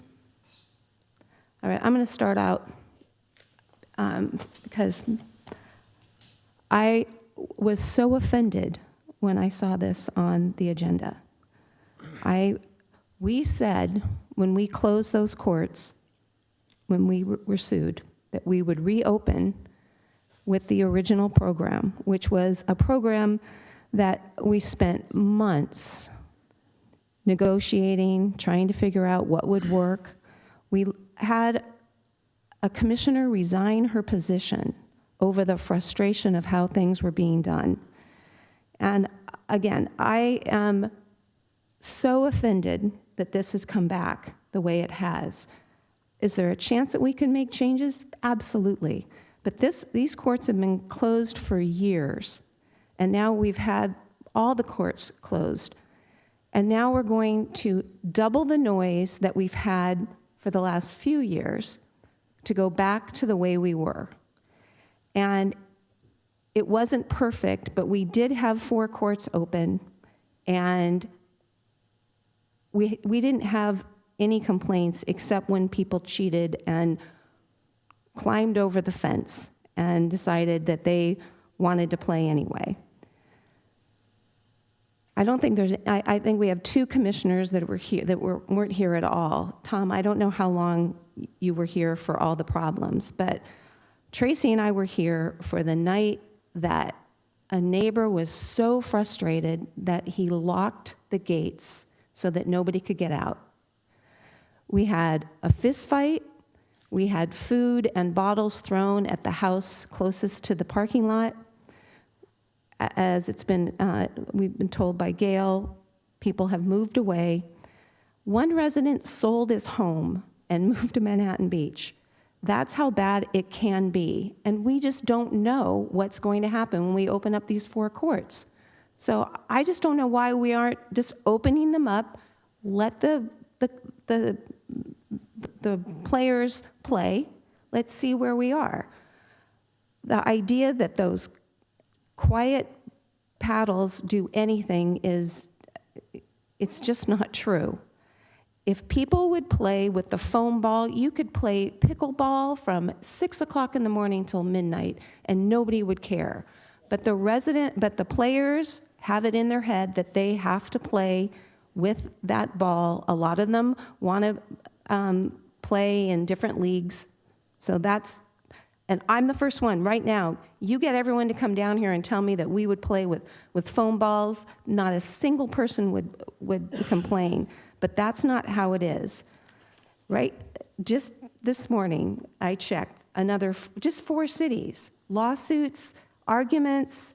It's not any better than it was from day one. It's a wonderful sport. People love it. There's businesses in El Segundo that are making buku bucks on their indoor courts. But we are a small town, and this is all we have. We have that one area. If we moved it up closer to the community center, we'd be able to monitor it. But all we'd be doing was moving the problem. I've been to Orange County. They spent hundreds of thousands of dollars redoing their courts, surrounded them in that quiet foam, and it did nothing. And all it does is make the courts hot. I'm very sorry, but I am so frustrated. I've spent 8 years on this project, and we've gotten nowhere now. We are back to where we were, showing no respect for what we did. We worked so hard on that program, and everybody walked away. They were frustrated, they were disappointed, but it was working. So let's at least let the courts open. Give them 90 days, and let's see where we are. But I don't think that, I think that the people that have moved in since then have not lived through that noise. And until they do, I think we're doing a big disservice to, even if it's just one person that's come out. We had lots of people that didn't want to come because they didn't want to get into a fight with people, and both ways. That the anti-pickleball people were just as mean at times as the pro-pickleball people. It was both sides of the issue. So whatever you guys want to talk about tonight, that's fine, but I will not vote to change this program until we have seen how it works. When you say, Barbara, change, what was the original program? I wasn't here. Like, what is the difference? The hours, Brian, do you want to go over what the hours are right now? The current operating hours? Yes. The current operating hours. We're closed on Sundays and Mondays, and we're only open at night, two nights a week. Tuesdays and Thursdays, 9 a.m. to 9 p.m. Wednesday, Friday, Saturday, 9 a.m. to 4 p.m. Okay. So right now, that's where I am with this, to let it go, open the courts, let the players play, let the residents that have since moved in to hear what we're talking about. And remember, not everybody in this town has air conditioning, and people are still working from home. And I'll leave it at that. Tracy? Oh, well, I couldn't have said it better. My thought would be to leave it as it is. And I 100% agree with everything that Chairwoman said. If you didn't live through all those conversations, and fortunately I wasn't locked in the court, and I wasn't left with nasty saying balls on my front door. And those are all the things that happened. I wonder if we're opening 2 new courts. I know one of them's designated for league play, but the other one could just be designated open play, which then you'd have the 2 courts for reservations, 1 for open play, and the 4th with the league play. But I think that there is an opportunity just to see what happens, and leave it as it was working. The players want more time, but they'll have more time because there'll be 2 extra courts. So that's where I stand. Todd. All right, so first on the hours and the proposals in front of us, I am certainly cognizant of the noise of pickleball. I've heard it walking back from Trader Joe's down the hill and everything, so I'm certainly aware of it, and as an active regular player, I'm certainly aware of it as well. You know, my thinking on the two options before us would be it's easier to start with the lesser option and expand as things go than to go full on 9 to 9 and have to roll it back. So in terms of the hours, I'm more in favor of the option one for now and evaluating feedback. The thing I'm probably most concerned about, though, is the proposal to do 2 open play, 2 reserve courts at all times. 2 open play courts is very small. There's only one facility nearby that offers 2 open play courts. The risk is that because there's only 2, either there'll be a ton of people that show up and have to wait a really long time to play, they'll get frustrated and leave, and then the courts will go less used. I believe it would be better to have periods of time where all 4 courts are open play and all 4 courts are reservable. And you know, I would recommend doing those open play hours to offset where most players around here go today, which is Manhattan Heights. They have open play on Monday nights, Friday nights, and Saturday nights. Well, we could do open play on Tuesday, Thursday nights, and potentially on the weekend as well. If we did that, it would leave 28 hours during the week for reservations for 4 courts, say a little bit more revenue than we get today, assuming the same reservation percentage. In general, I'm really in favor of open play, though, either way, because it is a good way for people to build social bonds and have community, and also, you know, the current reservation system being very difficult to get a court. The same people are, you know, getting the courts over and over again because they've kind of mastered the system, or they have people ready to go at 7 a.m. So opening it up to open play, it makes it a little more equitable as well. So yeah, that's what I'm thinking. All right. Elka?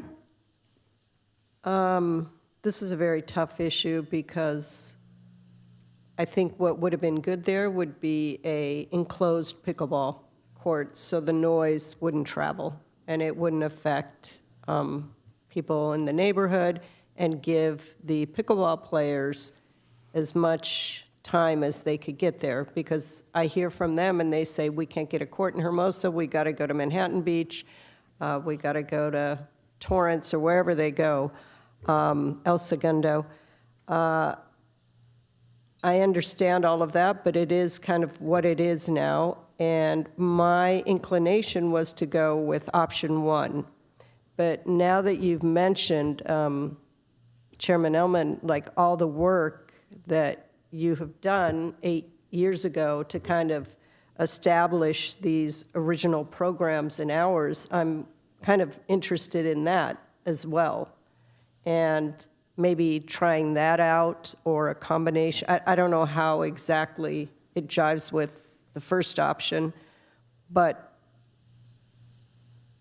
I tend to think that limiting it a little bit in the beginning and testing to see how it goes would be beneficial, you know, at this point.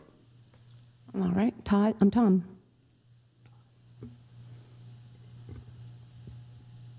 Yeah, I'm persuaded by the let's keep what we worked out originally and see how it plays out. Because you're still going to have a lot more play, because you got these 2 other courts. And as I'm trying to go back and forth between these reports, I think the only difference is Sunday, right? Right. So if we were to, if what you're proposing is Sunday and Monday are closed. I'm just leaving it the way it is so we can see how it plays out. Okay. Well, yeah, I'm fine. This is what we I'm fine with told that. everybody we would do, and I think we should be true to our word. You know, because there's no doubt it's going to be noisy. You know, that's it. You can read the papers, you know, they're in every paper everywhere. It's a problem. You want to do a motion then, Barbara, or what? No, I think somebody else should make the motion.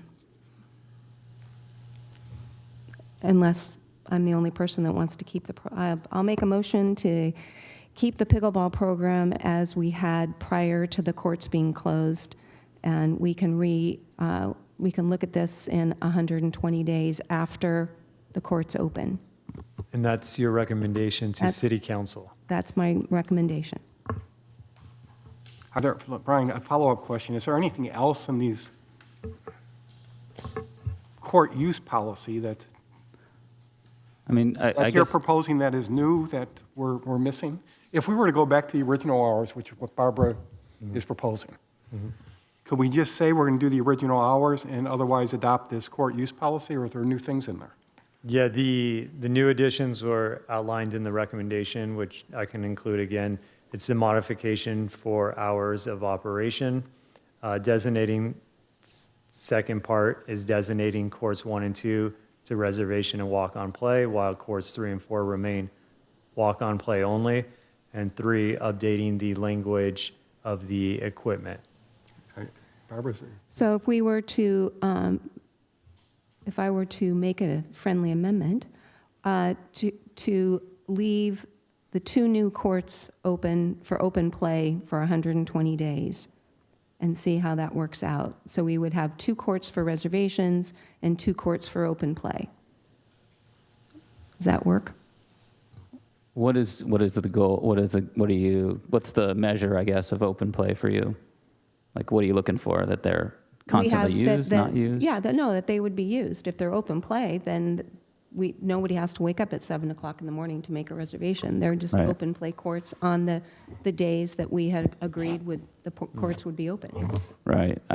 Was there any consideration for making all 4 courts open play? Because again, 2 courts open play is going to be very frustrating, and I think that It would be frustrating because, there's way too many people waiting, or not enough people showing up because you have to wait too long to get in the game. Plus, there's nowhere to wait on these new courts. well, and that's something we can talk about. That's a fair comment.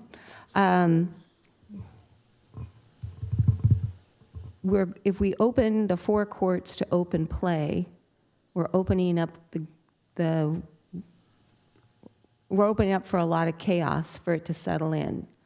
And again, I'm just so bruised by what happened in the past. The fact that we had people that were bringing ice chests, having their lunch on the court. I mean, it became a wonderful social place. Now we have these new courts, and apparently we don't have any benches on the courts themselves, and we don't have a plan of where people are going to stand. Is there going to be There'll an be area benches- for benches- the paddles? Benches will be located outside. There will not be benches inside the Okay. court. Will there be a paddle holder so that as people move up? Paddle saddle? Thank you. Paddle saddle. I actually was not familiar with that, I will be honest, but if that's a recommendation for staff to consider, we can certainly look at that as a It is the- facility amenity. It's the fairest way for people to line I up. mean, at some courts, you just put your paddle Paddle by on the the ground. post. You Yeah. just stack it by the post right next to the court if there's no saddle. Yeah, I've heard But- about that, or players stack their paddles. Paddle like you saddle do on is a the way to pool go. table, like with coins and stuff. So For 2 courts, a double paddle we're saddle. receptive to any of those feedback for amenity. Well, we're Yep. going to have to come back with that. We need to know what how people are going. Right now, we have a piece of paper that's put into a plastic holder for Right. those 2 courts. And if, That would be part of the operational administration that the department is responsible for, to figure out and coordinate how people are lining up logistically. okay, That will be up to staff to coordinate. And obviously, we would do that in a manner that would be as least disruptive and enjoyable as possible for members. I will just provide friendly feedback. If a recommendation and consideration is for 4 open plays and no reservation courts, there is fiscal impact to the city general fund and our revenue. well, if I we just do think that. right now we should keep, like we said, we said we would bring the courts back as is, which would mean 2 reservation courts and 2 open courts. And if that means that we need to move the reservation courts to the back of have the 2 courts on the south side are set that way people aren't walking back and forth in front of them. I think that's a pretty simple There's actually going to be 2 gates to the pickleball courts. There'll be separate gates for courts 3 and 4 and courts 1 and 2. Okay. But I don't think there's a place to put a bench on the ADA path outside the gates. That will be determined by the Public Works Department. Yeah. That's part of their CIP plan. I don't have those plans in place, but that's part of their project right now is where the seating is going to be allocated. 5.5 feet distance between the side of the court and the fence already on the plan, so I don't think you're going to put a bench there safely inside the court, inside the fences. All right.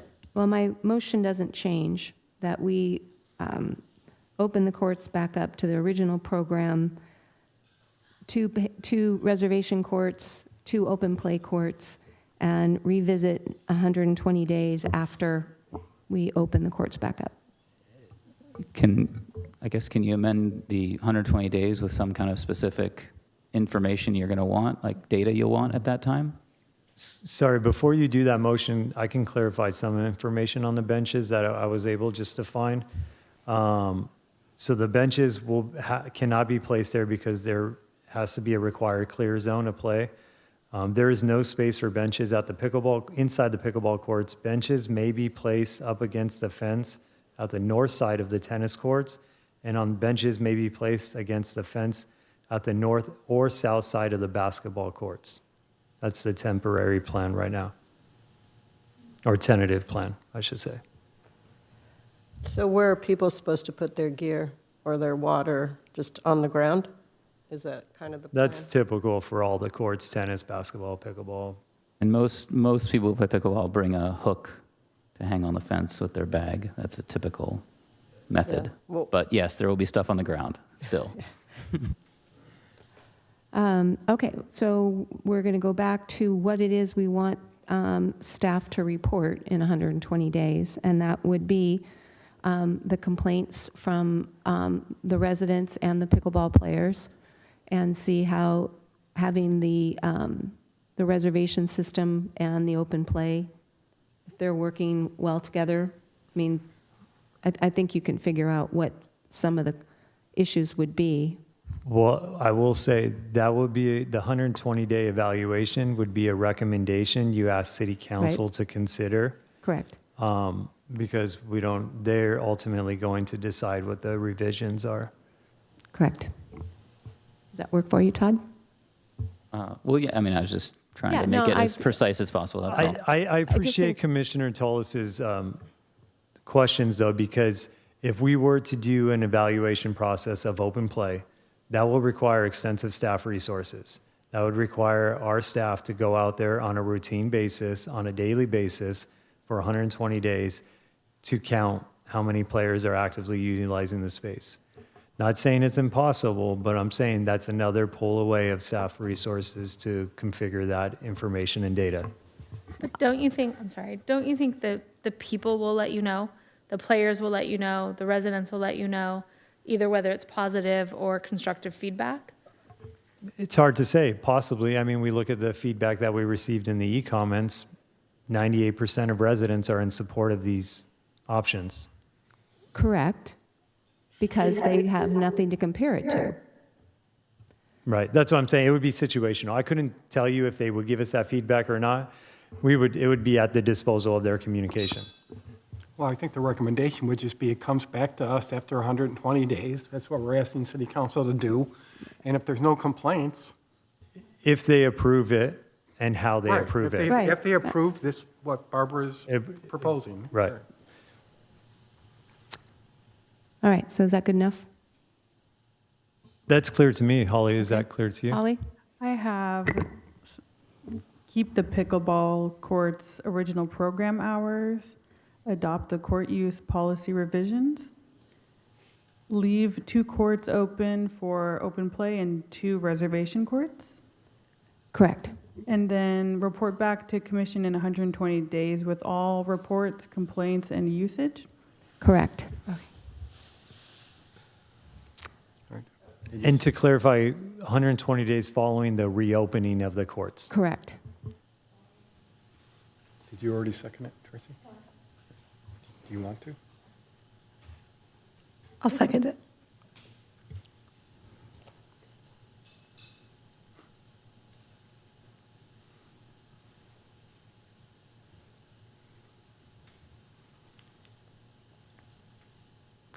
All right.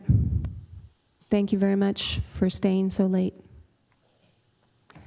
All right, next we're on to future agenda items. You're on, Brian. Sorry, Holly, do you want to announce what the motion votes were? Yeah, the motion carries 4-1.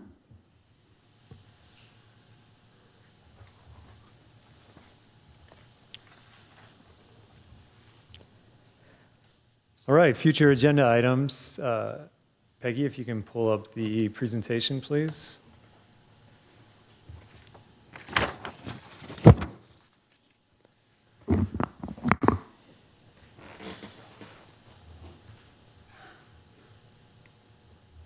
All right, next slide.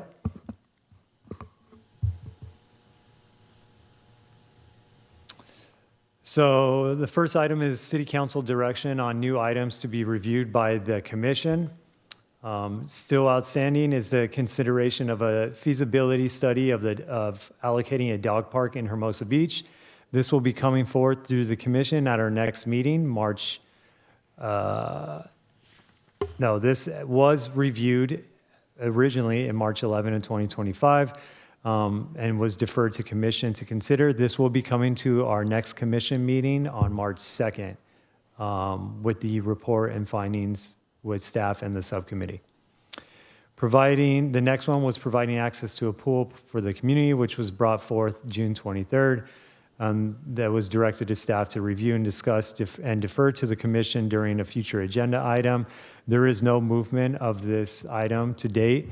Staff is prioritizing our projects in order of priority, given a direction from City Council and City Management. So there is no progress on this item, but we do actively encourage the organization and the community members that are actively pursuing and advocating for this to develop a presentation if they would like, or any findings and information regarding best practices, data, budgeting, potential locations, and city staff will happy to review any information that they're able to provide us.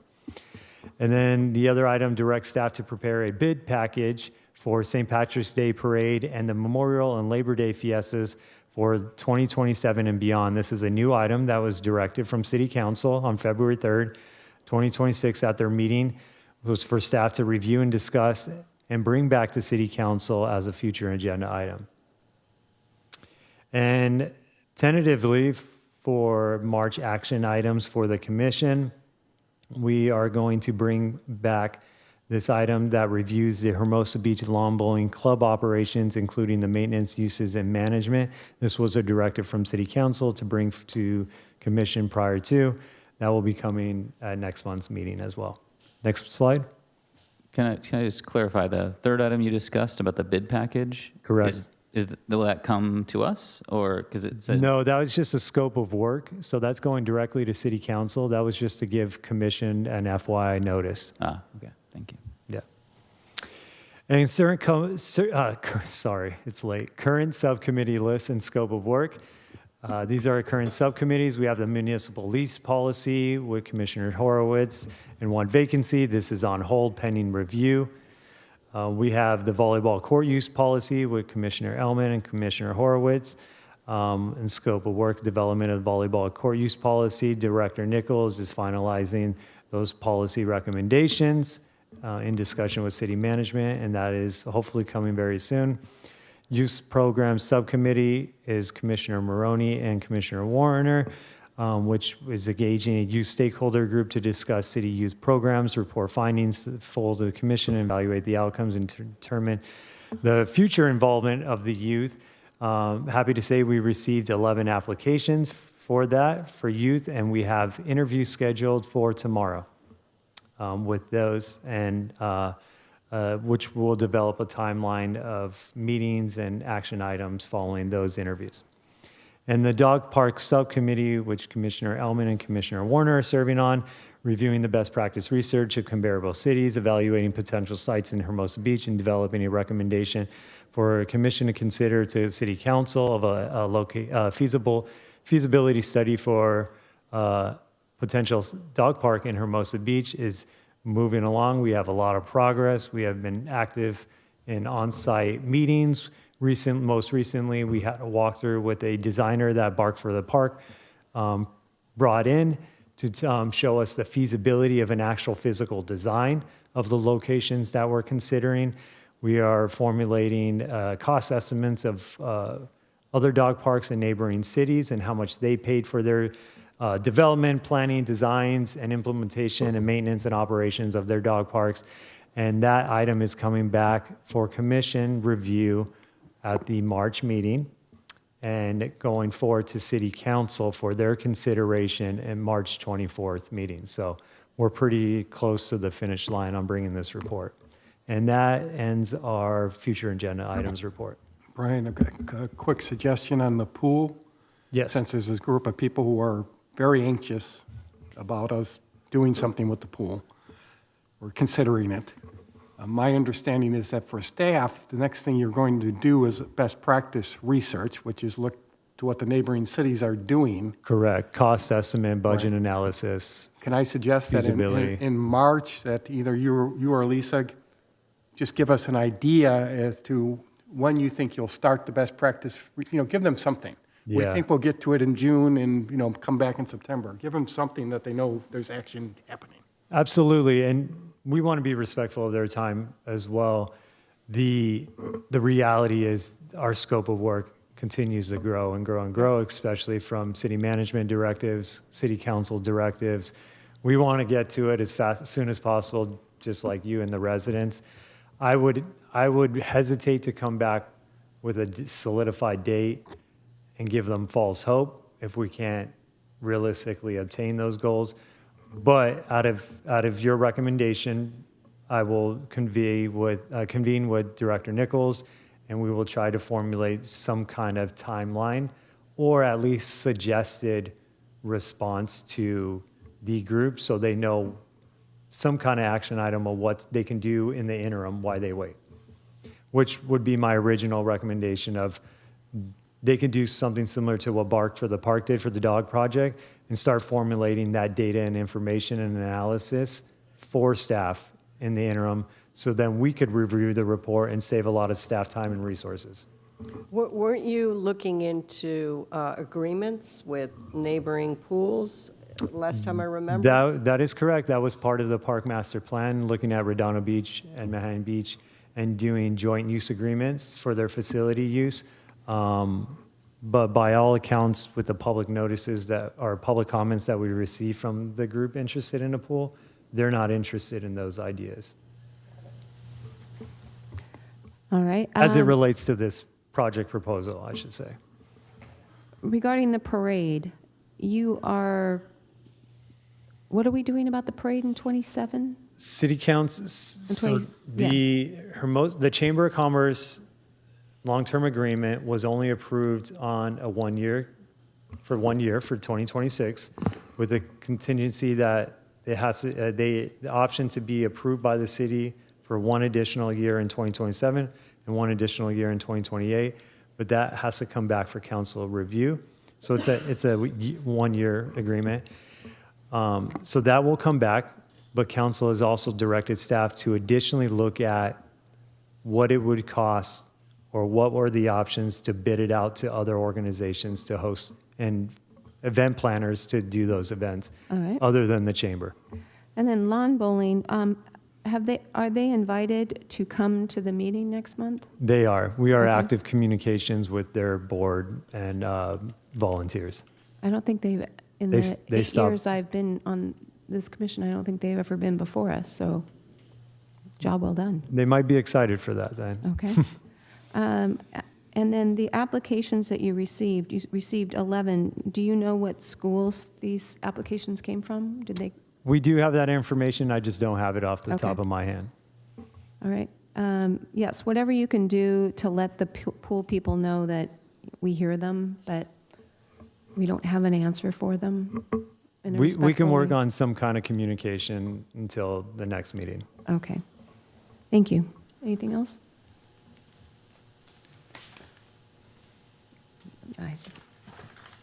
I think we're done. I at that. believe Oh, we have the Community Resource director's Director's report. report. Yeah, All to right. close us out. Peggy, if you can populate the last presentation of tonight. I know you've been busy over there.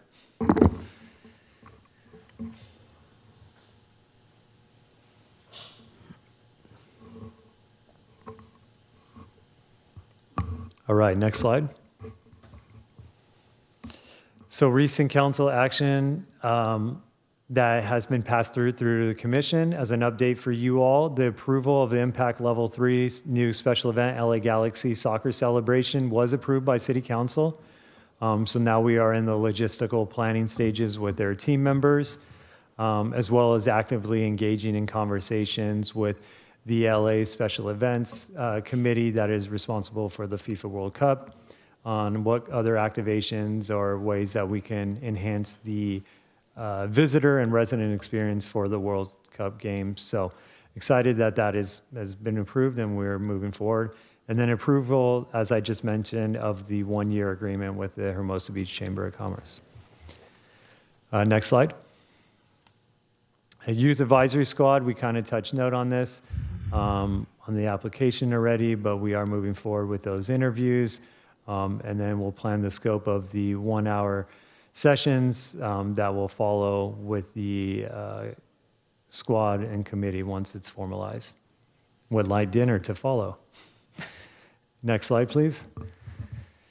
CIP update, CIP 630, Community Center gas line repairs is very close to finishing. We are excited to announce that heating is coming to our facility, and not just in areas of the facility, all areas of the facility, including both theaters, all room rentals, the gymnasium, and most importantly, the staff offices that operate as an igloo at times. Oh, look at that, 2025. We are getting close. So that is exciting. We'll have 26. I'm hoping by the next meeting, this project will be in full completion. And CIP 619, Kelly Court renovations. You might have drove by. The fencing is starting to go up, which is going to be successful. New design, even separation of the tennis court to the pickleball court. We had, resident issue complaints about the jumping and on the fence to access the facility after hours. That fence has now been increased from 6 feet to 10 feet. And the fencing material is changed so you can no longer put your feet. And it's very difficult to climb. I don't know the technical terms, but it's very, very difficult. So, but that project is moving forward with an anticipated completion date of end of March. Next slide. I did have a question about the Kelly Court project. I don't know if you know it, but part of the fence right along Valley is black and new in the new style, and the other half is. They haven't inputted that fencing, I believe, because there's surfacing impacts. They have to, I think, don't quote me on this, but I believe they can't complete the fencing in that area until the surfacing is completed. But it's expected that the fencing will be uniform Absolutely. around the whole. Okay. Yeah. Cool. And then a department spotlight that we like to highlight. The department staff partnered with the California Parks and Recreation Society, District 9, which I may have mentioned before. I serve as the president of the board for that district, and CPRS, which stands for California Parks and Recreation Society for the public, and District 10, which is Orange County area, and Women in Leisure Studies for a student forum and hiring recruitment workshop at Cal State University Long Beach last week. Myself was able to attend on behalf of our department. We were able to have a panel of discussion with students, encouraging them to go into the field of parks and recreation and what are the benefits and challenges of being a professional in the field, and then as well as highlighting some of our opportunities of employment for the city and our part-time positions working with the city. Happy to report one of the students from Cal State Long Beach is now employed with our department and is doing a fantastic job and is looking to make this his career, as well as 2 other students have reached out with interest in potentially joining our summer camp youth program counselor position. So successful endeavor and a good mark to really give back to the younger professionals and students. And I believe that closes out my department report. Otherwise, we are now the Parks and Recreation Department, the Parks and Recreation Advisory Commission. Thank you all for your support on that. All right, well then I will adjourn tonight's Parks and Recreation meeting to March 3rd. Thank you very much.